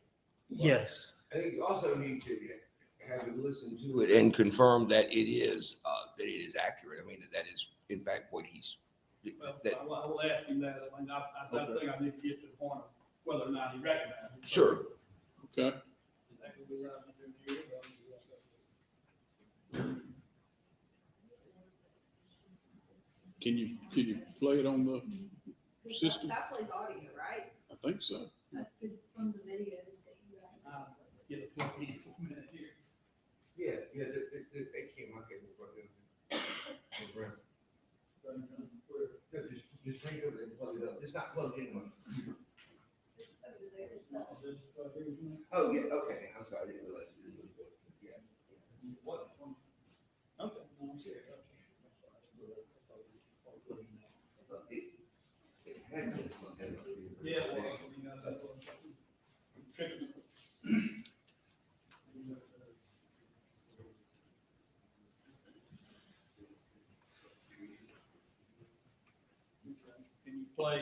Can you play this audio? Well, do we need to turn the TV on?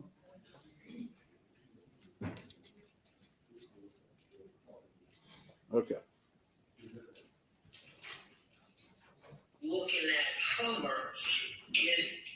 some of it appeared to be, I'm going to say, past history as well as new.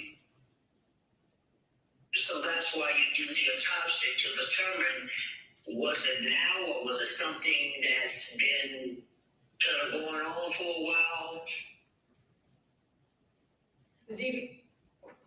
And that voice that you just heard, is that you? That's me, and I did say that. And you recall giving an interview to WTVM from that refresh recollection? Correct. Now, I saw at the first screen, it said there was an interview with the coroner, and it, I believe, had your coroner's name up there. Right, that was his name instead of my name, but that was me. It was you being interviewed, they just were mistaken calling you the coroner and had the wrong name. Correct. So now that I've refreshed your memory, you did at least initially, after having done the coroner's work, grant an interview to WTVM in which you stated what we just heard. Correct. That is what I wish to present. All right. Is there any objection to that testimony? What, I think what he testified to before was that he didn't remember making the statement, which isn't an impeachable statement, really. You know, he could refresh his recollection, which he would have done now. And I think that what he needs to do first is just ask him, you know, did you make a statement to WTVM in which you said that there was some appearances of past and All right, let me just look. whatever, at my and notes. Let me look at my notes for just a second. okay, and that's the reason.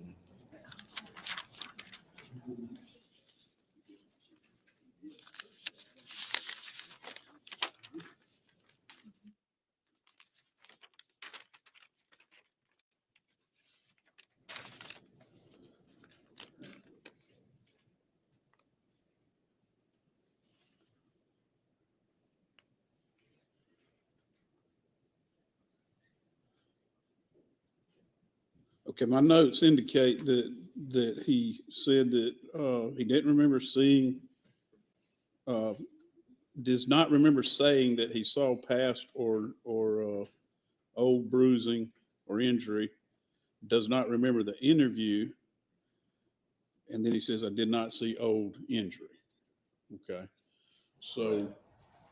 So I think that is impeachable through this, we'll be able to show that clearly he had indicated earlier that it was. The world. I guess if he made the statement that I didn't have the notes. Now, these are not, that's not a transcript. That's Yes, my sir, but notes. I suppose if I will concede that if he made the statement, I did not see any past injury, that is an impeachable statement, provided it's relevant. You know, I still contend that it's not relevant in this case because there's no evidence to suggest that any prior injury caused or contributed to the child's death, but. Well, I'm going to allow the testimony. I mean, I know that issue is going to be argued, whether there's any evidence to indicate any Sure. Yes, sir. connection. So And yeah, I intend to more or less introduce it as I just did. I think what the way you did that was acceptable, and so I'm going to allow you to do that in front of the jury. All right, you can bring in the jury.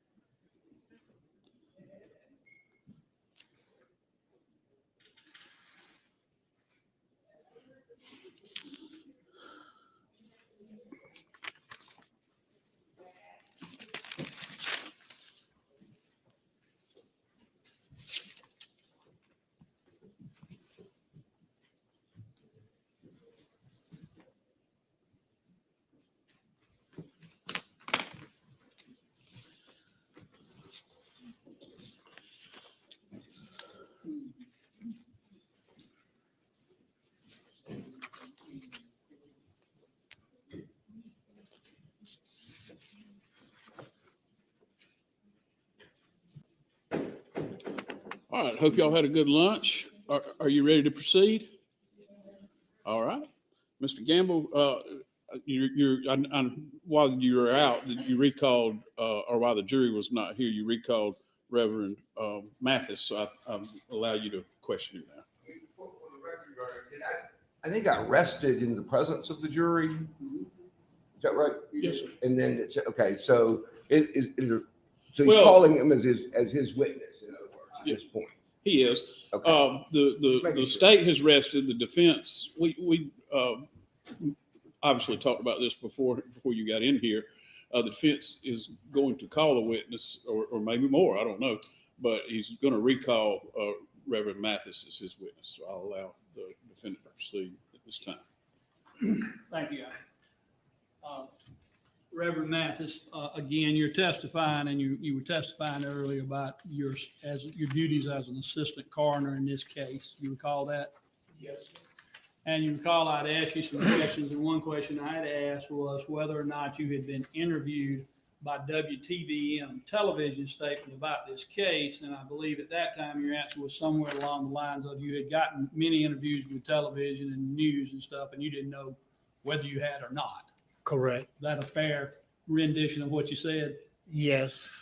And then I had asked, though, about whether or not you had said that there were prior injuries to the child as well, old injuries versus new injuries. And in some way or another, I think you had said that you did not believe there were any old injuries. Correct.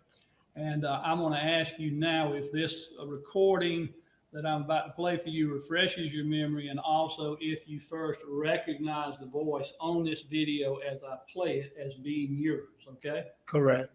And we've already looked at this one time, haven't we? Yes, we have. Okay, so if you would just please. In that trauma,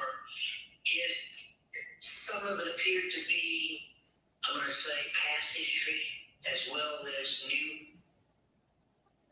So that's why you do the autopsy to determine, was it now or was it something that's been kind of going on for a while? Now, that appears to be a voice of someone saying that. Was that you? That was me. You recognize now, you recall having given that interview? I do. And in giving that interview, I see on the screen, it says on the phone, Clifford Walton. Who is Clifford Walton? He was the coroner, and I was the deputy coroner. So they're interviewing you, but in their reporting, they were in error in listing him as the person that's talking right then. Correct. Because it was you. Correct. And so does that refresh your memory that at least on that day, you said there was prior injury as well as new injury? This characterizes what he said. He said that there appeared, that some of it appeared to be past history. Then he did not, I don't think he used the word injury. Okay.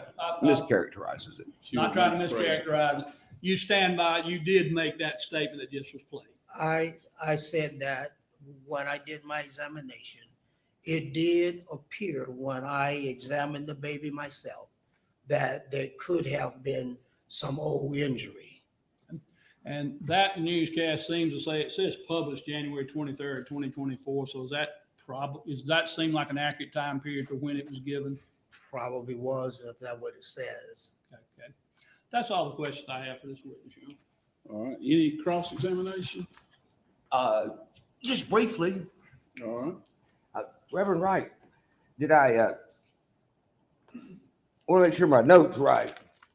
You said that when you examined that some of it looked like there could be some past history or some old injury. One of those phrases. Is that right? Correct. And you said, and so that's the reason we do an autopsy, right? Correct. And the reason you do an autopsy is to make a determination as to let somebody who is ultimately scientifically trained and experienced and qualified in making those judgments to have a chance to examine the body in detail and make those determinations based on that examination and that information. Is that right? That is correct. And certainly you would defer in your opinions in every way to the coroner, wouldn't you, as to whether or not there's old injuries? Correct. I mean, You wouldn't challenge his conclusions, would you? Oh, no. What happens with that is when the report came back, it solidified that there was no O injuries. And in fact, it solidified that the cause of death was blunt trauma and the manner of death was homicide. Isn't that correct? Correct. It was trauma to the head, the neck, and the torso. The medical examiner, the autopsy result. We're talking about the autopsy results. Right. Yes, This is the report that comes back to me after I had did my personal evaluation.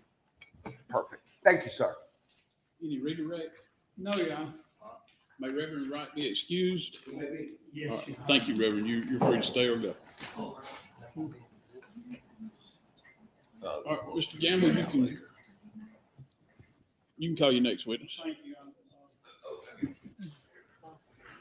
It's the exhibit that he was using. Okay, y'all watch that cord. Yeah, I know, it's gonna get us to, we don't watch it, I know it is. I looked real quickly as I was. Do I look okay? Do I look professional?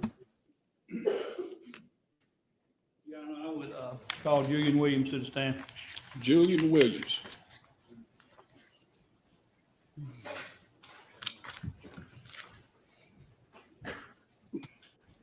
Mr. Williams, I'll remind you, you're still under oath, sir.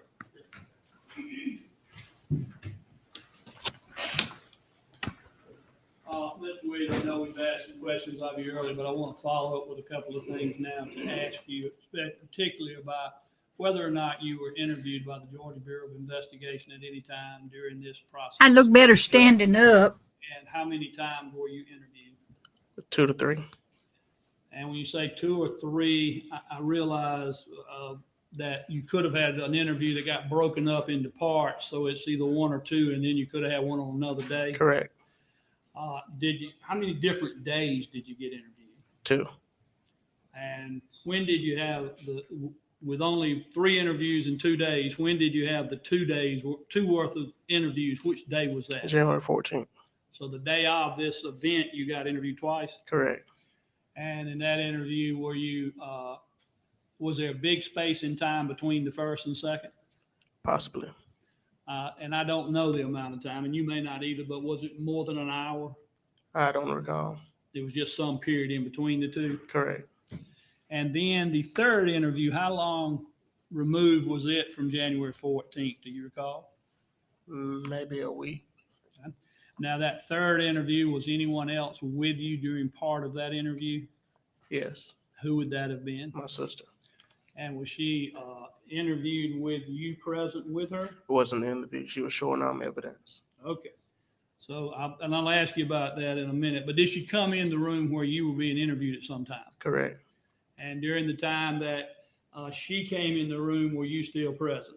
Yes. And was the GBI agent, was it Agent Fort that was there? Correct. Was she the person that interviewed you on each occasion? Correct. And on this third occasion, she was asking you questions without your sister present? Correct. And then your sister came in at some point? Correct. Was she asking your sister some questions then? Yes, not with me in there. You were there as well? I said not with me in there. So you left when she started asking her questions? Yes.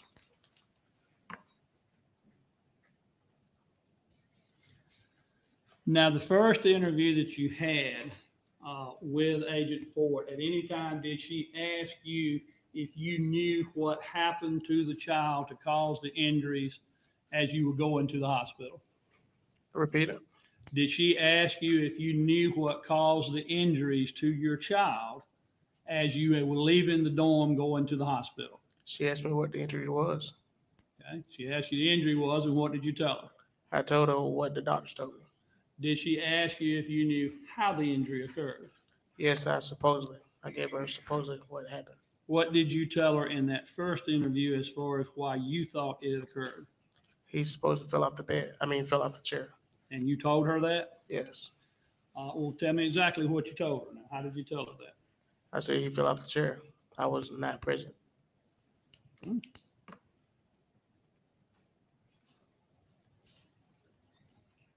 And you're sure that was on the first interview? Correct. Okay. Now you had a second interview on the same day. Correct. And on that particular time, did she inquire again as to if you could tell her what you thought had happened? Correct. And did you tell her that time what happened? Told her the same thing. Same thing being the child fell off the chair? Correct.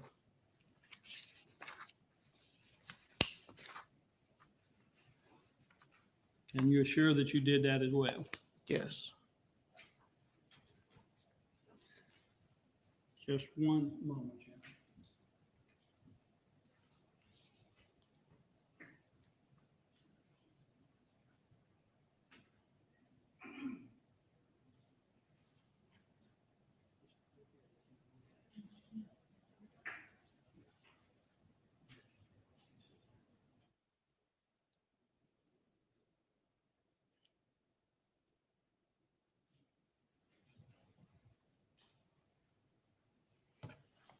That's all the questions I have right now. All right. Any cross? Yes, sir. I do.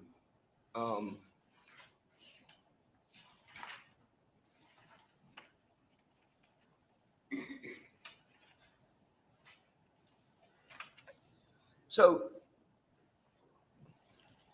Mr. Williams, I want to make sure I've got this timeline down.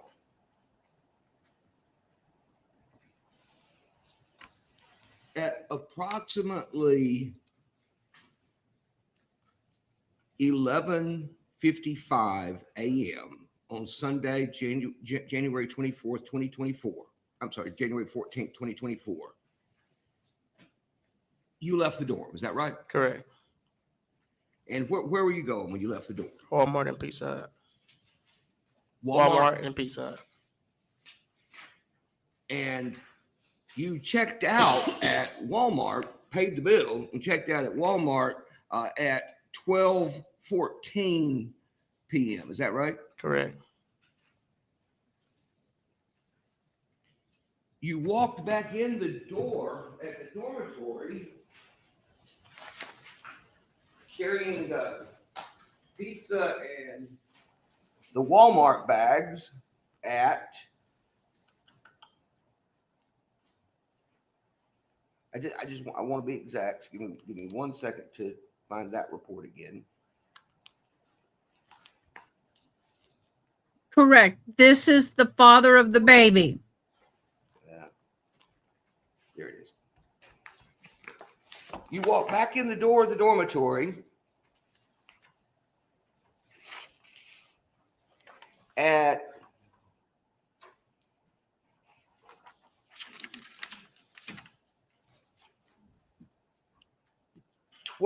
10 seconds after 12:30. Does that sound right? Yes, sir. Okay. Then when you left the dormitory, June, at I got to start 11:55, heading out. I got to get my stuff together. You have the live. No. No, sir. We'll see y'all in the car. head in, bust his liver up, things like that No, before sir. you left. No, sir. So he seemed to you to be fine. Correct. He was in the sort of the same condition that you'd expect him to be. He was sitting up watching TV. Right? Correct. Well, what was he watching? Kateri. Katuri. Is that something that he's watched before? You know, like that he recognizes, he Correct. knows that's his show. Correct. And so then you get back at 12:30 and you come back through the door. And when you come back to the door and you get to your room, to Miss Poague's room, what condition was your son in then? He was in distress. Okay. Now, what do you mean he was in distress? When I walked in the room, she was holding him and he was limp.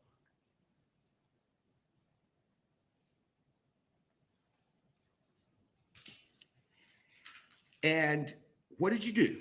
I grabbed him and took off running. And you went back through that door coming out of the dormitory at 12:30. 12:31. Does that sound about right? Correct.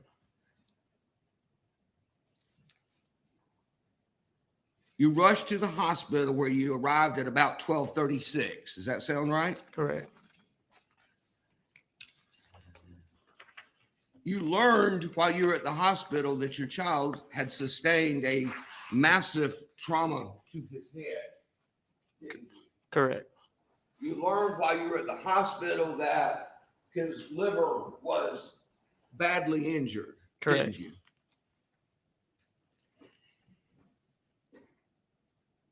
At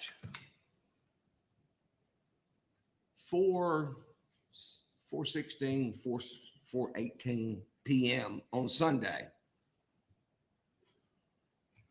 what did they told you JD died, didn't they?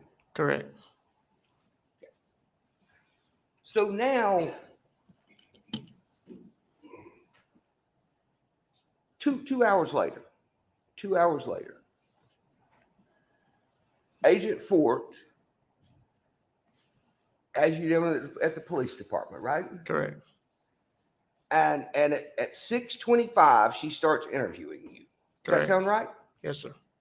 And if that interview didn't conclude until 8:11 p.m. In other words, that it was an hour and 44 minutes or hour and 46 minutes long. Okay. That sound about right? Yes, sir. So basically you have a 2-hour break. You have 2 hours, you see your son, and then you have a 2-hour break, and then you find out your son is dead, and then you have a 2-hour break, and then the GBI sits you down for 2 hours to ask you questions. Correct. Then she told you not to leave, right? Correct. Then at 10:54, okay, so almost it's now almost 11 o'clock. Correct. Your son has only been deceased at this point for 7 hours. You spent 2 hours already talking to him. They take you back in for another interview, right? Correct. And that goes until 12:25 a.m. Correct. That's a long day. I don't have any further questions. Any other direct? No, Your Honor. All right, you can step back down. You can call your next witness. I'll call Agent Fort back to the stand, Your Honor, and request permission to cross-examine as an adverse party. All right, Agent Ford, if you return to the stand, please.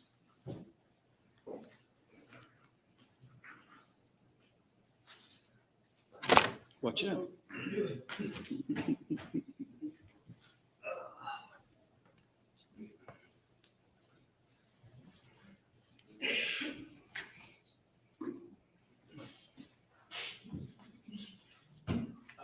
Agent Ford, I want to ask you some questions now where I began a little bit earlier about you interviewing Mr. Williams and specifically about some of those interviews.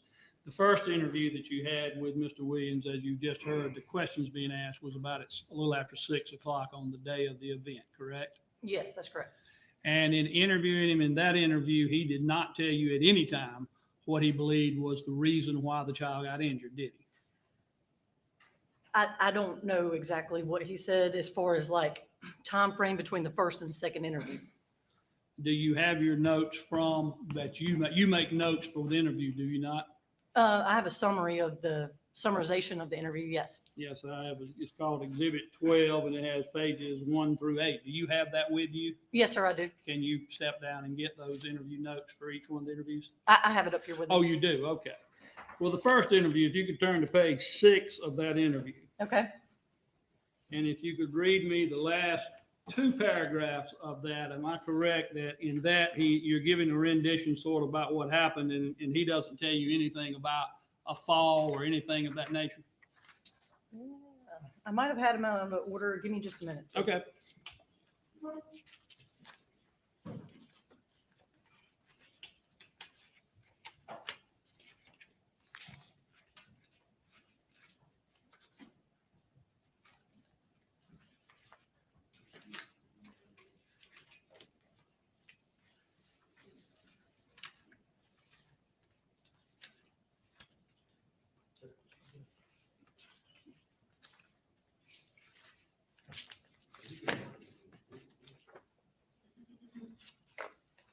All right, you said page 6? Yes.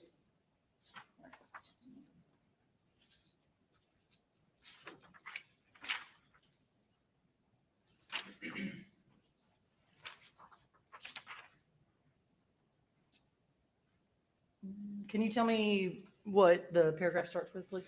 Well, getting to really I guess there's 3 paragraphs, but there's one, the bottom 3 paragraphs, 2 are just one line paragraphs, but the bigger paragraph before the 2 lines that finish up that page, do you see where it starts? Williams left the dorm. Yes, sir, I do. And can you see as well where it says Williams recalled the time being 12:29? Williams was not able to immediately answer, and Poague called again. He's talking about the telephone call where she's telling about the child being in distress. Williams could hear Poague saying JD multiple times. Yes, Williams, sir. you see all that? Yes, sir. Williams went inside the dorm room and asked what happened. Poague responded, I don't know. And the next comment is, the next sentence, it says, Williams grabbed Romeo and drove Romeo to the hospital in Williams' car. And the next one says, Williams had nothing further to provide at this time. That paragraph seems to indicate he didn't tell you anything about what caused the injury, did he? Not in that paragraph, no, sir. How about in the whole interview? I'd have to go back. You'll have to forgive me. It's been 2 years. I don't remember exactly what he said. Every word in the first interview and the second interview. It's just a accumulation of all the interviews. I'd have to review it. I'm going to come back to the first one in a minute then. But if you could go to the second interview in that same night, that I believe was the one that ended up ending about 12:25 in the morning. Okay, give me just a second, please. Yes.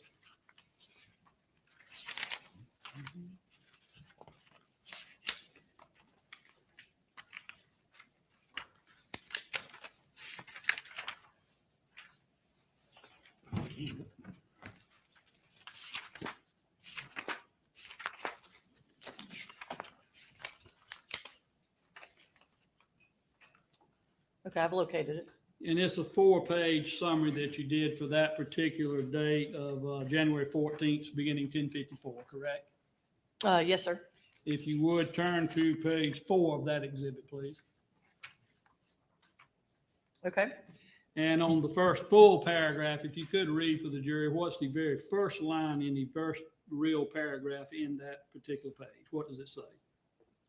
The interviews, the summaries print out a little bit different. So Okay. if you'll just tell me what it starts Sorry, with. it starts, Williams did not know how. Okay, I'm with you. If you could read that for the jury, please. Williams did not know how Romeo, JD, could have been injured. Williams denied causing any physical harm to Romeo, which is JD. Mhm. Agent Fort provided contact information for William in case Williams needs to contact Agent Fort for any reason. So that paragraph establishes, at least in that second interview, that same night when this occurred, that he said he did not know how the injury occurred, correct? No, yes, sir, that's what it says. Now, you just heard him say he told you about how it happened, that he told you it was caused by a fall. If that had been told to you, would you have put it in this interview summary? I would like to say yes, that I might have, but the summary is just a summary. So it's not going to be a transcription of it. I can't say that I would have put everything in there, Well, but you- I would like to think that I would. I mean, that's an important piece of information. If someone's claiming a fall cause, that you'd want to notate that, would you not? Theoretically, generally speaking, yes. Now, going back to the first interview, and I'm going to ask you if you'll please just thumb through it and look through it. If you can tell me in any place in that first interview where you believe that he told you anything about what occurred that caused this injury to happen. Okay. If he says anything about a fall or claims it's something else, if you would, I understand you hadn't had a chance to look at it till I put you back up here, but take your time and do that, and then I'll ask you a question, okay? Okay.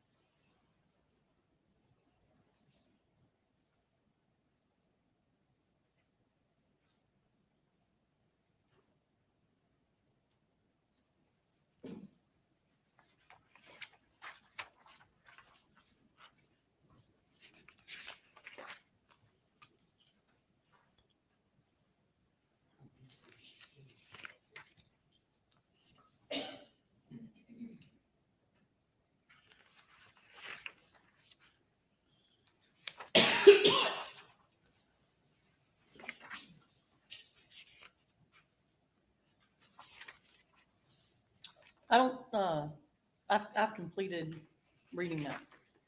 And you didn't see anything where he said anything about child falling, did you? I didn't see that in my summary, but again, it's a summarization. That doesn't mean it wasn't said in the audio. So you're saying there's some possibility that he might have said it to you, but you just didn't find it important enough to put in either one of your summary investigatory notes? I'm not saying that it wasn't important enough for me to put in there. I'm just telling you, I don't know if it's in the audio or not. It's not mentioned in this summary. So that part we do know. You've got 2 sets of notes concerning the interviews, and neither one mentions him saying anything about a fall, correct? I haven't fully reviewed the other one yet. Well, you saw the ending where it said he said he didn't know anything about how he got injured, correct? There was that paragraph, yes. Yes. Now, the third interview, do you have notes from it or anything with it? I should, yes, sir. Now, that interview, you recall, he just testified that, yes, his sister did come into the room with him well, he was being questioned and she came in the room while you were there, correct? Yes, And then he stated that he was not interviewed, or he stepped out of the room while she was in there. Do you remember him saying that? yes, I do. Now, you have a recording of that particular interview, do you not? I don't remember if it was just audio recorded or video recorded. I can represent to you, I've got it over here that can be played, and that may happen, but you have no reason to believe that it's possible that you had the audio and video, It was correct? either audio or video recorded. Okay. And if I tell you that I believe that that interview was 59 minutes and 17 seconds, would you agree that that sounds about the length of time it took for that particular time? I mean, I have no reason to disagree. I'd have to look it up. Would you disagree with me that 39 minutes and 53 seconds of that video showed both Ashante and Jay in the room with you while you were at least conversing with them? I don't remember how long they were both in there together.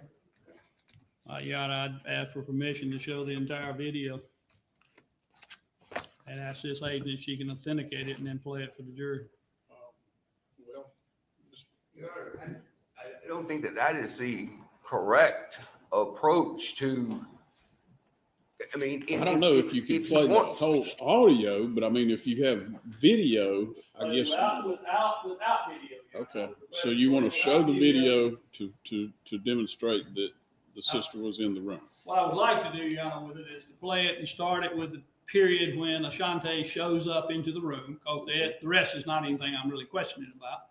And it will show a time period for when that occurred, and Okay. then be able to show from there forth who is in the room for the remainder of the period.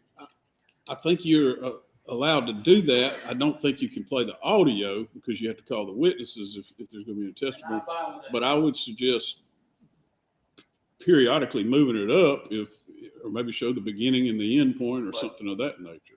I think, Your Honor, if she says that she doesn't remember, that the correct approach to that would be to allow her to refresh her memory. And By that's saying not it, something right? you would do by playing it in front of the jury. Now, we could all sit in here and he can let her look at it on a computer, but I don't think I mean, if the point is that he, wants the jury to see this going on, I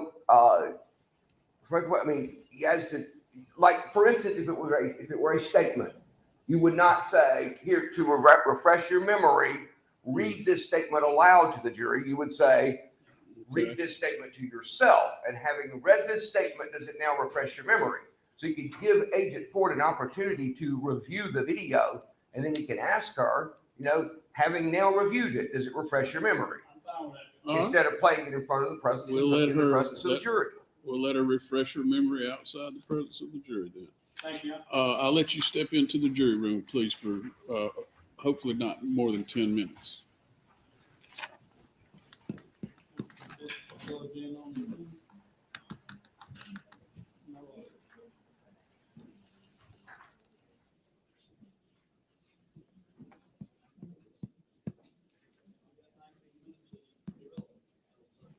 We still want to start with the whole thing.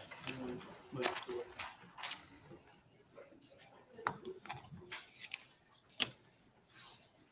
Grab that door. All right, let's see if somebody can call up the video.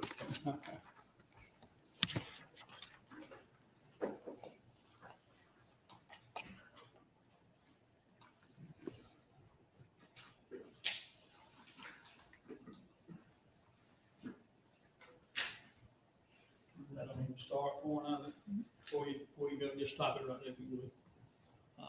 Agent Ford, as you see on the screen right now, you can see that there's a video that appears to show you and Mr. Williams, correct? Correct.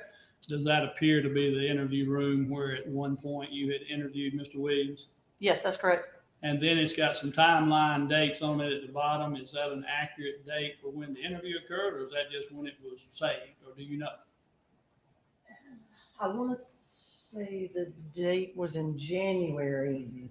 I can't give you if it's accurate on the system. Sometimes it reboots and things like that, so I can't tell you that. Well, let me ask you this. That particular interview, I know you did two at or around the hospital with him, correct? On the day of. That's correct. And that's not in that location, is it? Correct. So you would have, it'd be fair to state that this is the third interview that we're looking at here. Yes, sir, it would. And If you, I mean, if you let her look at her summary from the interview, I imagine she can look at the first line of it and tell you when the interview occurred, regardless of what that timestamp says there. that's fine. Well, what does it say on your summary as when the date was? I mean, I wasn't really too concerned with that, but I'm fine with that. If you give me just a minute, please. It's number 44. Yeah, January 26th in the top left-hand corner, it says that may be more likely to be the right date. But That's more accurate with what I remember. Yes, January 26, 2024 at 9:51 a.m. okay. So that's the beginning of that interview, and I want to, if I could, so can you testify and state that it appears to be an authentic copy of the interview you're about to conduct with Mr. Williams? Yes, sir. What you see so far? And if I can, Your Honor, begin to play it without the audio. And I'm going to ask you to be okay, play it for just a minute, just to show. I mean, we're just showing it for her to refresh her memory, so, and the jury's not in here. Yeah. So, If you would move it, just move it kind of fast forward in here. You see you're in here interviewing him solo at the moment, correct? Correct. And now we're moving the timeline up to first few minutes, same thing. Keep on.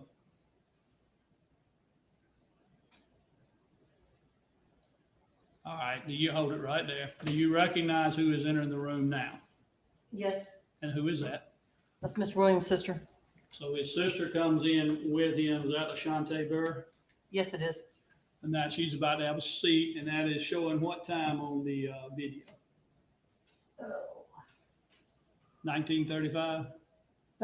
Approximately 20 minutes into the interview. Yes. And if you would now play just scoot it on through in a reasonable fashion where it's not just flying, but enough to see what's going on.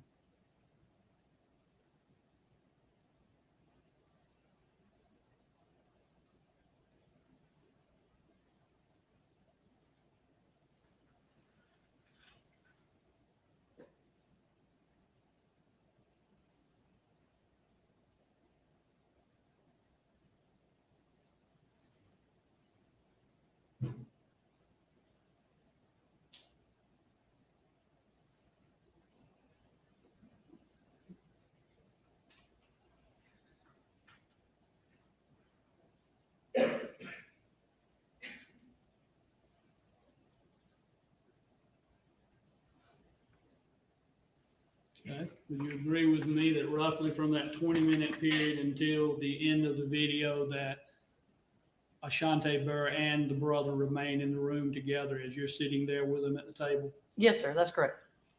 That's All the right. the part I need. I will ask most follow-up questions from you. Okay. Yes, that's what I need. all right, then you can take that down and we'll bring the jury back in.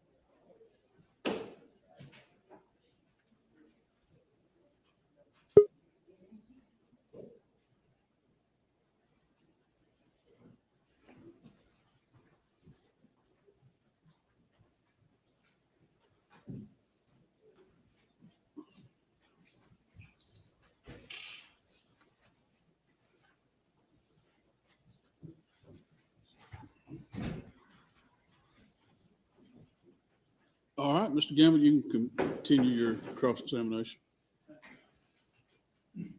Agent Ford, I understand that it's been almost 2 years since you were initially involved in this case and interviewing people and whatnot. But since we took a break, have you had an opportunity to review a video dated from January 26, 2025, in which you were interviewing Mr. Williams? I reviewed January 26, 2024. I'm sorry, 2024. Yes, I'm sorry, 2024. Yes, correct? I did. And that was viewed just visually without any audio playing, correct? Correct. But the date coincided with the notes that you had that that was the proper date for that third interview, correct? Correct. And we went through it showing you on the screen where it began until it ended on both visually watching it and a timeline as far as how much time it was taking, correct? Correct. And at some point during the video, Miss Ashante Burr, the sister of Mr. Williams, comes into the room with you and Mr. Williams, correct? Correct. And I believe when we were talking about that earlier, it was around the 20-minute time frame of the film, correct? Correct. It was a little short of that, but close enough to round it off, right? Approximately, yes, sir. And then from that point on, it showed video that all three of you remained in the room until the interview ceased, correct? Correct. Which, if I'm correct on how much time it was for the entire interview, it was about 40 minutes of them being together, correct? Or you can look at your notes, and I think you'll probably have where you began and ended the interview, correct? Yeah, so we started at 9:51. Looks like we ended around 10:50 approximately. That's about an hour, so 60 minus 20. So it's close, right? 20 minutes and 39 or something in that range, right? Correct. Now, and you heard Mr. Williams just testify that he did not remain in the room once you began. Objection, Your Honor, asking this witness to comment on or otherwise characterize the testimony of another witness is improper. Mr. Gamble, you can state your question without asking her to comment on the other witnesses. I will, yeah. The video evidence that you saw conclusively shows to you that for 40 minutes, those two were together with you in that room, correct? Correct. That's all the questions I have for this agent. You need to redirect this agent on those matters.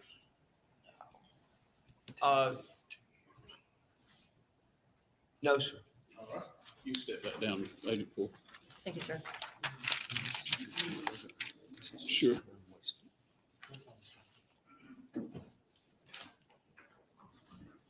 All right, Mr. Gamble, you can call your next witness. What's the name? Jenna, it's Newsom, I believe. Isn't it?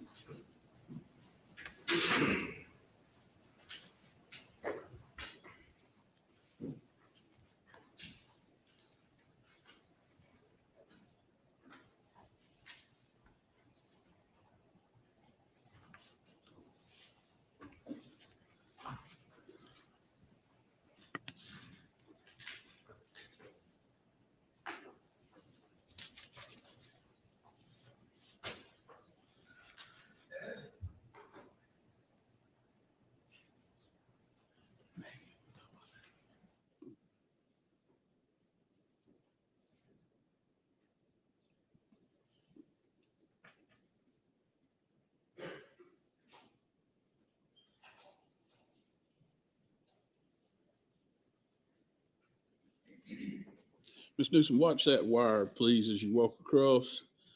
And before you sit in the witness stand, face Mr. Gamble and receive the oath, please. You can come up here. All right.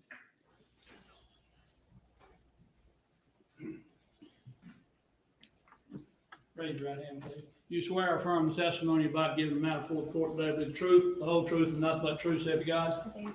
That's it. Ms. Newsom, could you please state your full name for the court? Yes, Jenna Newsom And where do you live, Ms. Newsom? in Blakely, Georgia. And do you know the defendant seated to my left, Trinity Poague? I do.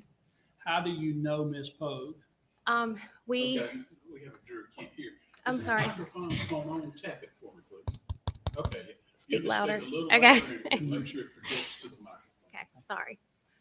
How do you know her? We met in 2020 at Miss Colquitt Pageant. And do you have known her since then? Yes, sir. Has she ever performed any service for you where you would pay her for services? Yes. What did she do for you?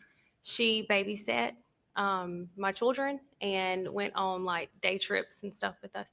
How old were your children at the time she was babysitting? I'm gonna object. I mean, if this is just, character evidence in the sense of, she babysat my children and nothing bad happened. That's, first of all, is irrelevant. Well, it's irrelevant in generally, but under 404. Mr. Lamb, before you go into a lengthy objection, I think maybe I should take the jury back out and let's find out. Because I don't want to have it. I'd rather get all the, if there's going to be objections to the testimony heard. Yes.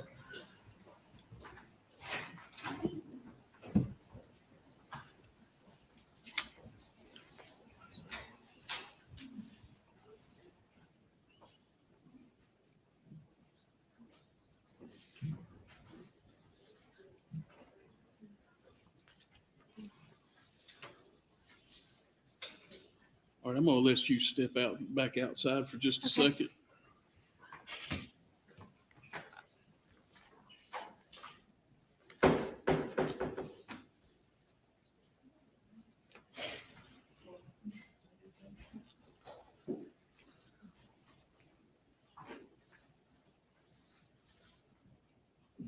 All right, what's your objection to the testimony, Mr. Lamb? It is irrelevant character evidence under 404. I mean, evidence of a person's character, trait of character is not admissible for the purpose of proving action in conformity therewith. I mean, to say, she babysat my children and nothing bad happened, I would trust her to babysit my children or whatever is coming, it's not a pertinent trait of character under this, with regard to with regard to the issues in this case, it's not a pertinent trait of character, which means it's not acceptable. It's not admissible. And even if it were admissible, it would only be able to prove it by reputation, not by reference to specific circumstances or specific acts. All right, Mr. Campbell. It's not being offered for the purpose of character, Your Honor. It's being offered to be able to show that she has experience in being around children at or near the age of this child, and that she would have the knowledge necessary for first caring for the children, but secondly, being aware of when children are fussy or not, dealing with them when they won't sleep as they should, all of those type things. So it's not being offered to prove anything in character. And I don't intend to go into great detail with the witness other than to ask her what I just asked her about, did she babysit for her? How many times did she babysit for her? Mm-hmm. And really, that's the gist of that conversation with her, Your Honor. All right, Mr. Lamb. Well, just asking her if she babysat for you, I think that it is a sort of a backdoor attempt at putting character evidence in. But I'll stand on the objection as it stands now. Obviously, I'm not going to try to raise any further issue if the court. Well, 404A I looked at this before we got here, anticipating that there may be some of this. 404A allows evidence of a pertinent trait of character. What he's saying, he's not offering it as character, but I don't know whether what I don't see is what a pertinent trait of character offered by an accused is. But that is an exception to the disallowance of character evidence. And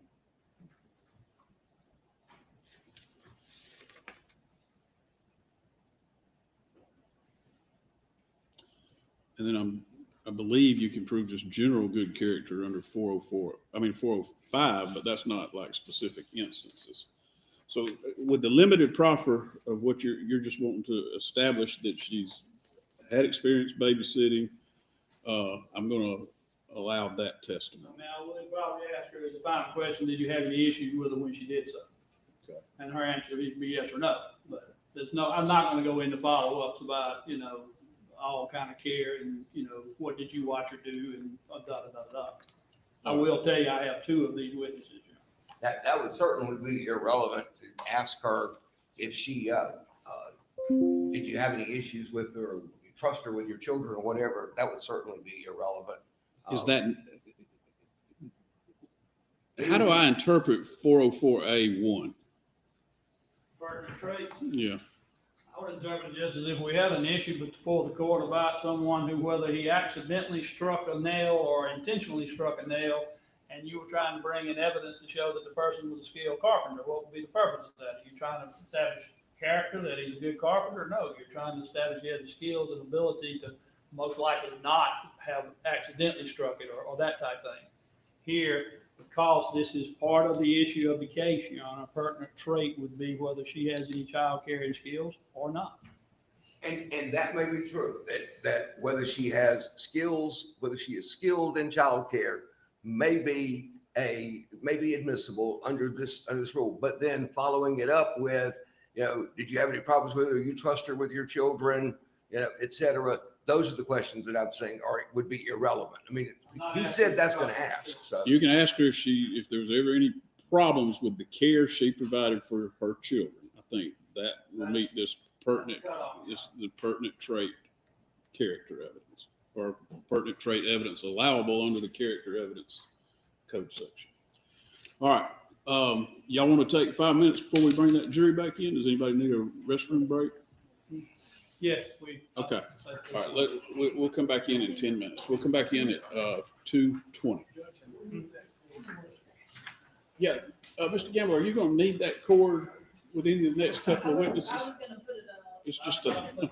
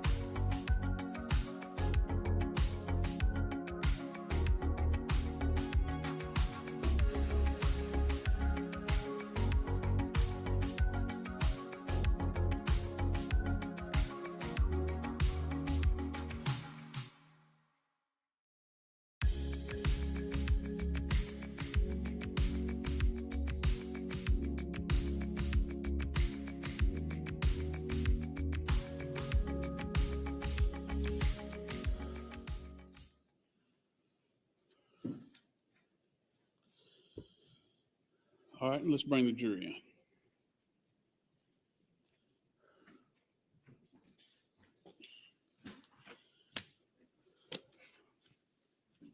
You bring them back in.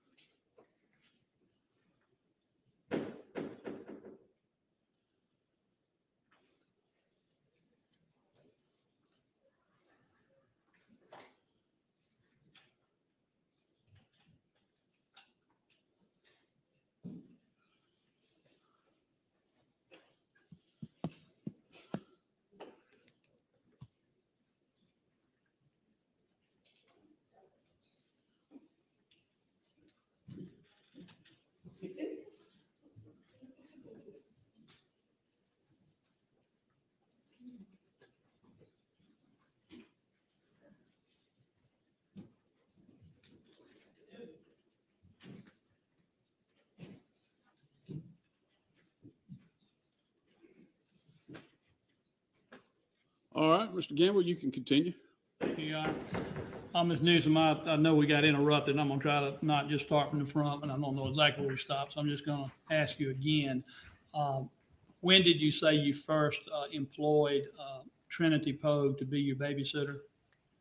We met her in 2020. I don't really remember if it was the fall of 2020 or the fall of 2021 that she first babysat my children. And how many children was she babysitting? I have two, And they boys or girls? one girl, one boy. How old were those children when she began to babysit for them? My daughter was 3 or 4, and then my son, maybe 7. And at that time, it was in 2021? Yes. Okay. How old was Trinity at that time? 15, 16. I think she was driving, so I'm going to go with 16. Okay. How many times approximately did she babysit for you? Maybe 10 plus times. And did you have any issues with her babysitting for your children any of those times? No, sir. That's all the questions I have, Your Honor. All right. Mr. Lamb, do you have any cross-examination? Just briefly, Ms. Newsom, you certainly expect her to be able to recognize injury to a child, wouldn't you? Yes, sir. I mean, that's part of what you expect out of a babysitter, right? If something goes wrong, that they're going to recognize it. They're going to be in a position to do something about it, right? Yes, sir. You would expect her to take every reasonable measure to protect a child that was that needed protection, wouldn't you? Yes, sir. If there was a child being physically abused or grossly neglected in some way, and it was occurring in her presence, then you would agree with me that that would be a gross failure on her part if she just did nothing, wouldn't you? Yes, sir. Nothing else. Any redirect? No, Your Honor. All right. Thank you, Ms. Newsom. You can call your next witness. Jessica Whitaker, Your Honor. Jessica Whitaker. Yes. Oh, I thought we had a bail. Oh, I did too. I don't think. No, Sharon's going to get her. Thank you. Yeah, I thought he was still back there.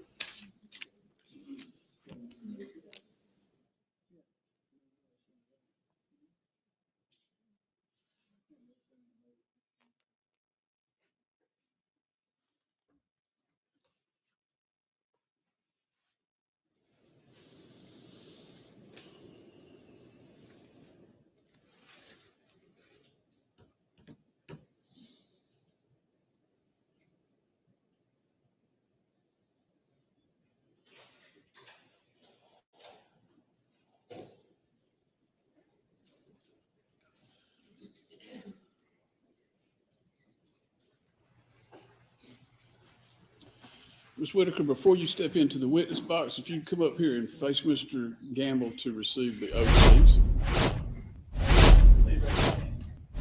Do you swear or affirm the testimony you're about to give in the matter before the court, is the truth, the whole truth, and nothing but the truth, so help you God? Thank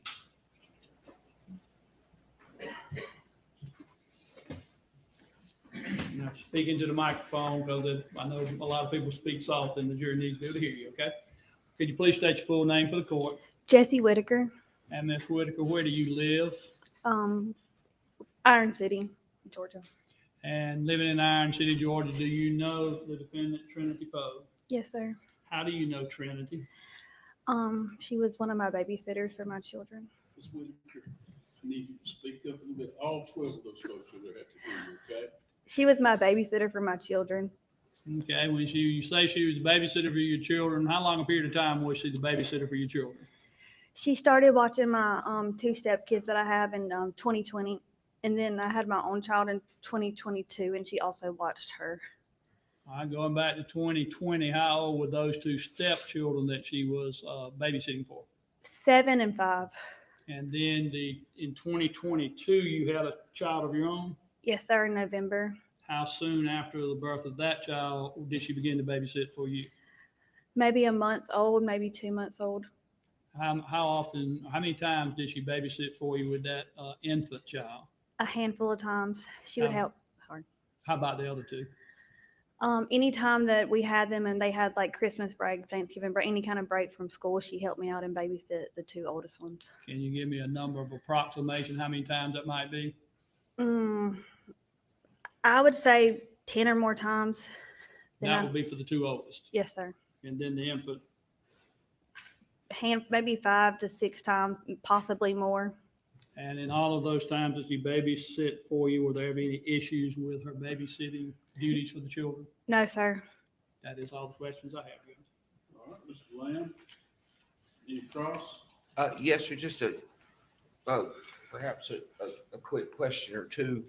Ms. Whitaker, if one of your children was being watched by Ms. Poague and your child suffered an injury of any sort, what would you expect her to do? Call me. Okay. Would you expect her to call a doctor or an ambulance? Yes, sir.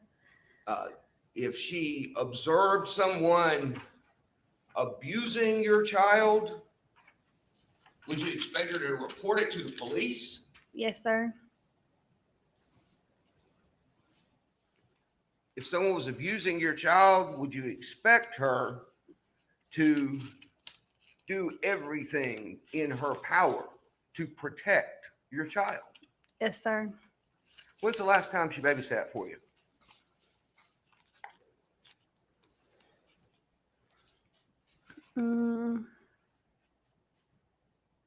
Probably 2023. And she started babysitting for you in 2020? Yes, sir. So that was 5+ years ago? Okay. Okay, nothing further. Anything else? No, Your Honor. All right, thank you, Ms. Whitaker. You're free to stay or go. You can call your next witness. May she be excused, Your Honor? Yes, sir, she's excused. She can stay or go. I would call Megan Pitts to the stand, Your Honor.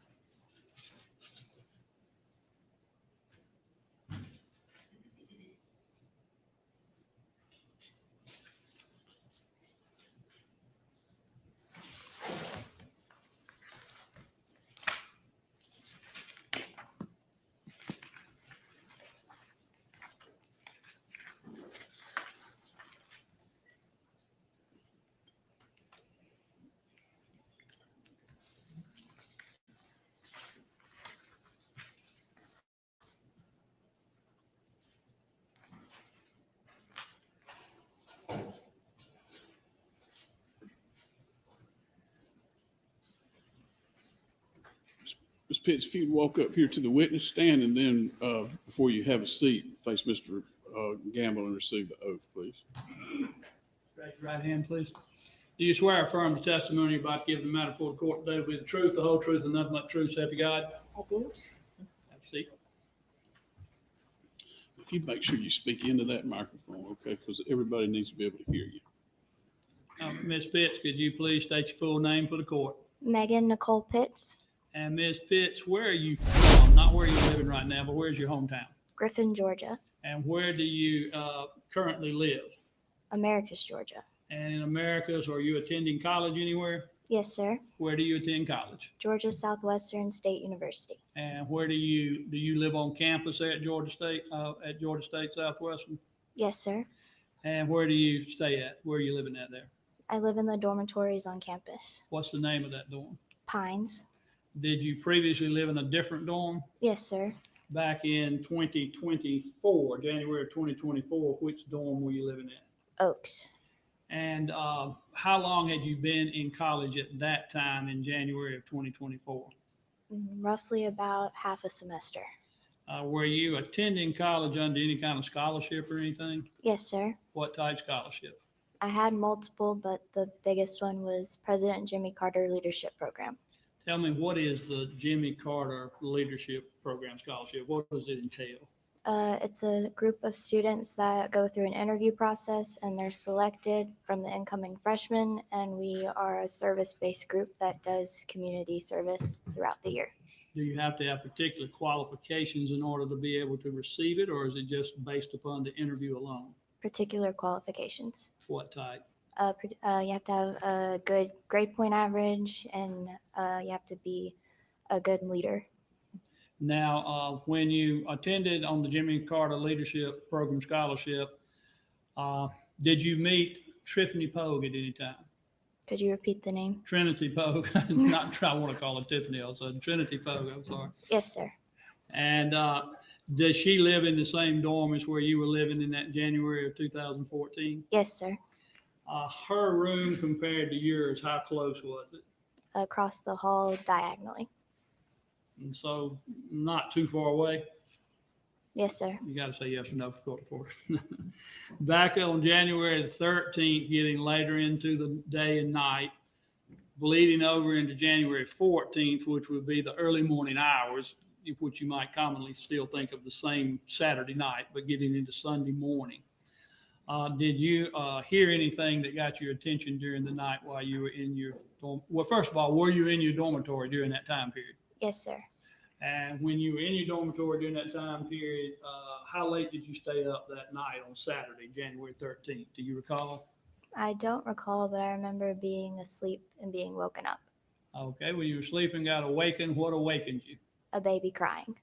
Okay, was it, can you describe, I know baby crying is baby crying, I guess, but is there any way you can describe as far as volume or anything of that nature? It was particularly loud considering I was across the hall. Okay. Enough that it awakened you? Yes, sir.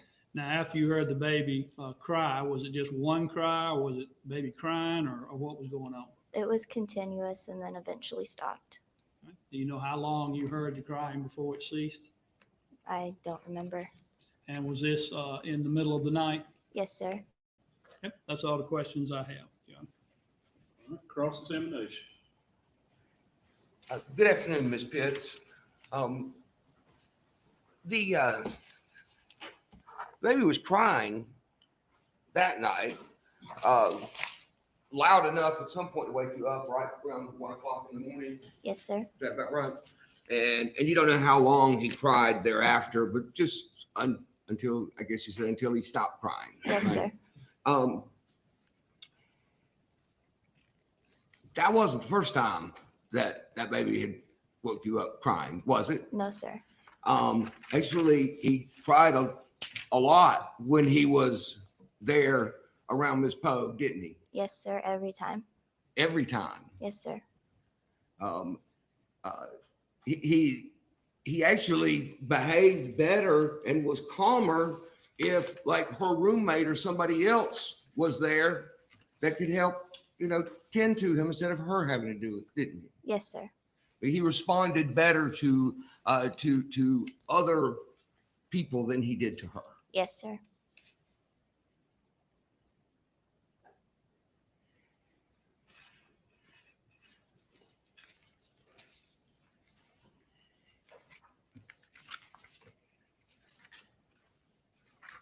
She told you at some point, or did she tell you that she had known that child for his whole life? I don't recall. You don't recall that? Do you remember interviewing with the GBI Yes, sir. agent over at I think y'all interviewed over in the police station on campus? Yes, sir. Interviewed with Special Agent Joe Chestnut. Yes, Does sir. that sound right? And I mean, there's an audio recording of it, not a video. There's an audio recording of it, but there's also a summary that the agent prepared, which is, his note summary of the interview. Okay. Yes, sir.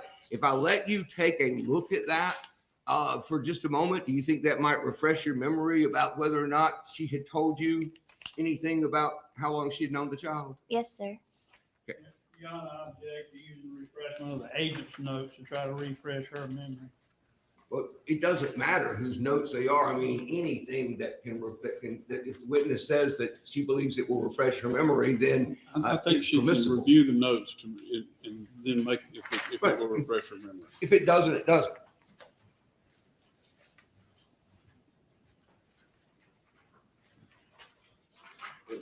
Start maybe like right in here and read down 2 or 3 paragraphs. Just read to yourself. Not out loud.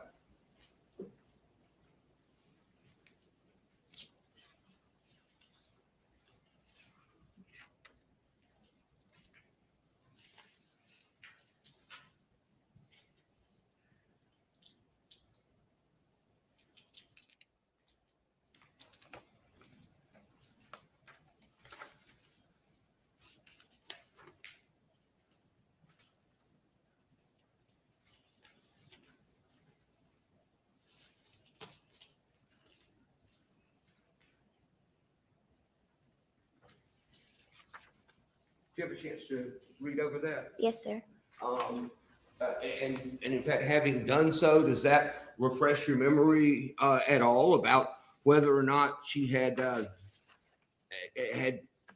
led you to believe, or led everyone to believe certain information about how long she had known the child, things like that? I remember her having conversations about describing knowing the child and helping take care of him, but I don't recall that particular conversation. Okay, you don't recall a particular conversation where she said she'd known him his whole life. Correct. But you do recall conversations where she had talked about the child, taking care of him, and having and that sort of thing. Yes, sir. And where she'd seen him taking care of him away from where y'all were, away from the dormitory. I don't remember. You don't remember that? Okay. All right.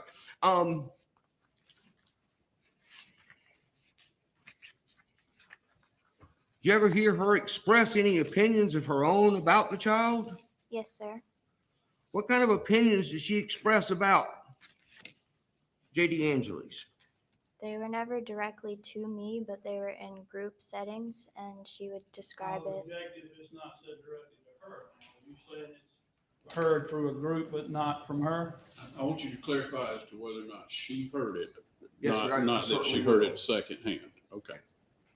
And I do need you to speak into that microphone a little louder, okay? All Yes, right. sir. Thank you. When I ask you if you had heard her express any opinions about the child, you said in a group setting, was it a setting where you actually heard what she said? Yes, sir. It was in her room. Okay. Not her talking to someone else and them telling you she said something. It's something you actually heard. She just wasn't talking to you individually. Yes, sir. It was a group of people in her room. Gotcha. Okay. So what opinions did you hear her express about the child? She was describing that she didn't particularly like him.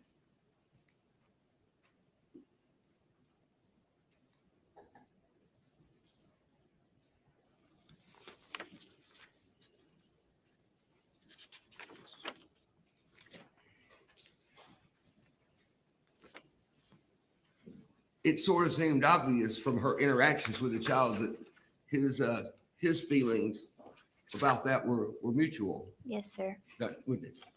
Nothing further. Redirect? No, Your Honor. All right.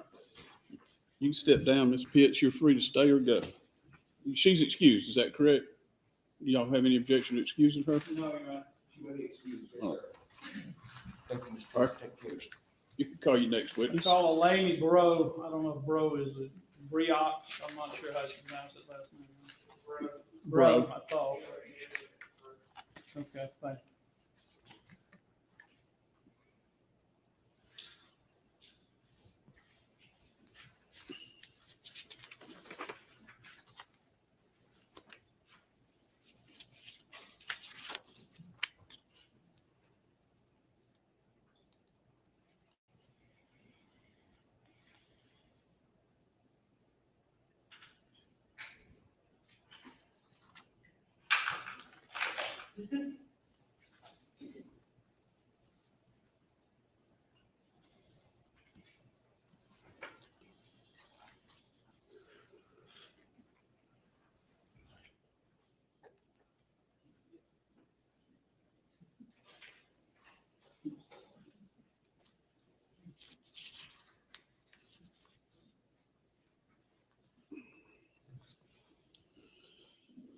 Mr. Bro, before you have a seat up there in the witness chair, if you could face Mr. Gamble and receive the oath, please. Raise your right hand, please. Do you swear or affirm that the testimony you're about to give in the matter before the court will be the truth, the whole truth, and nothing but the truth, so help you God?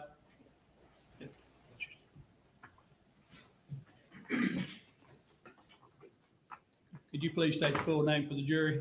Elaine Marie Bro, And Ms. Bro, where are you from originally? Perry, Georgia. And are you currently attending college anywhere? Yes, sir. Where do you attend college? Georgia Southwestern. And are you living on campus anywhere? No, I live in an apartment off campus. Back in January of 2024, were you living on campus? Yes, sir. At that time, where were you living? Oaks 2. And in Oaks 2, did you have the occasion at any time to meet Trinity Poague? Yes, sir. How did you know her? We were in the leadership program together, the President Jimmy Carter leadership program together. So you would have met her through that to begin with? Yes, sir. Did you also see her from time to time at the dormitory where you lived? Every once in a while, yes, sir. Did you ever see her to know whether or not she had a boyfriend? Yes, sir. Did she have one? Yes, sir. Do you know who he was? I saw him, but I never knew his name. You just saw him with her boyfriend? Yes, sir. Do you know whether or not there was any child involved in that relationship? Yes, sir. Did you see the child as well? Yes, sir. Did you ever see Miss Poague where she was carrying that child with her? Yes, sir. Now, how far away was your room at the Oaks from Miss Poague's room? Right across the hall. Directly across? Directly across, yes, sir. Back on January 13th in the late night hours, anywhere from 10 o'clock forward, till January 14th, early morning hours. Did you hear anything during that time period that was worth noting? I heard the baby crying, sir. What time was it when you heard that? Do you know? It periodically throughout the night. I probably went to sleep around like 10:30, so I just woke up every once in a while and just heard the baby crying. Was it enough to have awakened you? Probably not, no, sir. Just heard the baby crying? Yeah, I just wake up randomly throughout the night anyways. Okay. You don't know anything else about that, though, other than the baby was crying? No, sir. All right, that's all the question I have. All right. Cross-examination? So the child didn't wake you up. You just woke up, but you could hear him somewhere down the hall, across the hall, crying, Yes, sir. right? Yes, sir.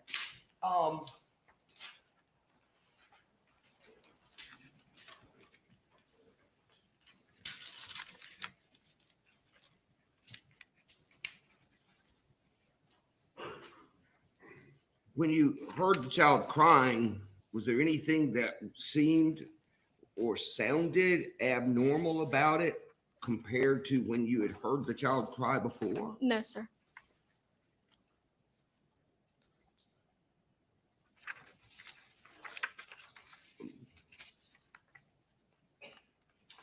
The next morning, let me back up. You said that you heard him crying maybe around 1 a.m. and then on and off until 6 o'clock in the morning.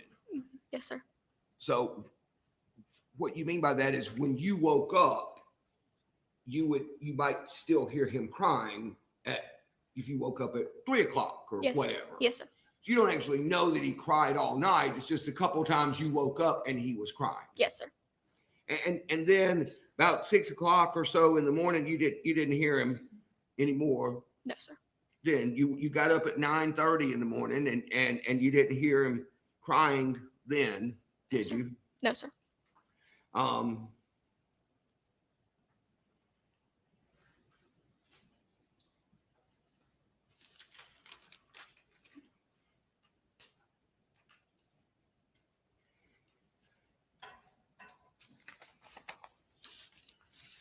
The child cried often when he was there, didn't he? Yes, sir. I think so.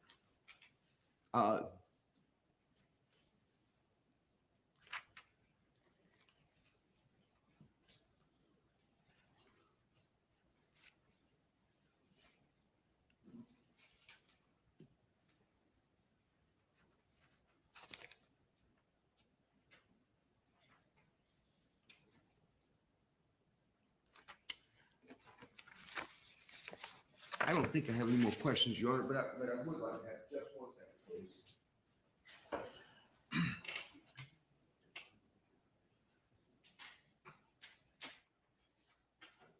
No further questions. All right, any redirect, Mr. Gamble? No, Your Honor, she can be excused for as far as we're concerned. All right, Miss Bo, you can stay or go. You're free to go. Okay. Or stay. You're excused. All right, you can call your next witness, Mr. Gamble. Yeah, I would ask for about a 15-minute break to Okay. discuss some things. All right. Ladies and gentlemen, we'll be in recess until 3:05. All right. If anybody needs to step downstairs, Chet, make sure somebody goes with them.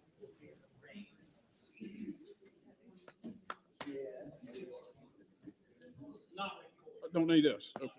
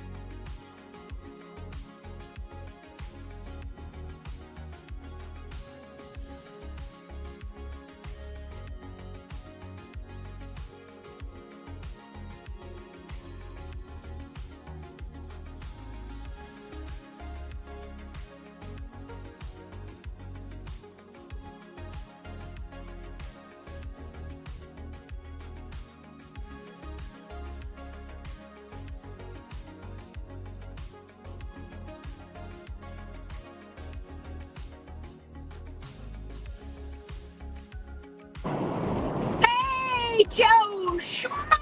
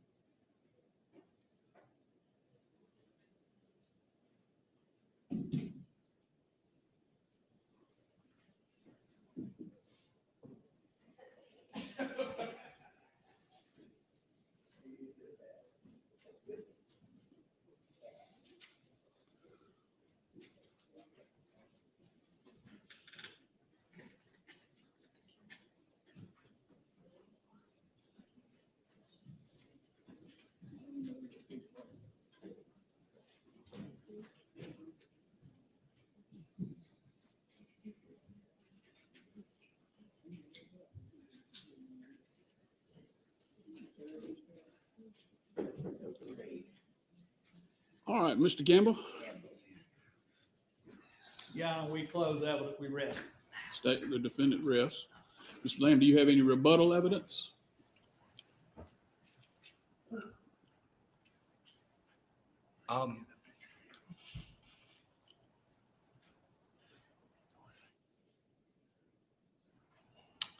No, Your Honor. Okay. My proposal would be for us to have a jury charge conference, all the things that we need to do in preparation for y'all to give closing arguments, and that y'all start your closings in the morning. That would be great. I think that'd give people plenty of time to prepare. Ladies and gentlemen, the evidence portion of the trial is completed. There's a good bit of work that I need to do with the lawyers. They get to go over the charge that I'm going to give you and make any objections, and we work that out. And also, I want to give the attorneys time to prepare their closing statements so that they can have overnight to actually get their thoughts in order. It's very important to both sides, and I want them to be able to narrow down their thoughts and give a good cohesive argument. So I'm going to recess for the afternoon as far as you're concerned.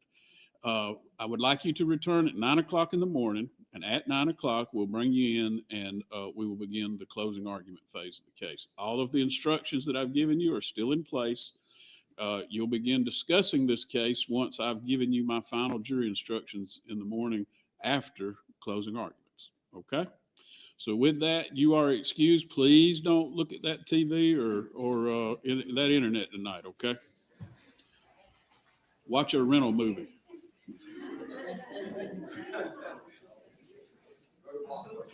Yeah. Well, you can still rent a movie on TV, right?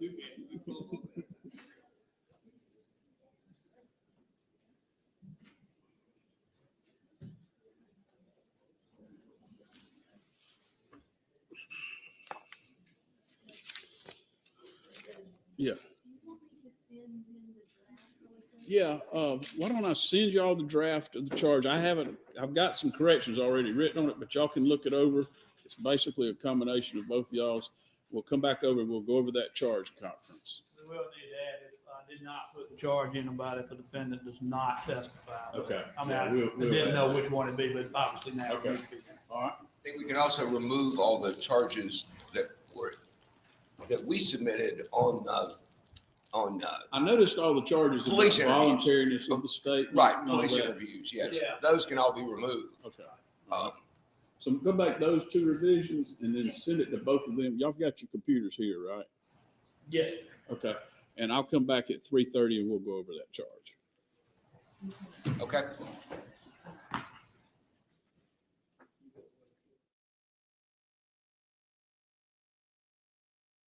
I think so. That's my preference if we're able to. I know that you do in other cases, I'm just making sure.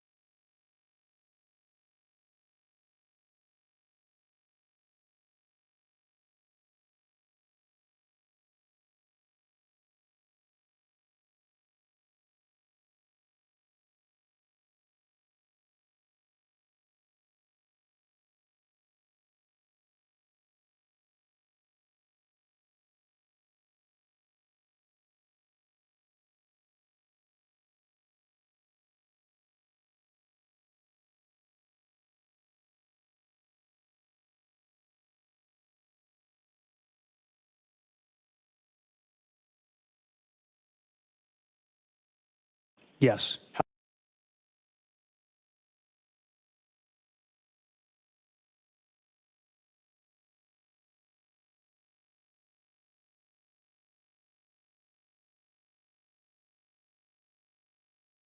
Thank you. Nothing further.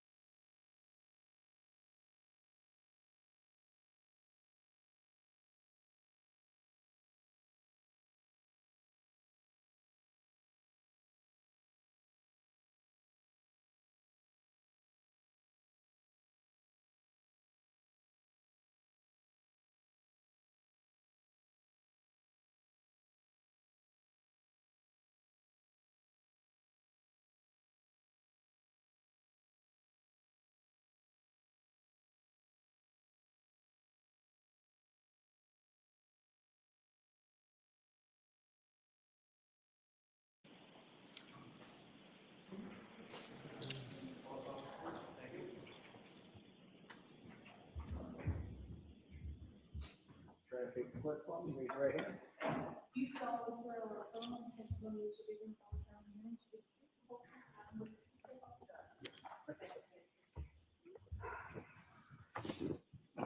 Thank you, sir.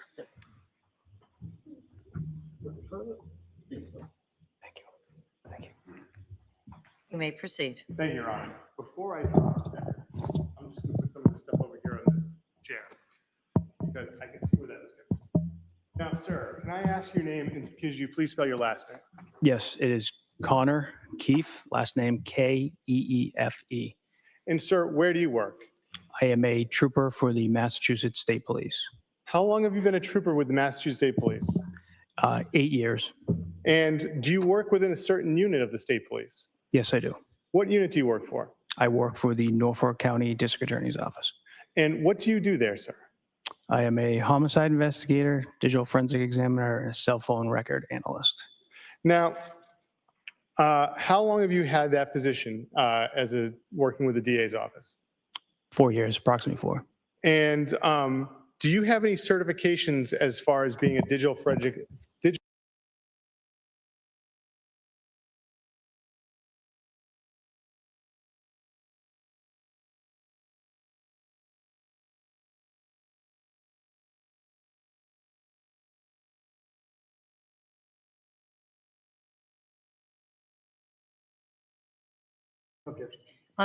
Counsel, on the first one, I'm sorry, I'm keeping track of the numbers. What's the first? It's 7-6. It would be 7966. That's where I missed it. 7966. All right. So now in evidence as Exhibit 158 are the Verizon records of 617, 599, 7966, and then 159 is the phone number ending in 8082, and 160 is the phone number ending in 8648.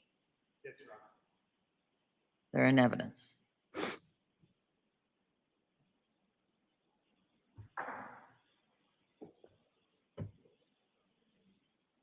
Yeah.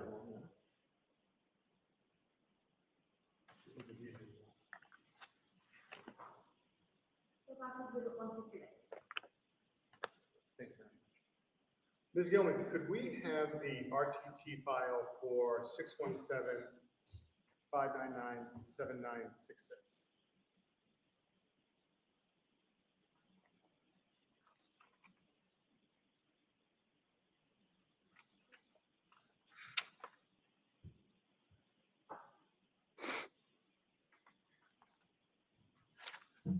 So, Trooper, looking at the file entitled RTT Details 599-7966, is there a date range in that file name? Yes, there is. What is the date range? It is January 1st, 2023 to January 5th, 2023.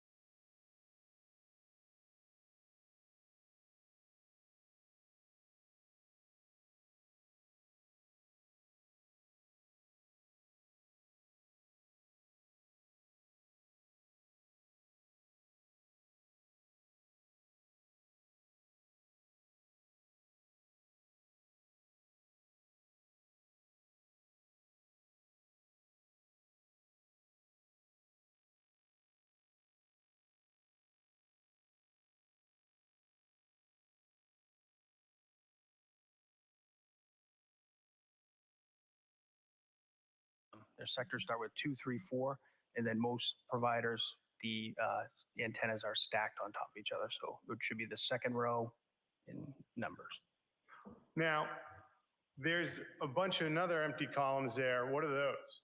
There was no 5G technology used in these records. And then first distance MI, last distance MI. What's that? So that's the first estimated distance that was provided, and then the end of the event was the last distance. And what happens when there's an NA there? That means Verizon was unable to provide an estimated distance of the device for that date and time during that transaction. So that's the and does that correspond to the technology in the first column? Yes, sir. And why is that? Like what technology had the data and which one didn't? Yes, after analyzing the records, all the data with a 1, which is Nokia, they were unable to provide any estimated distance of the device. The one with 12 was Samsung technology, and they were able to provide estimated distances for that. And so Samsung and Nokia both had antennas on this tower. Yes. And then what is VoLTE? That is voice over LTE. That would indicate if it was a call or not, like a voice call. All right. And could we keep on going all the way to the end? All right, if we could stop. Thank you, Ms. Gilman. So I take it there's no Ericsson's issues on why, because there's no Ericsson technology? Correct. And then there's a series of entries or columns from Z to AC, PCMD, and then that information. What is that? Column Z is the per call measurement data, and the 2 indicates that it was not an emergency call. A 0 would be invalid, 1 would be an emergency call. This is just how Verizon marks their data for these records.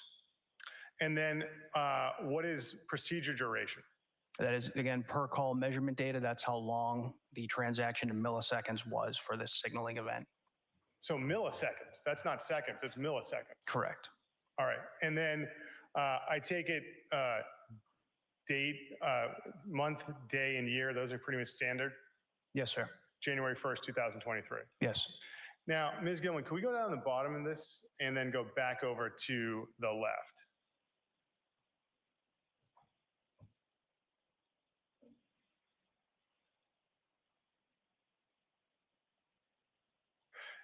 And now, sir, there's a series of columns now at the bottom of this spreadsheet. What is it that we're looking at down here? This is the tower list for the transactions that occurred in this data. So these are the tower lists, and all this data occurred within this tower. So the tower list is located at the bottom. And then there's longitude and latitude. What do you do with it? What is that? That's the GPS or the lat long of the cell site location. Could be a building, could be, in this case, it's a water tower. And scrolling over, street address, city. I take it that's pretty standard, self-explanatory? Yes, sir. So now, Ms. Gilman, if you could go back all the way over to the left. Thank you very much. Looking at these records, sir, were you able to come to a conclusion as to the last time Verizon was able to estimate a distance of where the handset was when it interacted with the network? Yes. Okay. How are you able to do that? Or I should say, when is that, according to these records? That's a better question. That would be line 828. It would be January 2nd, 2023 at 3:14 a.m. And how do you know it interacted with the network at that time on line 828? If you could scroll over, please. The technology is 12, so that means it's a Samsung event. And then if you could keep going over, please. If you could just highlight 828 if you don't mind, just so I could see the column. Thank you. Okay, so 828, we see 0.024, 0.024. What's that? That is the estimated distance that Verizon believes the device is from the cell site located on Reservoir Road in Cohasset, Massachusetts. And so is that measured in feet, inches, or what? Miles. So approximately quarter mile, Yes, right? sir. Okay. Now, how do you know what direction it is from the tower in Reservoir Road, according to these records? So is it, are you talking that it's a circle or what? So it would be the azimuth in which the antenna is facing. Oh, okay. And so help me out with that because I don't know what azimuth is. What is the azimuth of where the antenna is facing? What does that mean? So the provider puts these antennas on the cell site in certain directions, 360 degrees, usually it's 120 per azimuth in which they're placed on the tower. And so as far as the direction of where the phone was from the antenna, can you tell us, based on these records, what the general direction of the phone was when it interacted with the network on January 2nd at 3:14 a.m.? It was from the cell site, the tower, it was southwest in the area of 516 Chief Justice Cushing Highway. So it was in the area of 516 Chief Justice Cushing Highway? Yes, sir. All right. Now, Ms. Gilman, on this file, there is a second folder. Could we go to that second folder?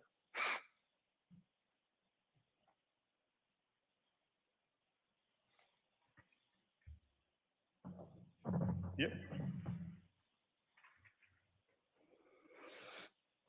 Are you familiar with subscriber data, sir? Yes, sir. Okay. What is subscriber data in relation to Verizon? This is from Verizon. These are Verizon's business records associated with an account. Looking at the spreadsheet that is on the screen, subscriber MTN 617-599-7966. Is this the subscriber data from Verizon? Yes, sir. All right. What is the first column search value? That is the phone number of these records associated with these records. Okay. And what is the search start date and end date? That is the report date that these were run. Okay. So January 7, 2023. And then column D has MTN. What is MTN? That is mobile terminating number. That's the same as the search value. That's Verizon's, the number associated with these records. And Ms. Gilman, could you just expand column D for us? Thank you. All right. And then account number, what's that? That is Verizon's internal account, an account number for this, this line. Now we get to last name, first name, business, address. What's that? That is the account holder of this number. Okay. And Ms. Gilman, could you scroll across to the right? All righty. Now we have a column P and Q. What are we looking at here, sir? I'm just waiting. That is the subscriber under this account for this phone number. Okay, so there's an account holder and then there's a subscriber. Yes, sir. And so the account holder, I take it they pay it? Yes. Okay, they're responsible for it? Yes. Okay. And what is the name for columns P and Q? Walsh, Anna. Council, is that a good place to stop for lunch? It's always a good place to stop for lunch, Your Honor. We'll do that now. All right, please. Chairs, close your notebooks, follow me.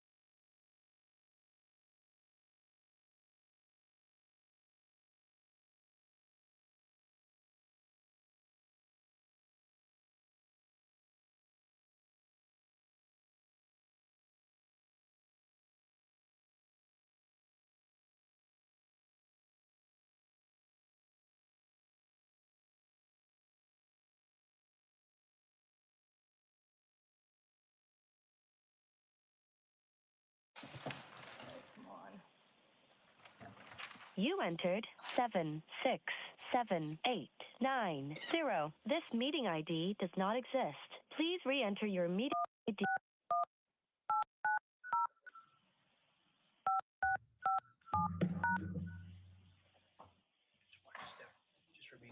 Enter your participant ID. Please enter the meeting passcode followed by pound. You have joined the meeting as an attendee and will be muted throughout the meeting. All rise, jurors. The host would like you to unmute your microphone. You are unmuted.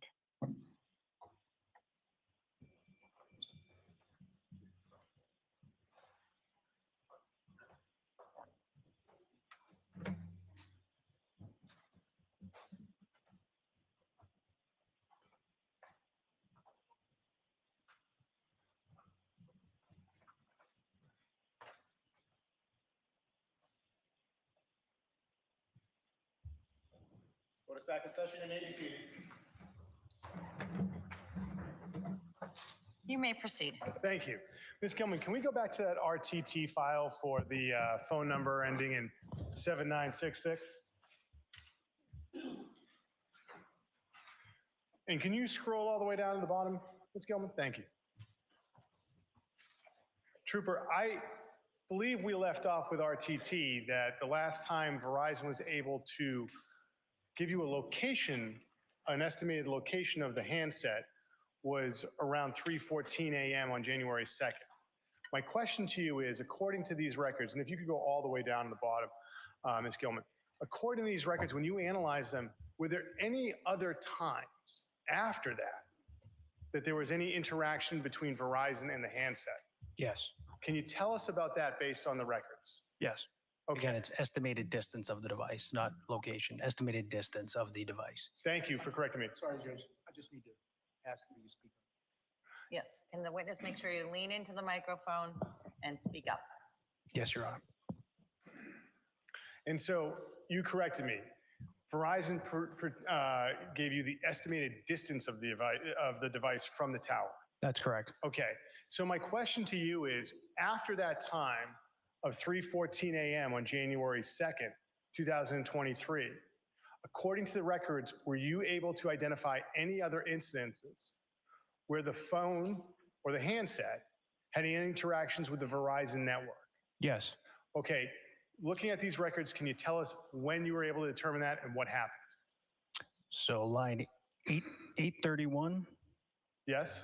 That would be January 2nd, 2023 at 4:13 a.m. Okay. The technology was Nokia. That's the start and time of the duration. And then if you could go scroll all the way to the right, please. The stop, sorry, columns V and W, there is NA, which means they were not able to provide an estimated distance of the device. So there was a signaling event between the tower and the device, but they were unable to provide an estimated distance of the device. Were there any other interactions from Verizon after that event? Yes. What was the final interaction that you were able to determine from the Verizon network? Or not interaction, the final activity of the Verizon network according to these records? Yes, if you could slide back over to the left, please. There's line 832, January 4th, 2023 at 4:14 a.m. Yes, sir. What happened at that time according to the data? There was a signaling event, but signaling event from the network, Verizon, to the device, but they were unable to complete that transaction. So if you could scroll all the way to the PCMD procedure, keep going, please. Right there, column AA, alpha, alpha, the procedure time, there is no time. So the network was unable to connect with the device at that time. Okay, so am I missaying this? The network sent out a signal, but the device never connected with it at that point? Essentially, yes. Okay. Now, Ms. Gilman, if you could close out of that for us, thank you very much. So that's January 5th. But what time were you working on this at Cohasset PD? It was later at night. All right. So what do you do on the 6th on this case? The 6th, I am at the command post in Cohasset, Massachusetts, and I receive 3 devices from Lieutenant John Fanning. Where was the command post in Cohasset? The Stop and Shop Plaza. Okay. Kind of in the center of town there. Not And center of town, but forgive me, I'm not in the military, I wasn't in the police. What's a command post? usually like a uniform command where agencies collaborate, locate, there's communications, establish different units to collaborate and come up with a plan and action. Were there any vehicles or anything like that brought in? Yes. What? There was different police vehicles, I believe maybe some four-wheelers, stuff like that, from what I recall. Okay. So it's January 6th, you're at the command post and you received what for devices? 3 electronic devices. And who gave them to you? Lieutenant John Fanning. And what devices did you receive? I received an iPhone 13 mini, an iPad 6, and an iPad 6 mini. And what did you do with these devices? I transported them back to the Digital Forensics Lab at the Norfolk District Attorney's Office in Canton, Massachusetts. And so about what time did you get back to the lab? Around 9:30 p.m. And so what did you do with these devices around 9:30 p.m.? I began the extraction process on the iPhone 13 mini. Walk us through, what's the extraction process consist of? So in this case, I used Gray Key, which is a forensic hardware and software company. You will take the device, you plug it into the hardware on a forensic computer running forensic software, and then the data will be extracted from the device. How long does this take? It can take hours, up to hours. And so did you do all 3 devices at once? I did not. Why not? It got towards later in the evening, and I finished the devices the next day. And so do you have 3 Gray Key machines, or can you put all one onto one machine? No, it's one at a time. Okay, so one's got to download, then you can get the next one. Yes, sir. And this information, once you download it, where does it go? It goes to the forensic server at the office. Okay, and does anyone have access to the server? Just the people assigned to the forensic lab. How many people are assigned to the forensic lab in January 2023? At that time, I believe it was 3. And so you said that you came back on the 7th to work on this? Yes. About what time did you finish downloading the devices? Before lunchtime on the 7th. And what was done with the devices? They were returned back to the owner. And who was your understanding the owner was? Brian Walsh. Now, once you've downloaded this information, can you just read it and go to town, do what you need to do? No, sir. What do you do? The data is in a raw form, and then we use a program, Celebrite, which is another forensic software that we take the raw data, it is ingested into Celebrite. Celebrite creates a readable, interactive image of the data. It breaks it down to calls, contacts, pictures, videos, text messages, web history, stuff like that. And so when did you finish getting the data into a readable format? The late afternoon on the 7th. And so on the 7th, what did you do as far as analyzing data from the iPhone 13 mini? I began analyzing data from December 25th, 2022 through the date of, I received them January 6th. And was that now, did you ever have a second opportunity to download this data from the iPhone 13 mini? Yes. When did you do that? Trooper Nick Areno did that, I believe in the January 9th. Okay. And so on January 9th, in addition to the iPhone 13 mini, did you have the opportunity to analyze data from any other iPhones? Yes, I did. What was the second iPhone you had the opportunity to analyze data from? That was an iPhone SE. And now, as far as looking at this data on January 9th, did anyone help you look at this data? Trooper Nick Areno was there. Now, are you familiar with the term native location data as it applies to iPhones? Yes, sir. Can you tell us what it is? Yes, so native location in iOS, Apple iOS operating systems. Native location is made up of location services on the Apple device, and location services are made up of GPS satellite, Bluetooth beacons, wireless connections, and cell tower information. And so native location data, how is that different than the Verizon data you just talked about? So this is data taken directly from the device, and the other data is from a cell phone provider. Okay. And so which one is more specific as far as a location then? The native location data. And so when you were talking about the handset being in the area of 516 Chief Justice Cushing Highway, based on the Verizon records, what are you able to determine based on the native location data of the location of a handset? It is more accurate to a specific location. And at this point in time, Your Honor, I would seek to enter in the electronic files of the location data of the iPhone 13 mini and the iPhone SE.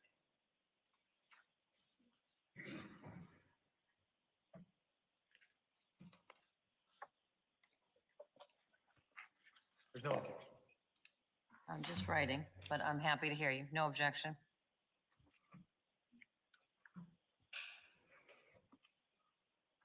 So the native location date, or the location data for those two devices, the iPhone 13 mini and the iPhone SE, Yes, is now in evidence as 161. Thank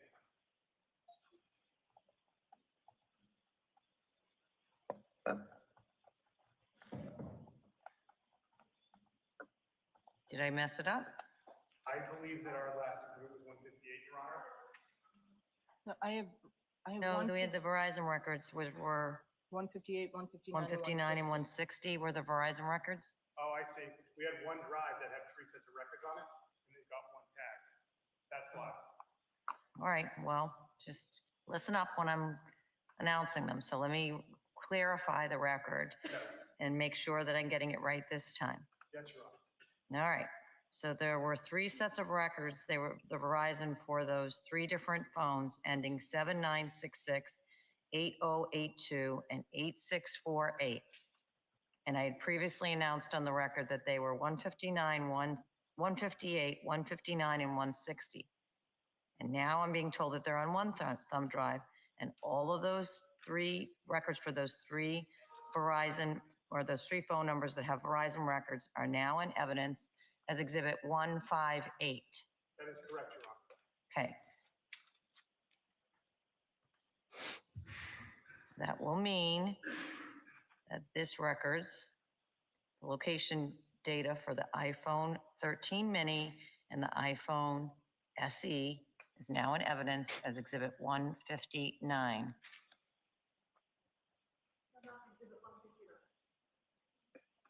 Thank you, Your Honor. My apologies.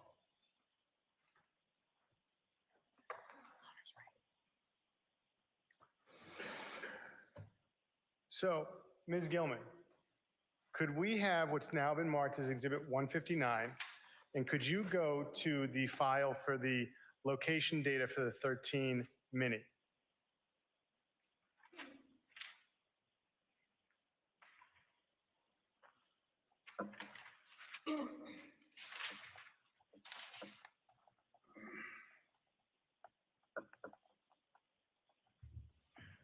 So, Trooper, directing your attention to the screen, we're looking at an Excel spreadsheet from 159 titled iPhone 13 Native Location Data. Can you tell us what we're looking at here as far as, I'll ask you, the first column has a number associated. What does that column represent? That indicates the number of records line by line in this file. When it says type, what's that supposed to indicate to you? Type of data in the file, location data. And then the next 2 are blank. And what are we looking at as far as this series of records? Location, date, time, destination, and description. These are native location data that I exported from the iPhone 13 mini. Okay. And that is date, time, and then the latitude, longitude. So when you get this information of the latitude and longitude, what do you do with it? Well, you've got this spreadsheet. What do you do with it?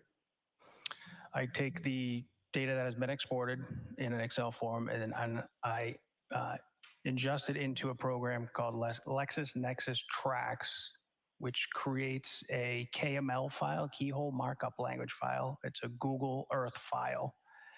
And then that brings up Google Earth. I ingest that file into Google Earth, and it presents a readable, interactive map of the data. So this gets into another program, and that becomes a readable map of data. Yes, sir. Okay. And when it says item number, how many points of data did you have between the iPhone SE and the 13 mini? Upwards of 40, 50,000 points. And so how is it that the phone has all these different locations in it? Why has it got this 40, 50,000 between these two phones? Any apps that you have location services on, anytime you use Apple Maps, Google Maps, stuff like that, your phone's consistently collecting this location information. Now, in addition to getting this location data, did you also get the subscriber information for these two phones? Yes, sir. All right. So, Ms. Gilman, I'm going to ask if we could go back, close out of this, go back to Exhibit 158, and go to the file for the phone number ending in 8082.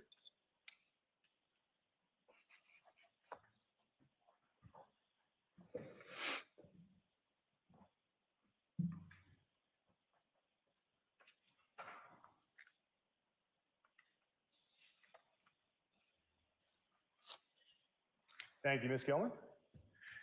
And so, Trooper, looking at subscriber MTN 617-895-8028. My bad, I said 8082. It should be 8028. Looking at this, what is the name of the account holder?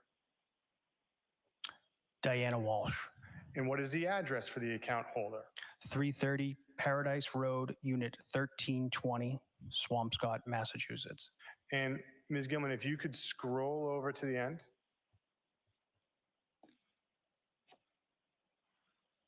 If you could stop right there. MTN effective date, what does that mean? That means when this number became active on the Verizon network. All right. And that would be December 22nd, 2022.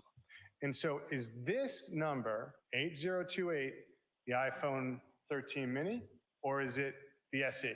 The iPhone SE. Okay, 8028 is the SE. Now, Ms. Gilman, could we have the file for 8648? Subscriber information from Exhibit 158.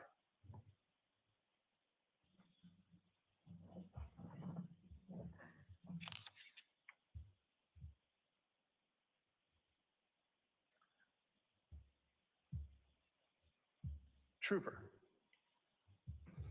looking at this subscriber MTN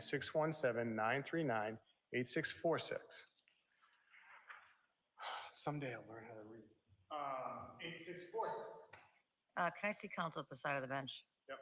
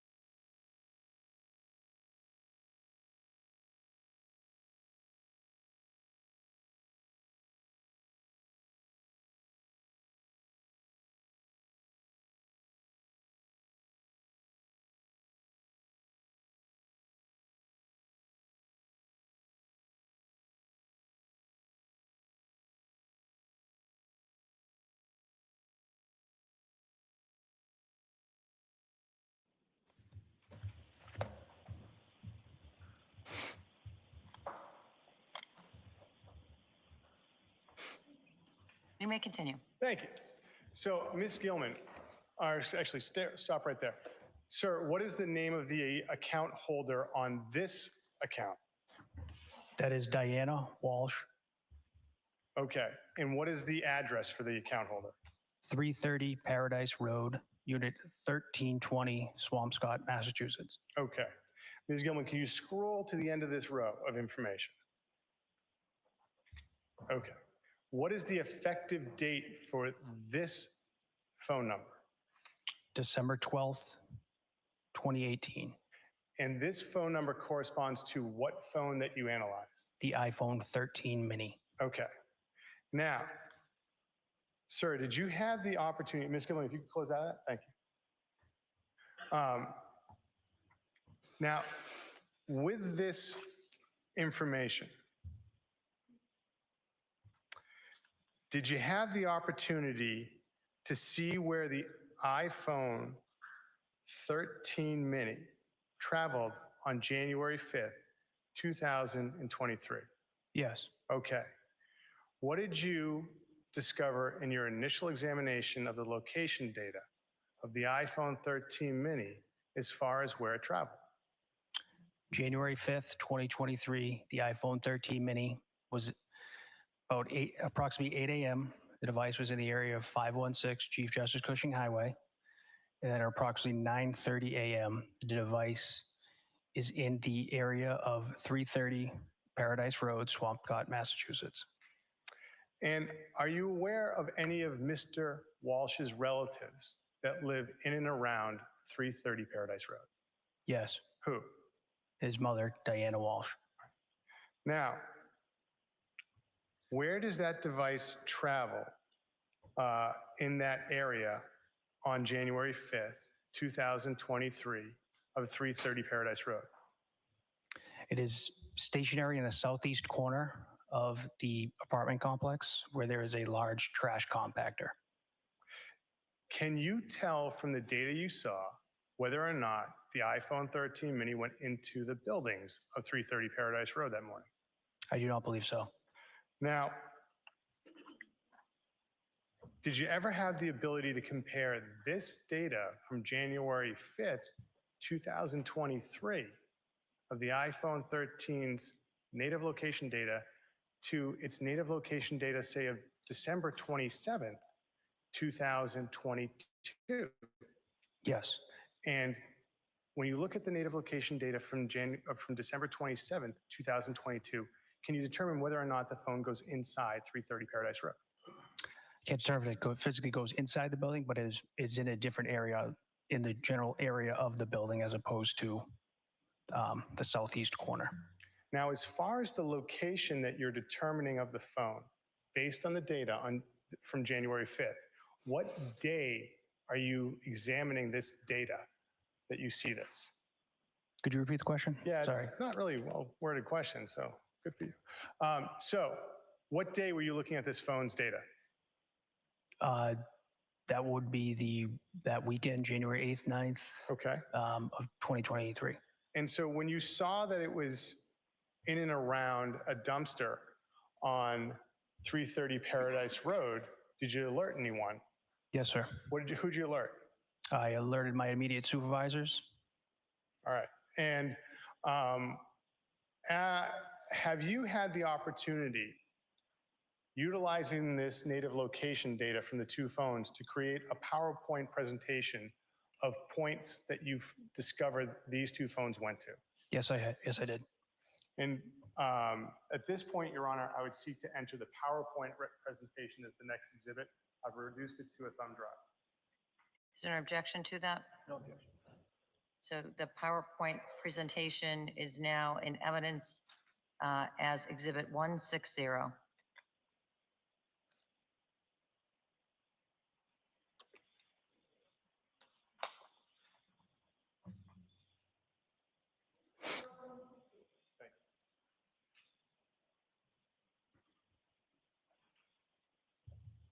So at this point, I would seek to publish the PowerPoint presentation, Your Honor. You may. Thank you, Your Honor. Ms. Gilman, could we have the PowerPoint presentation for iPhone SE and iPhone 13? And can we go to the first slide? Okay. Trooper, is this the PowerPoint presentation you created? Yes, sir. All right. So what number or in what device are you looking at native location data and mapping in this slide? This slide refers to the iPhone SE, the phone device ending in 8082. And Can I see counsel at the side of the bench?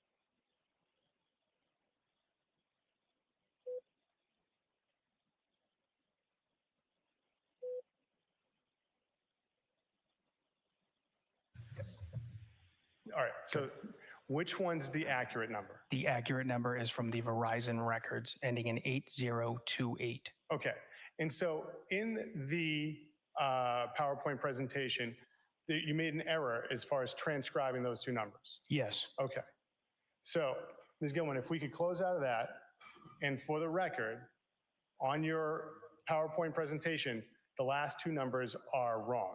Correct. Okay, so if we could go back to that slide that we had. Now, looking at this, on January 1st, 2023, that's the date you've put these points in.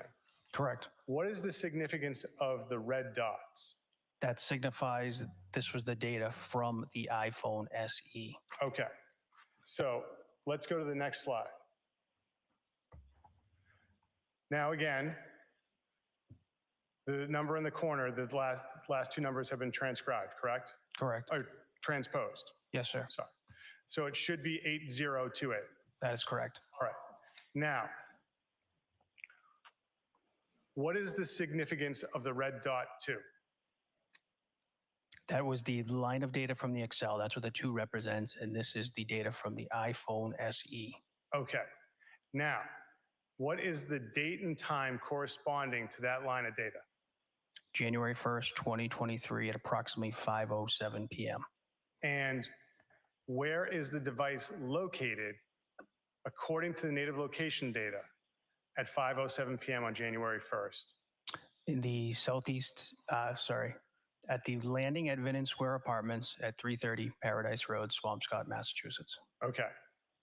Could we have the next slide, please? This next slide, again, the numbers should read 8028. Correct. Okay. And what is the significance, or what is the date and time you have with the red? What is the significance of the red dot 3? That represents the native location data from the iPhone SE. Okay. And what is the date and time of the native location data that corresponds to the location of that line of code? January 1st, 2023 at approximately 5:41 PM And where is the phone located? in the area of Lowe's Home Improvement in Danvers, Massachusetts. Okay. Could we have the next slide, please? Looking at this slide, again, this should be 8028, correct? Correct. Okay. What is the significance of the red dot for? Again, that's the native location data from the iPhone SE. And what is the date and time corresponding to the data for line number 4? January 1st, 2023 at approximately 6:24 PM And where is the phone located at 6:24 PM on January 1st? in the parking lot of CVS Santander Bank in Danvers, Massachusetts. Okay, could I have the next slide, Ms. Gilman? Now, this next slide, again, the numbers should be 8028, correct? Correct. All right. What is the significance of the red dot 5? The native location data from the iPhone SE. And what is the date and time corresponding to the number 5? This represents January 1st, 2023 at approximately 6:53 PM And where is the phone located? in the Stop and Shop Plaza in Swampscott, Massachusetts. Could we have the next slide, please, Ms. Gilman? And again, 8028 is what it should read, correct? Yes, sir. All right. What is the significance of the red 8? The native location data from the iPhone SE. And is that dot's telling you where the phone would be, right? Yes. Okay. What is the date and time of the where that phone is at 0.8? January 1st, 2023 at 8:08 PM And where is it located? in the Stop and Shop Plaza in Cohasset, Massachusetts. Can we have the next slide, please? Now, same question. This should be 8028? Yes, sir. All right. And what is the significance of red dot 10? Represents the location of the native location of the iPhone SE. And so that's where the phone would be located. Yes. And what is the date and time of where the iPhone SE is according to point 10? On January 1st, 2023 at 8:31 PM. It Okay. is located in the area of 516 Chief Justice Cushing Highway, Cohasset, Massachusetts. Going to the next slide. And again, same question, 8028 is what it should read in the corner? Yes, sir. All right. And what is the significance of the number 12 with a red dot underneath it? Represents the native location of the iPhone SE. And what is the date and time corresponding to point 12? January 2nd, 2023 at 9:30 AM, approximately 9:30 AM. And where is the phone located according to point 12? In the Home Goods TJ Maxx parking lot in Norwell, Massachusetts. Then going to the next slide. And so now, what is the phone number here? Now the phone number, this is the native location data for the iPhone 13 mini. Phone number 617-939-8646. Is that the same number that corresponds to the Verizon records? Yes, sir. Okay. Now, what is the significance of the blue dot with the 1716? To distinguish between the iPhone SE and the iPhone 13, this data from the iPhone 13 mini is blue, highlighted in blue. And 1716 is the line of data from the thousands of data points from the Excel sheet. So before this point, there would be 1,715 points of data before this. Yes, yes. Okay. And so what is the date and time that corresponds to the 1716? That is January 2nd, 2023 at approximately 4:15 PM. And where is the phone located according to this line of data, 1716? In the entrance parking lot of Home Depot, located in Rockland, Massachusetts. Going to the next slide. What is the significance of the blue dot with the 1801? It is the native location of the iPhone 13 mini. And what was the date and time that corresponds to the native location 1801? January 2nd, 2023 at approximately 5:14 PM. And what phone number is this for? The number ending in 8646. And where is it located? The Derby Street Shops by the Shake Shack in Hingham, Massachusetts. If we could go to the next slide. What phone number corresponds to this slide? The phone number ending in 8646. And this corresponds to which phone? The iPhone 13 mini. And what is the significance of 1872? That represents the native location data for this point. And what is the date and time that corresponds to 1872? January 2nd, 2023 at approximately 6 PM. And where is it located? The Stop and Shop Plaza in Cohasset, Massachusetts. Could we have the next slide, please? Looking at this slide, what phone number is this for? The phone number ending in 8646. And what is the significance of 1895 with a blue dot? It represents the native location of the iPhone 13 mini. And what is the date and time that corresponds to that data? January 2nd, 2023 at approximately 6:13 PM. And where is it located? The Walgreens Shaw's Plaza in Cohasset, Massachusetts. Could we have the next slide, please? Now, sir, what is the significance of the blue dot 3776? This represents the native location data from the iPhone 13 mini. And you say iPhone 13 mini is the number ends in 8646? Yes, sir. And what is the date and time that corresponds to this data? January 3rd, 2023 at approximately 4:30 PM. And where is this phone located? The device is in the area of the Claremont Apartments and Chestnut Glen in Abington, Massachusetts. Can we have the next slide, please? What phone number corresponds to this slide? The phone number ending in 8646. And that corresponds to which phone? The iPhone 13 mini. And what is the significance of the blue dot with the 3840? That is the native location data. And what is the date and time? January 3rd, 2023 at approximately 4:48 PM. And where is the phone located? The Point Apartments in Abington, Massachusetts. Could we have the next slide, please? Thank you, Ms. Gilman. Looking at this slide, what phone number does this correspond to? The phone number ending in 8646. And what is the significance of the blue dot with the 3926? The native location for the iPhone 13 mini. And what is the date and time that corresponds to this? January 3rd, 2023 at approximately 5:14 PM.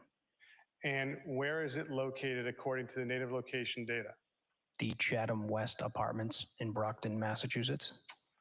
Could we have the next slide, please? Looking at the next slide, what phone number does this correspond to? The phone number ending in 8646. And what is the device that corresponds to? The iPhone 13 mini. And what is the significance of the blue dot with the 5228? That is the native location of the iPhone 13 mini. And what is the date and time that corresponds to that point of data? January 4th, 2023 at approximately 9:44 AM. And where is the phone located? The Home Goods TJ Maxx Plaza in Norwell, Massachusetts. Okay. Looking at the next slide, please. What phone number does this correspond to? The iPhone 13 mini ending in 8646. And what is the significance of the blue dot with the 6461? The native location data. And what is the date and time that corresponds to? January 4th, 2023 at approximately 12:47 PM. And where is it located? The Shaw's Walgreens Plaza in Cohasset, Massachusetts. And could we have the next slide? Looking at this slide, which phone number does it correspond to? The iPhone 13 mini ending in 8646. And what is the significance of the blue dot with the 8194? The native location. And what is the date and time that it corresponds to? January 4th, 2023 at approximately 4:25 PM. And where is it located, sir? The Lowe's Home Improvement in Weymouth, Massachusetts. And could we have the next slide? Looking at this slide, which phone number does this correspond to? The iPhone 13 mini ending in 8646. And what is the significance of the blue dot with the 15333? That is the native location data. And what is the date and time that corresponds to? January 5th, 2023 at approximately 9:30 a.m. And where is the phone located? The southeast corner next to a large trash compactor. Of what area? The Vinnon Square Apartments, the landing at Vinnon Square Apartments at 330 Paradise Road, Swampscott, Massachusetts. Now, if we could close out of that. Sir, what do you do to corroborate native location data? We use cell site location information. So from the provider, again, we use LPRs and surveillance video. Okay. LPRs? What are those? License plate readers. Okay. Now, in addition to getting native location data, did you have the opportunity to review the search history from the iPhone 13 mini? Yes. Okay. Now, did you create a report of the search history of the iPhone 13 mini? Yes. When I say search history, what is the search engine the iPhone 13 mini was using? The Safari web browser. I'm sorry, I should have said that. What browser is it using? Safari. Okay. So if I'm wrong, correct me. Yes, sir. All right. So it's using the Safari web browser to go onto the internet. Yes. And so how is this different than, say, the internet history if this is just the search history? So this would just be the search terms related to Safari. So the term entered on Safari, whereas the web history would include pages visited, the amounts visited. It would have more details. And with the web history, did you also create a select report for the web history of the iPhone 13 mini for December 31st at approximately 9:30 a.m.? Yes. Okay. I'm going to show you a binder and ask you to recognize the documents inside of it.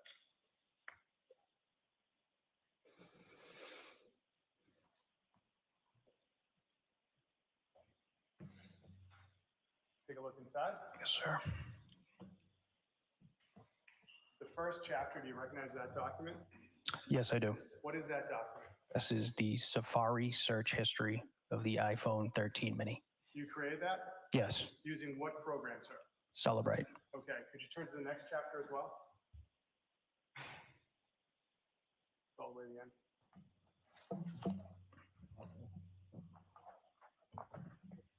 And that second chapter in the book, what is that? That is the web history. The web history. Now, the search history, what dates did that correspond to? If you want to turn to the front, you can. Sure. That is December 25th, 2022 through January 4th, 2023. Okay. In the web history, what time frame does that cover? That was just December 31st, 2022. Around 9:30 a.m. Yes. Okay. So when you create these reports, you can choose the times and filter them out that way. Yes, sir. Your Honor, the Commonwealth would seek to have this binder as the next exhibit, which contains the search history for the Apple iPhone 13 mini from December 25th, 2022 to January 4th, 2023, and Safari web history, Apple iPhone 13 mini, December 31st, 2022, 8:28 a.m. to 8:31 a.m. Okay. Can I see at the side of the bench? Yes.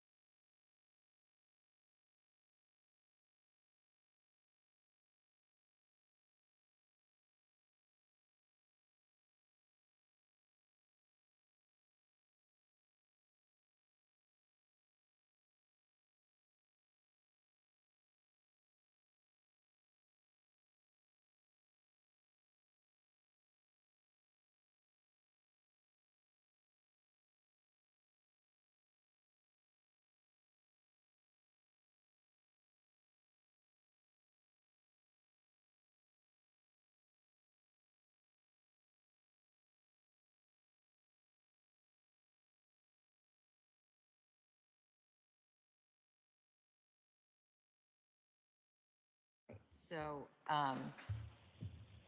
it's one exhibit. Yes, one binder, one exhibit. All right, so the Safari search history and the Safari web history for the iPhone 13 mini for the times indicated by council is now in evidence as Exhibit 161.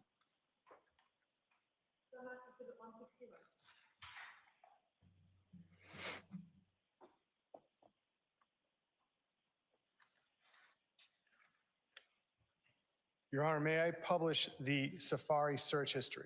Yes, you may. Thank you, Your Honor. Ms. Gilman, could we have the Safari search history for the iPhone 13 mini?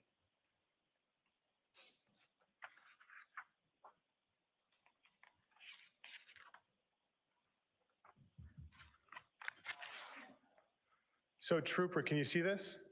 Yes, sir. I'd like to ask you some questions about the columns at the top. Yes. Okay. So what is the number column?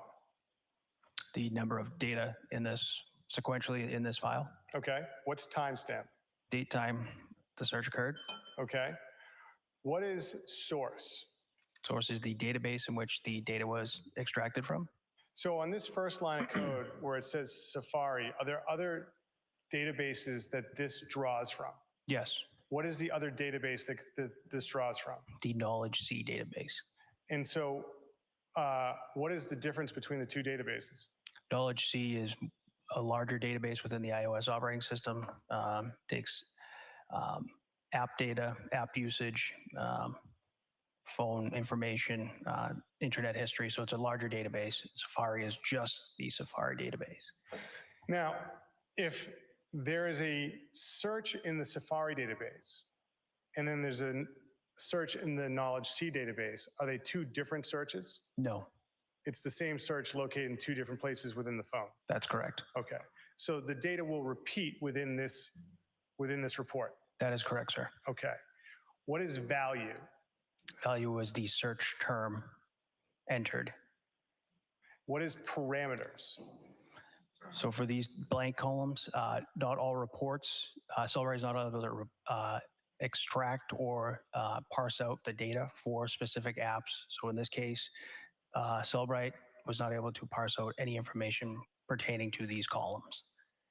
And so when we see account, service identifier, parameters, and there's nothing there, Cellbrite couldn't read the data or couldn't produce it. Correct. Okay. What does it mean if origin is unknown? The source origin of the search was unknown. Okay.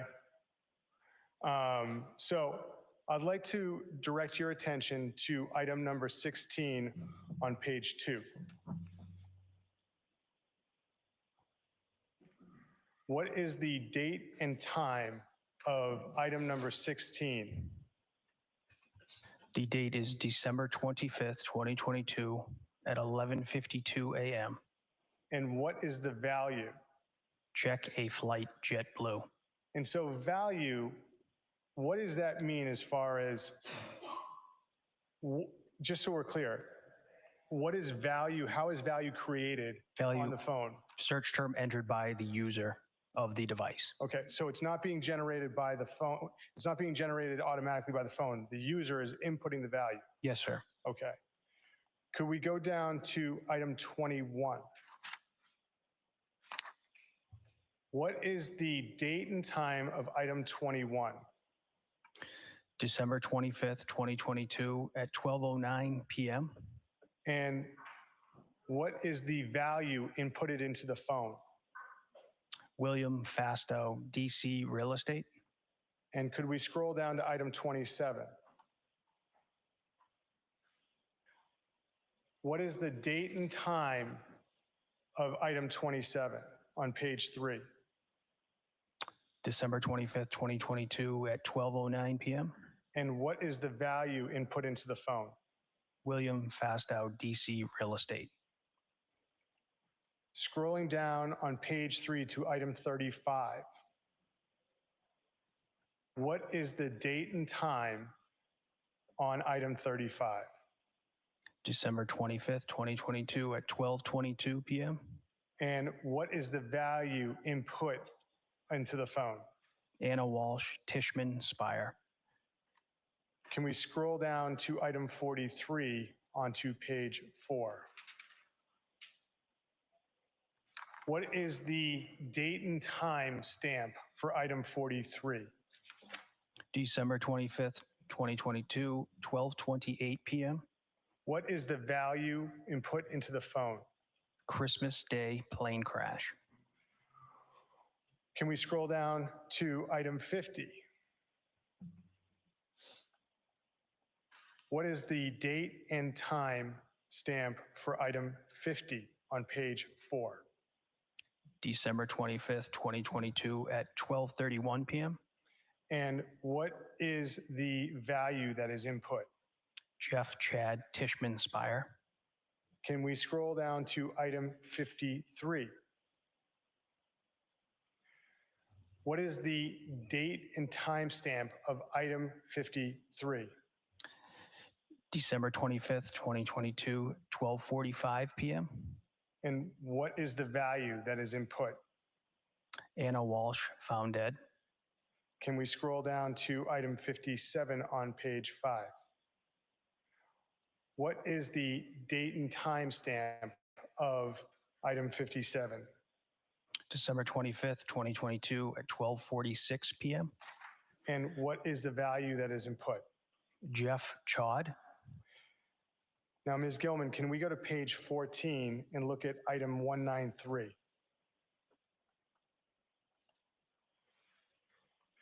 Sir, what is the date and time stamp of item 193? December 25th, 2022 at 8:28 p.m. And what is the value that is input? Autobahn.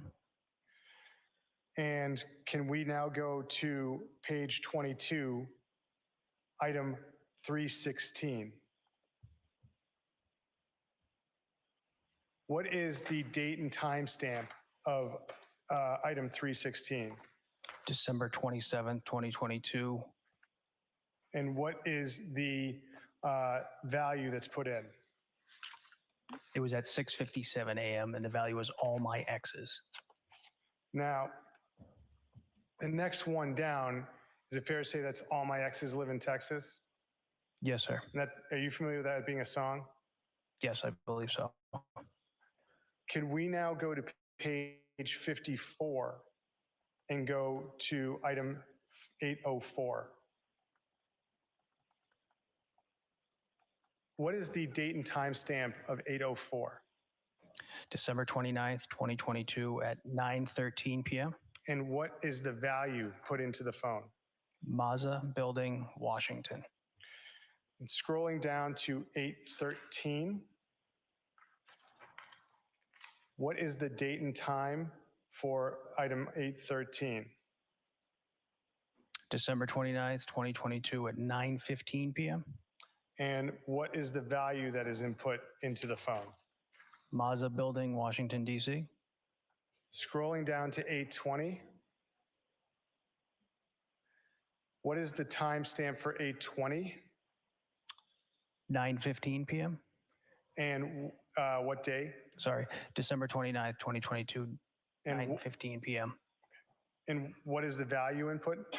Crossing Building, Washington, D.C. And can we go to page 85 and line 1271? Sir, what is the date and time on item 1271? That is January 2nd, 2023 at 6:42 p.m. And what is the value that is input? I'm good. Going down to the bottom of page 85 and looking at item 1274, what is the timestamp for that? It is January 3rd, 2023 at 11:25 a.m. And what is the value that is input into the phone? Washington, D.C. Police. Could we go to page 90? Thank you. And going to page 90, line 1, can we scroll down to 1343? Thank you. What is the timestamp for that? That is January 3rd, 2023 at 7:23 p.m. And what is the value put into it? How to file a missing persons report. Can we go down to page 91, item 359? 135. Item number is 1359. And I'm sorry, I meant to say 1358. Could you go up one? Thank you. 1358. What is the timestamp for 1358? January 3rd, 2023 at 7:27 p.m. And what is the value? Washington, D.C. Police Department. And can we go to page 92 and look at item 1368? What is the timestamp for 1368? January 4th, 2023 at 10:11 a.m.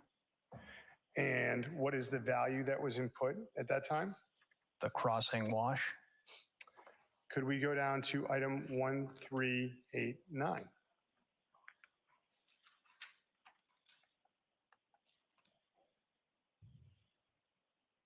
What is the timestamp for 1389?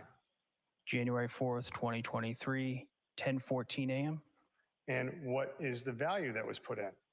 Mazza Building, Washington, D.C.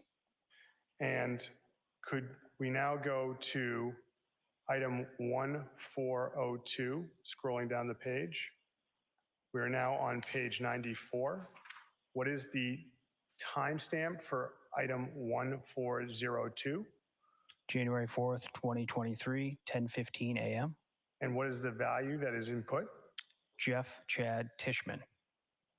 Can we go to item 1414 on page 95? What is the timestamp for 1415? I'm sorry, 1414? January 4th, 2023, 10:56 a.m. And what is the value that is put in there? Will Fasto. And then underneath that, is there a different spelling of Fasto for item 1415? Yes. And then scrolling down to item 1438 on page 96. On page 96, what is the timestamp for item 1438? January 4th, 2023 at 1:24 p.m. And then underneath that is item 1439. What is the timestamp for that? Sorry. January 4th, 2023 at 1:26 p.m. And this looks different than the other values. What is this? This was a search from Apple Maps, sorry.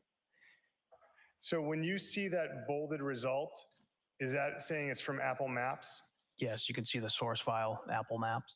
So that's different than Knowledge C, and that's different than Safari. Yes. Okay.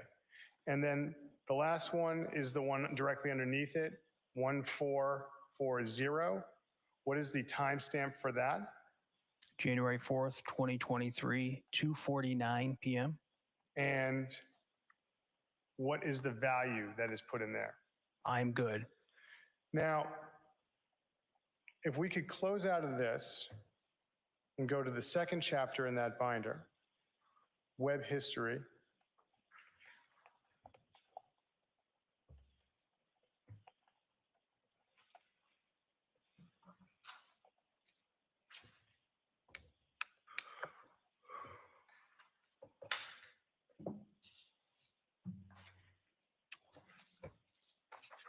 On this, sir,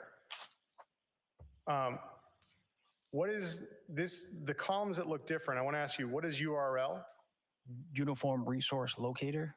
It's the website, essentially the website visited. Okay. And what is the URL in item number 1? casinos.bally's.com/Lincoln. And what is the last visited time and date? December 31st, 2022 at 9:28 a.m. And going to visits and usage pattern, those are columns that are empty, like our last sheet. Was that Celebrite didn't have any data, couldn't give you any data on that? Yes. And then for source info, it says Knowledge C. And the one directly underneath it says Safari. Is this also pulling from different databases? Yes, it is, sir. Okay. So as far as the searches, or I'm sorry, as far as the web history for the device, for items 1 through 12, what did you notice about the URLs?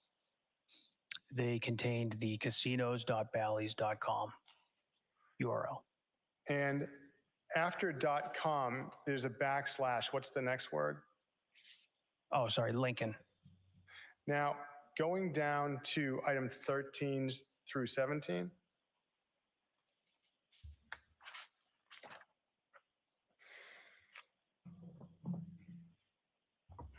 So, sir, what did you notice as far as the URLs for items 13 through 17 on page 4? The URL was mgmspringfield.mgmresorts.com. And what is the date and timestamp for 13? December 31st, 2022 at 9:30 a.m. Now, if we could then scroll to item 25.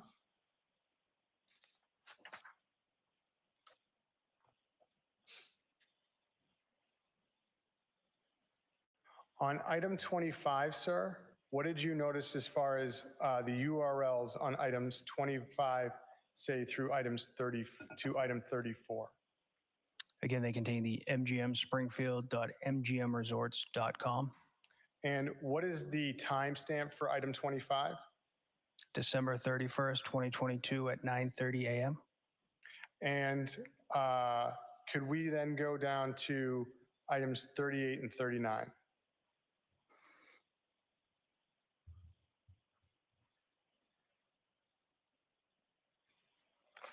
On items 38 and 39, did you notice about the URLs?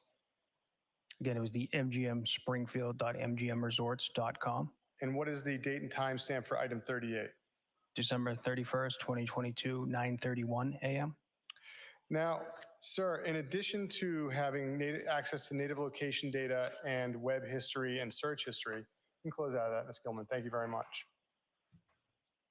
Did you have the opportunity to, through Celebrite, look at text messaging or messaging in the phone?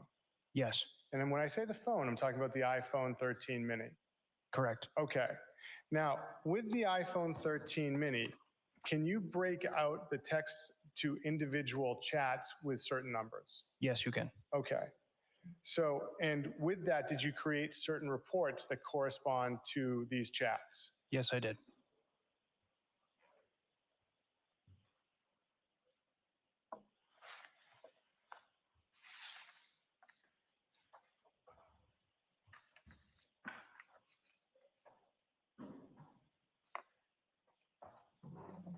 May I approach, Your Honor? You may. Thank you, Your Honor. Do you recognize this first report? Yes, I do.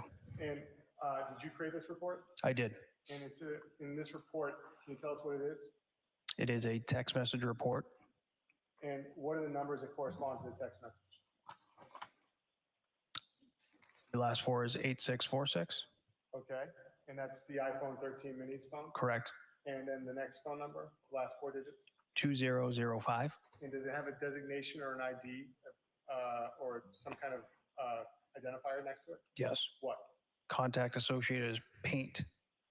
And what is the time frame of that? This is January 5th, 2023. The Commonwealth would seek to have this text thread as the next exhibit, Your Honor. Any objection to that? No objection. Next thread labeled paint? I would go by the numbers, but Sure. Why don't you read it into the record? certainly. It would be a text thread between 8646 and 2005. Okay, sounds good. That's now in evidence as Exhibit 162.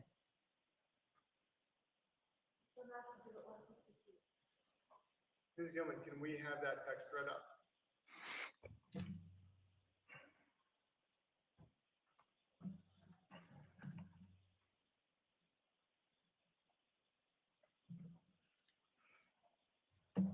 So you said contact information when you referred to paint.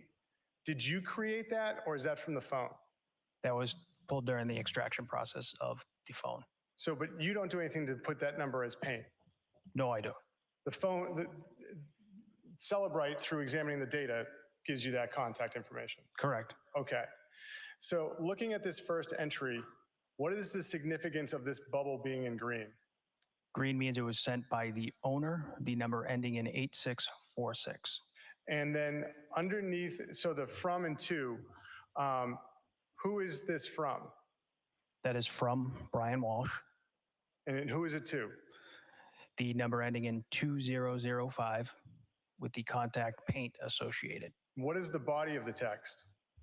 Hello, Brian Walsh, 516 Chief Justice Cushing Highway, 617-939-8646. New address from last time. Thank you. And can you tell whether or not this text was actually sent? Yes. How so? The status in the bottom left says. And so then there's a time and date at the bottom. What is that indicative of? What is that telling you? The date and time the text message was sent. Can we scroll down to the next message? Sir, looking at this message, who is the sender of it? Brian Walsh. To who? The contact of paint. And in the body of the text, is it fair to say it's just images? It appears to be 2 images, yes. And was it sent? Yes. And can we scroll down to the final one? The final text, who is sending it? Brian Walsh. And what does the body of it say? Good morning. Let me know about the ceiling. Best, Brian. What was the date and time of that text? January 6th, 2023, 7:49 a.m.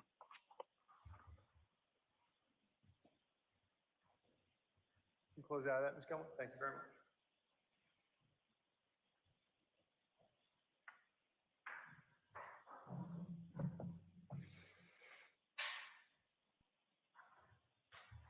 May I approach you?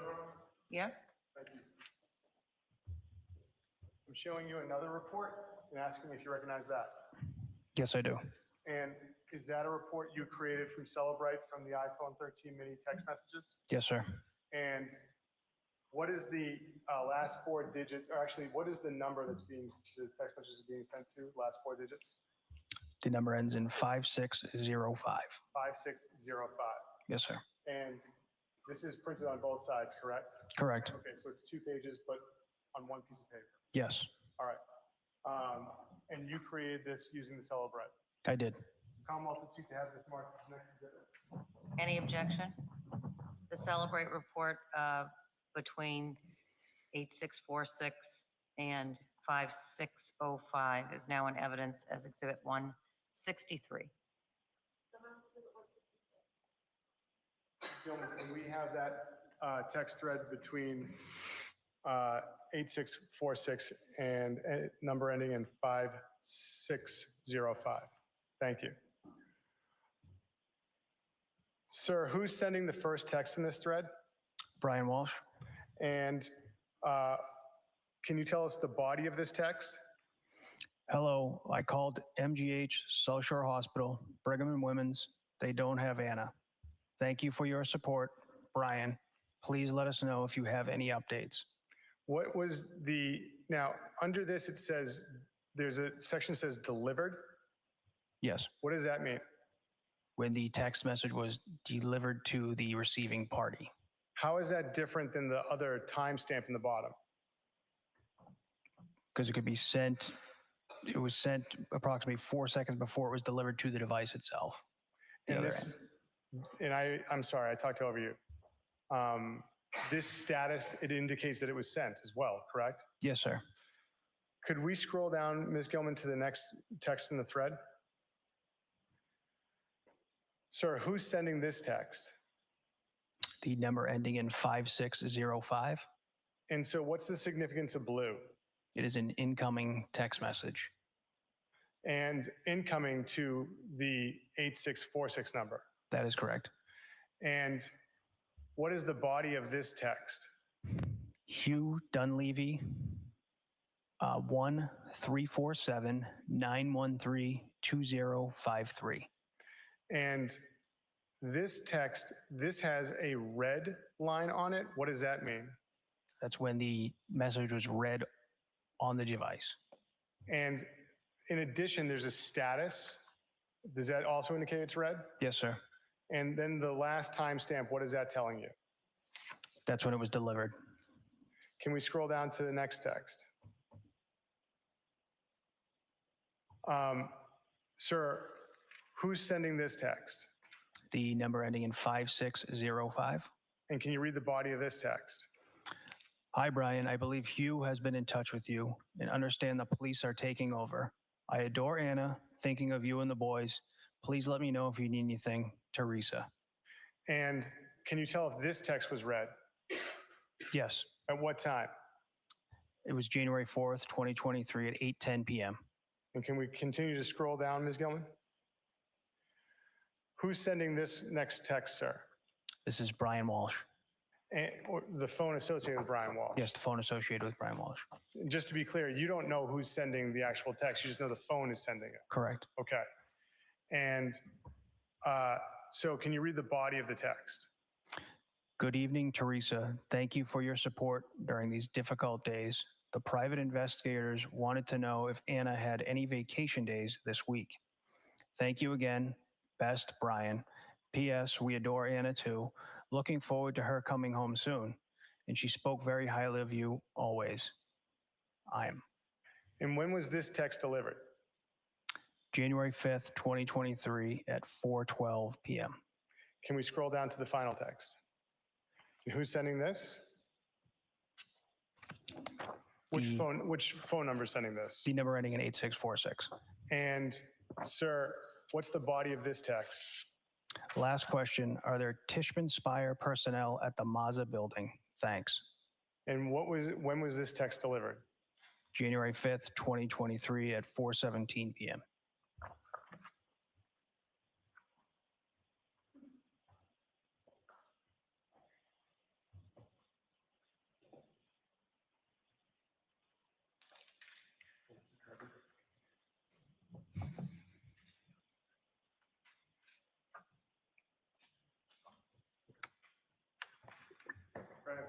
May I approach? You may approach. Thank you. Do you recognize this report? Yes, sir. Is this an additional report of text messages you created from the iPhone 13 mini? Yes. And this corresponds to a contact. What's the contact name? Alyssa. And the other phone number associated with this text thread is 8646? Yes. Your Honor, the Commonwealth will seek to have this marked as the next exhibit. So it's between 8646 and another number, or just Alyssa? Another number ending in 2189. 2189 it is. The text message thread between the iPhone mini 8646 and 2189 is now in evidence as Exhibit 164.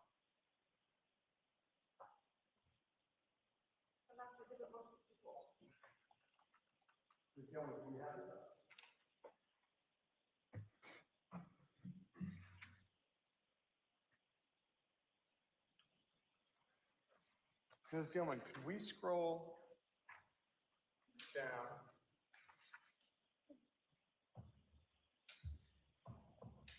to page 2, the top text?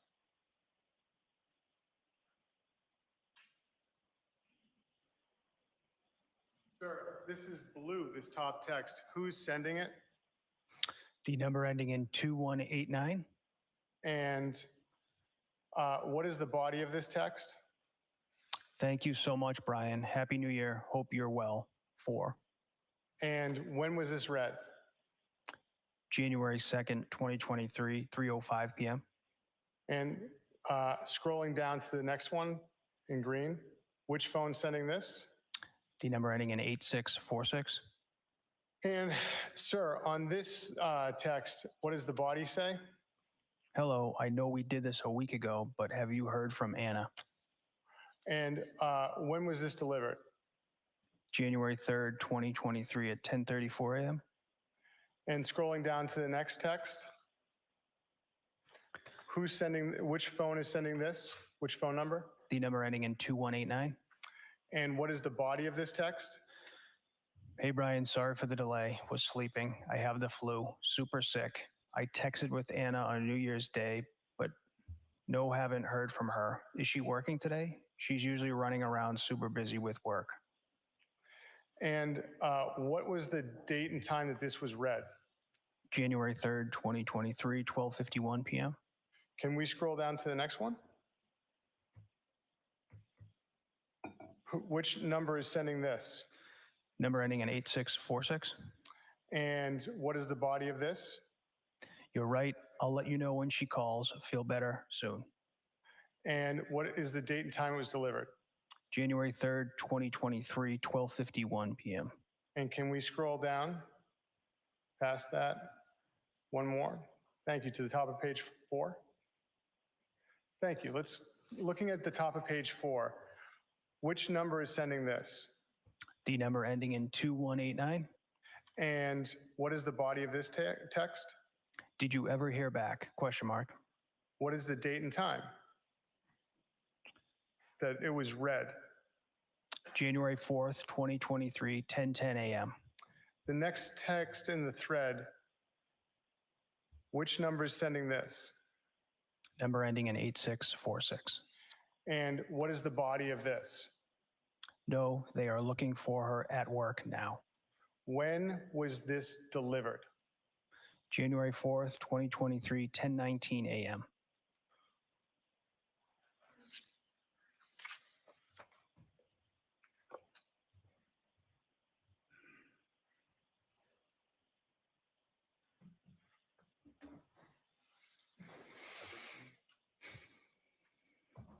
May I approach your honor?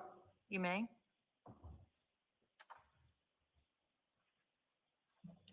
Trooper, do you recognize that report? Yes, sir. Is that another report you were able to create from messaging in the phone? Yes. And this has a contact associated with it. What is the contact's name? Alexandra, And what are the last 4 digits of Alexandra's contact? 5332. And the other phone number associated with this thread is 8646? Yes, sir. And does this contain the messages of that thread? Yes. The Commonwealth would seek to have this marked as the next exhibit, Your Honor. No objection. The Celebrate report between the iPhone mini 8646 and 5332, that text thread is now in evidence as 165.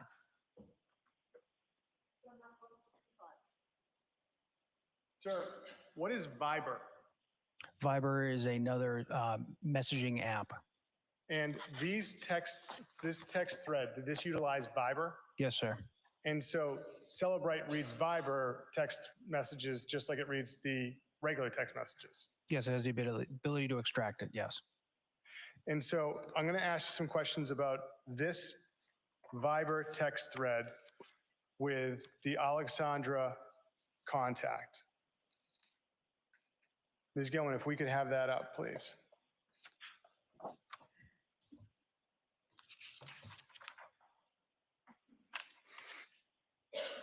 Could you scroll down to the next text? Thank you. If you could stop right there. Sir, this green bubble, which number is sending this one? The number ending in 8646. And what is the body of this? Happy New Year. Have you heard from Anna? She has been out of contact longer than normal. Speak soon.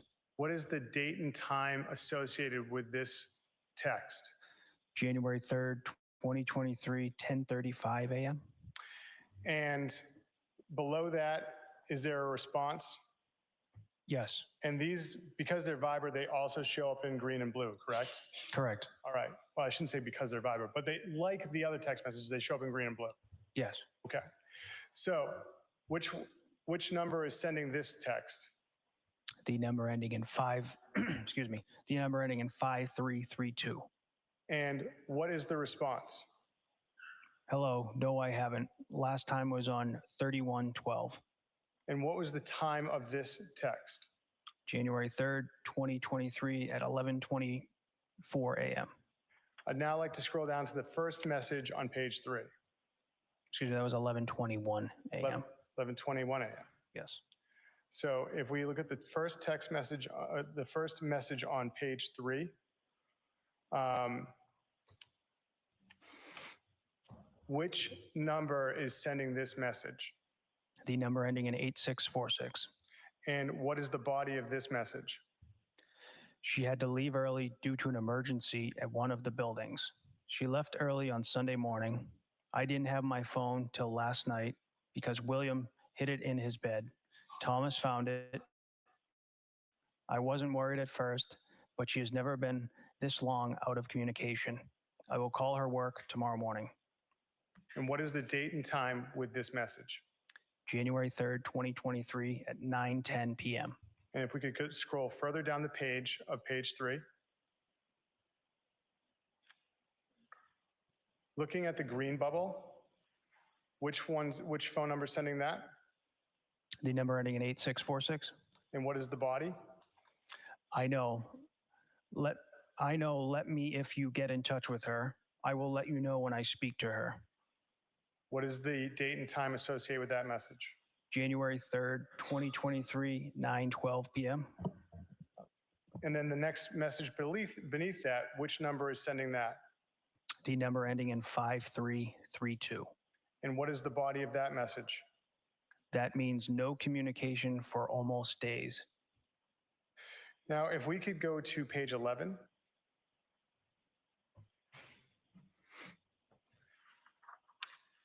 And if looking at the blue bubble, which number is sending that? The number ending in 5332. And what is the body of that? If she's not at work tomorrow, or if they haven't heard from her, what are you going to do? Question mark. And what is the date and time of that message? January 3rd, 2023, 9:25 p.m. Could you scroll down, Ms. Gilman? Looking at the green bubble, which one sends that? The number ending in 8646. And what is the body? Call everybody she knows in DC and then file missing persons. Let's hope there is an explanation. Could you, Ms. Gilman, could you go to page 12? Scrolling down, the second message on page 12, which number is sending that? The number ending in 8646. And what is the body of that? They can't find her at work. And what is the date and time of that? January 4th, 2023, 10:33 a.m. And if, Ms. Gilman, could we go to page 14? And could you scroll down, Ms. Gilman?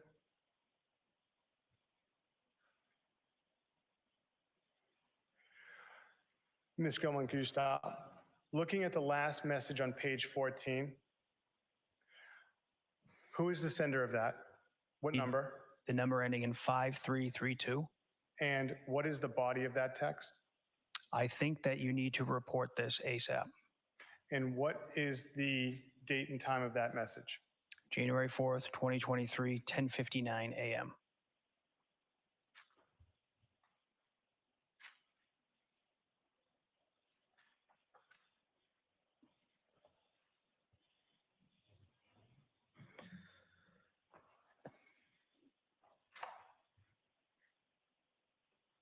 Your Honor, may I approach?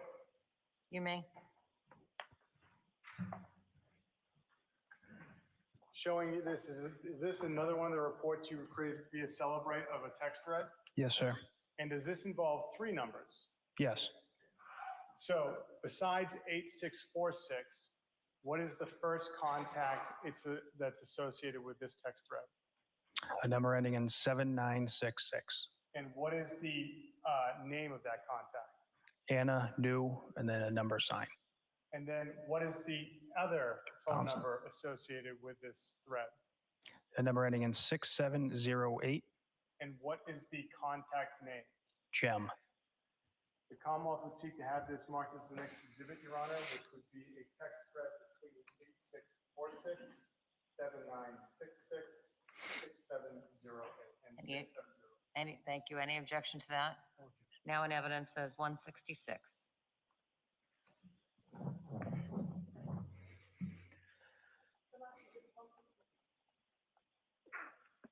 Bless you.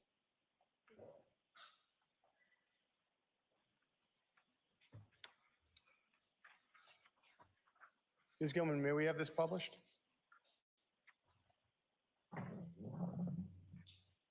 Looking at the first message, sir, it's blue.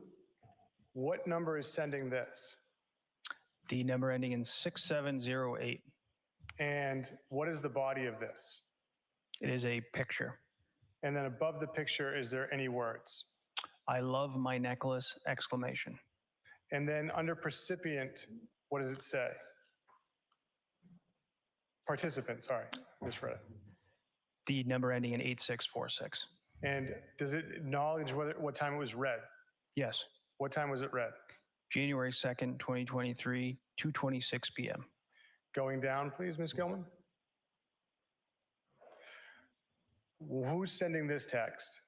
What number? The number ending in 6708. Gem? Yes. And what is the body of this? Last night was so good, exclamation, thank you. What is the date and time of this text, or that it was read?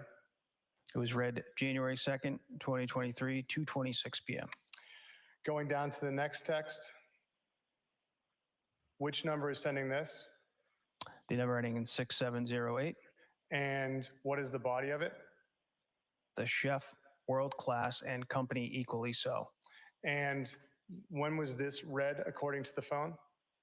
January 2nd, 2023, 2:26 p.m. Can we scroll down to the top text on page 3? On the top text of page 3, which number is sending this? The number ending in 8646. And what is the body of it? Looking good, buddy. Thomas just found my phone. It was in William's bed. Another amazing New Year Eve together as a triumvirate. Looking good in your new necklace. And scrolling down to the final text. Which sender is this? The number ending in 6708. And what is the body of it?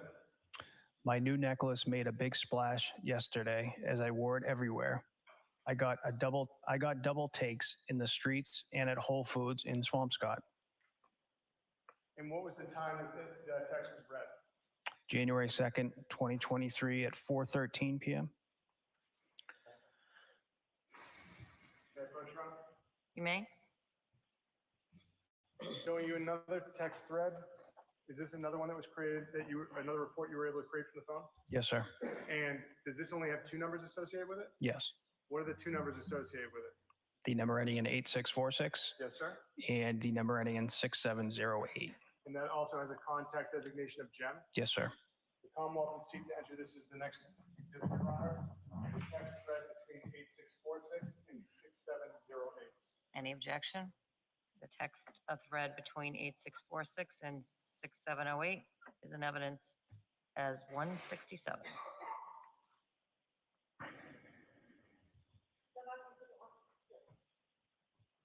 $167?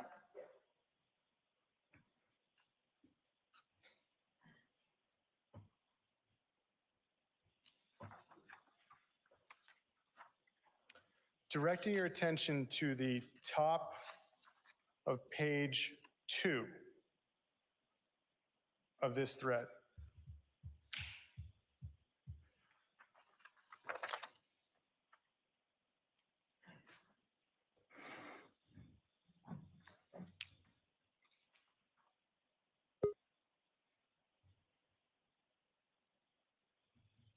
Could you have it published, sir? Oh, yes, I apologize. I neglected to ask that. Your Honor, may I publish this? Sure. Thank you, Your Honor. Appreciate it. Ms. Gilman, if we could go to the top of page 2. And I imagine, Trooper, it's a whole lot easier to see it now. Yes, thank you. Okay, thank you. Now, who is the sender of this? The number ending in 6708. And what is the body of this first message? Merry Xmas to you, buddy. I miss you. Merry Xmas to all of you. Date and time? December, That it was read. December 25th, 2022, 9:45 a.m. Going down to the next text, who's the sender of that next one? The number ending in 6708. And what does the body of that say? Her phone is going directly to voicemail. And what was the date and time that this message was read? January 4th, 2023, 10:54 a.m. And the next text in that thread? Which number sends that? 6708. And what is the body of that? Any news? Question mark. Have you alerted everybody at her work and the DC police? Question mark. Now, I'd like to scroll down to page 4. In the middle of that, which is the sender of this blue text? The number ending in 6708. And what does the body of it say? Hey, buddy, can you send me the photos we took on New Year's Eve? NYE? Question mark. What was the date and time it was read? January 5th, 2023, 11:17 a.m. And the next thread, the next text down, sir? What number is sending that? The number ending in 8646.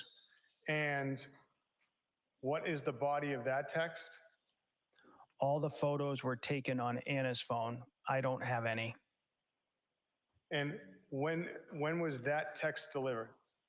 January 5th, 2023 at 11:30 a.m. You can close out of that, Ms. Gilman. Thank you.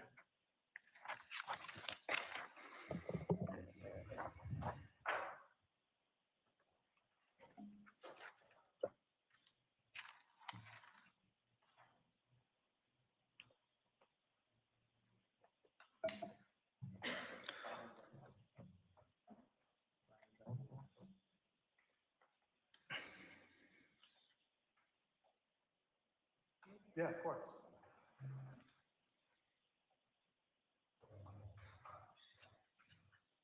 Would you like to? I'm sorry. I was just listening to his ordinance.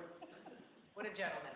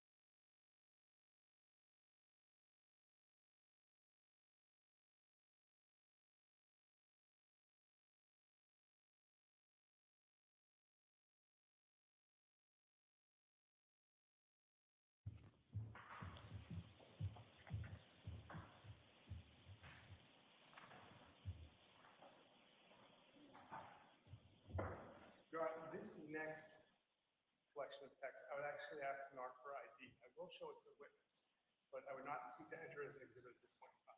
All right, and I think consistent with this morning, this is the first one.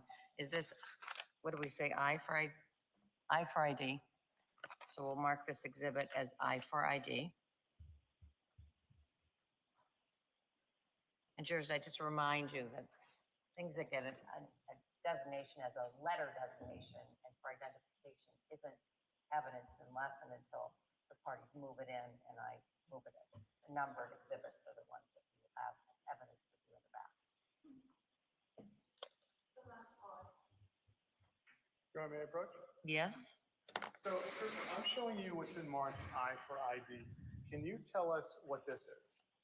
Yes, it is a text message report created by me on Celebrate. Okay.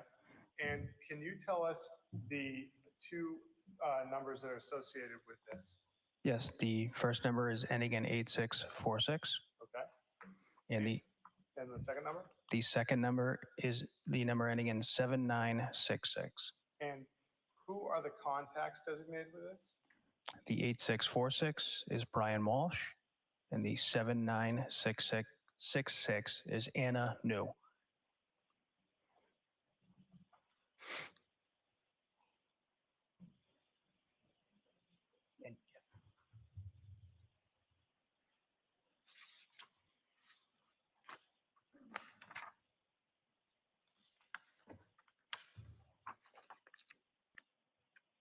Your Honor, if I may have a moment. Yes. Thank you, Your Honor.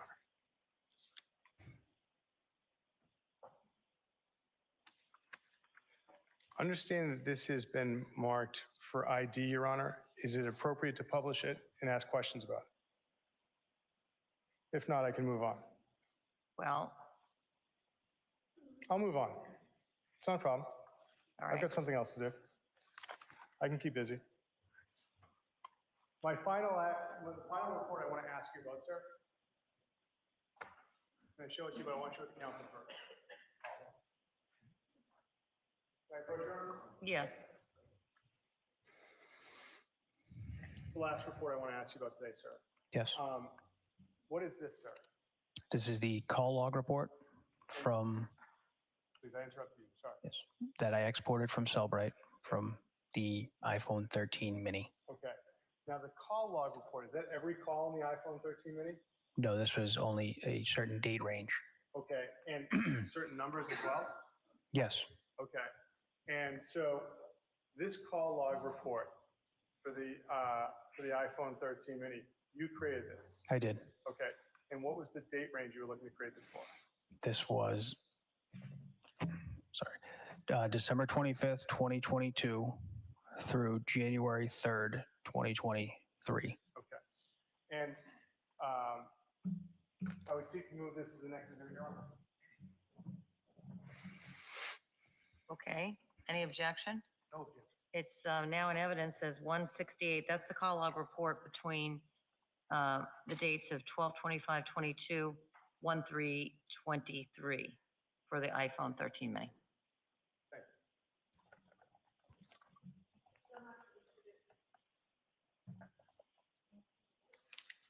you. 168.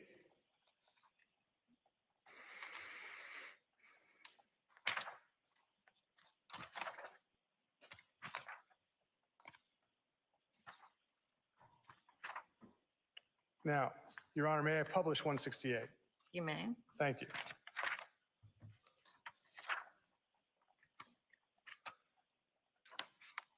On 168, sir, I'd like to direct your attention to the columns. Under parties, what does that designate? Who the call took place between the two calling parties. And timestamp, I take it, is the same as it's been last. What's duration? The length of the call. And when you see source info and it's biome and knowledge C, what is the significance of biome? Again, it was another in the iOS 16 when that came out. Biome was a newer database from Apple. So this data is going to be in two different places. So at this point in time, I'd like to direct your attention to the bottom of page 12, item 143.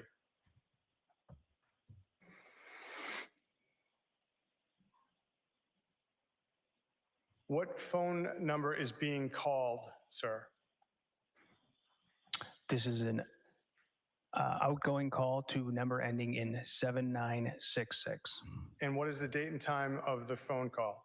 December 25th, 2022 at 11:52 a.m. And what is the duration of the call?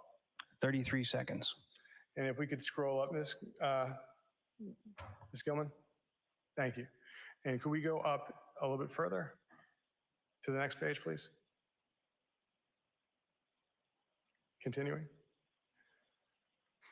All right, so Ms. Gilman, can you please continue up to further up, please? There we are.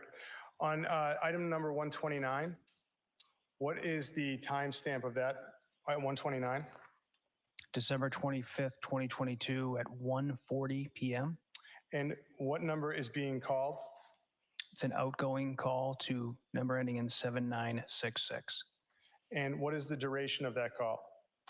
1 hour, 22 minutes, and 33 seconds. And could you continue up, Ms. Gilman? Thank you. Directing your attention to item 123 on page 10. What number is making the phone call? This is an incoming call from 7966. And what is the duration of this call? 1 hour, 27 minutes, and 7 seconds. And what is the timestamp on this call? December 25th, 2022 at 4:11 p.m. Now, if we could go to item number 13, I believe it's the top of page 2. Bless you. Sir, what number is being called? It is an outgoing call to number ending in 7966. And what is the date and time of the call? December 31st, 2022 at 9:52 a.m. And what is the duration of the call? 4 minutes, 5 seconds. And if we could continue up from there, Ms. Gilman? Going to item number, pause if I may. Could we go to item number 9? What is the number what number is making that phone call? Number 9, you said, sir? Number 9? Number 9.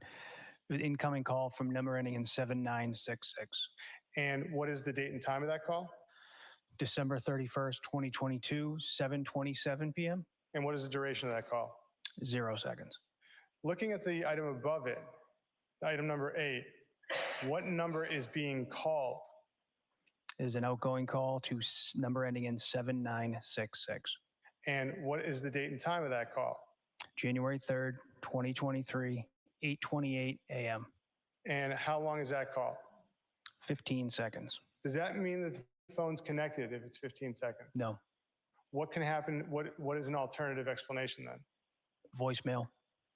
And do you see can we go up to 7 through 1? Do you see any incoming calls from the 7966 from entries 8 through 1? No, I do not. And do you see any calls longer than 17 seconds in entries 8 through 1? No, I do not. And Your Honor, may I have a moment? Yes.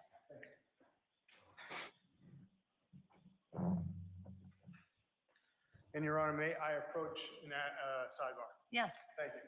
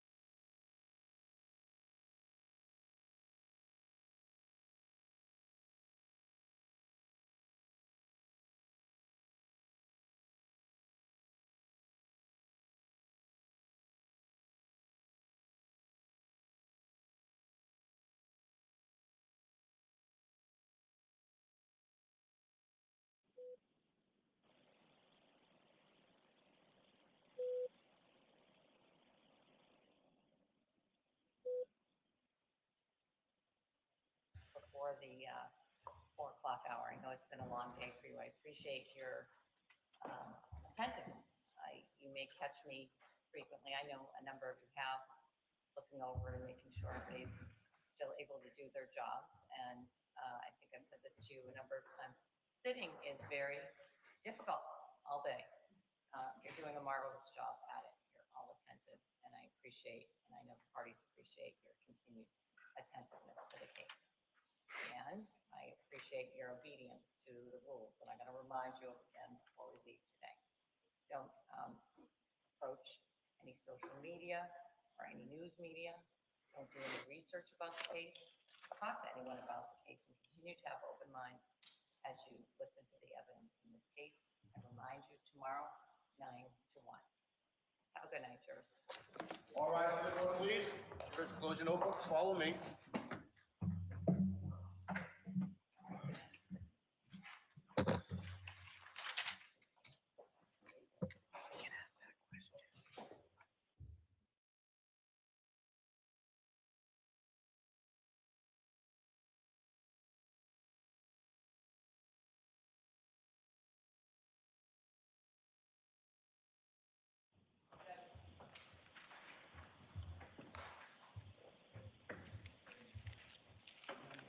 Thank you, Your Honor.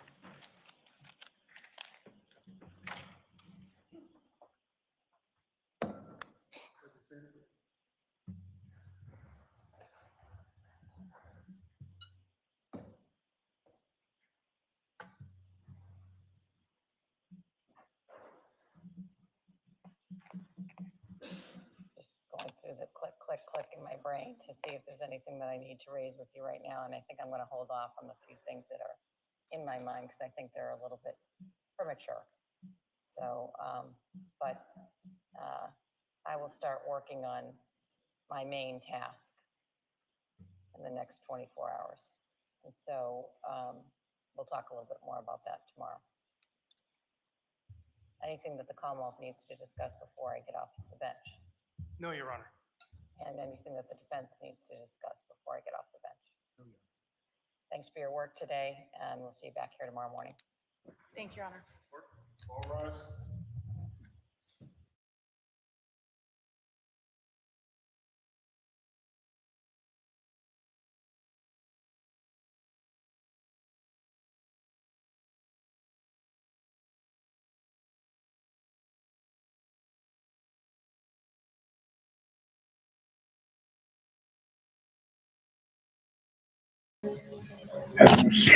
Okay, that will be the end for today. Ada will be back with us tomorrow morning, bright and early at 8 a.m. her time, 6 a.m. my time, and 9 a.m. Eastern time.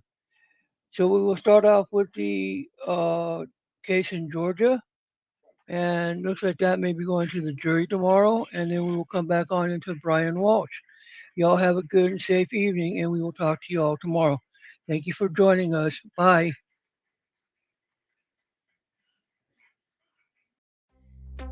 Thanks for watching. Please comment, like, share, and most importantly, subscribe. I hope you have an awesome day. Till next time.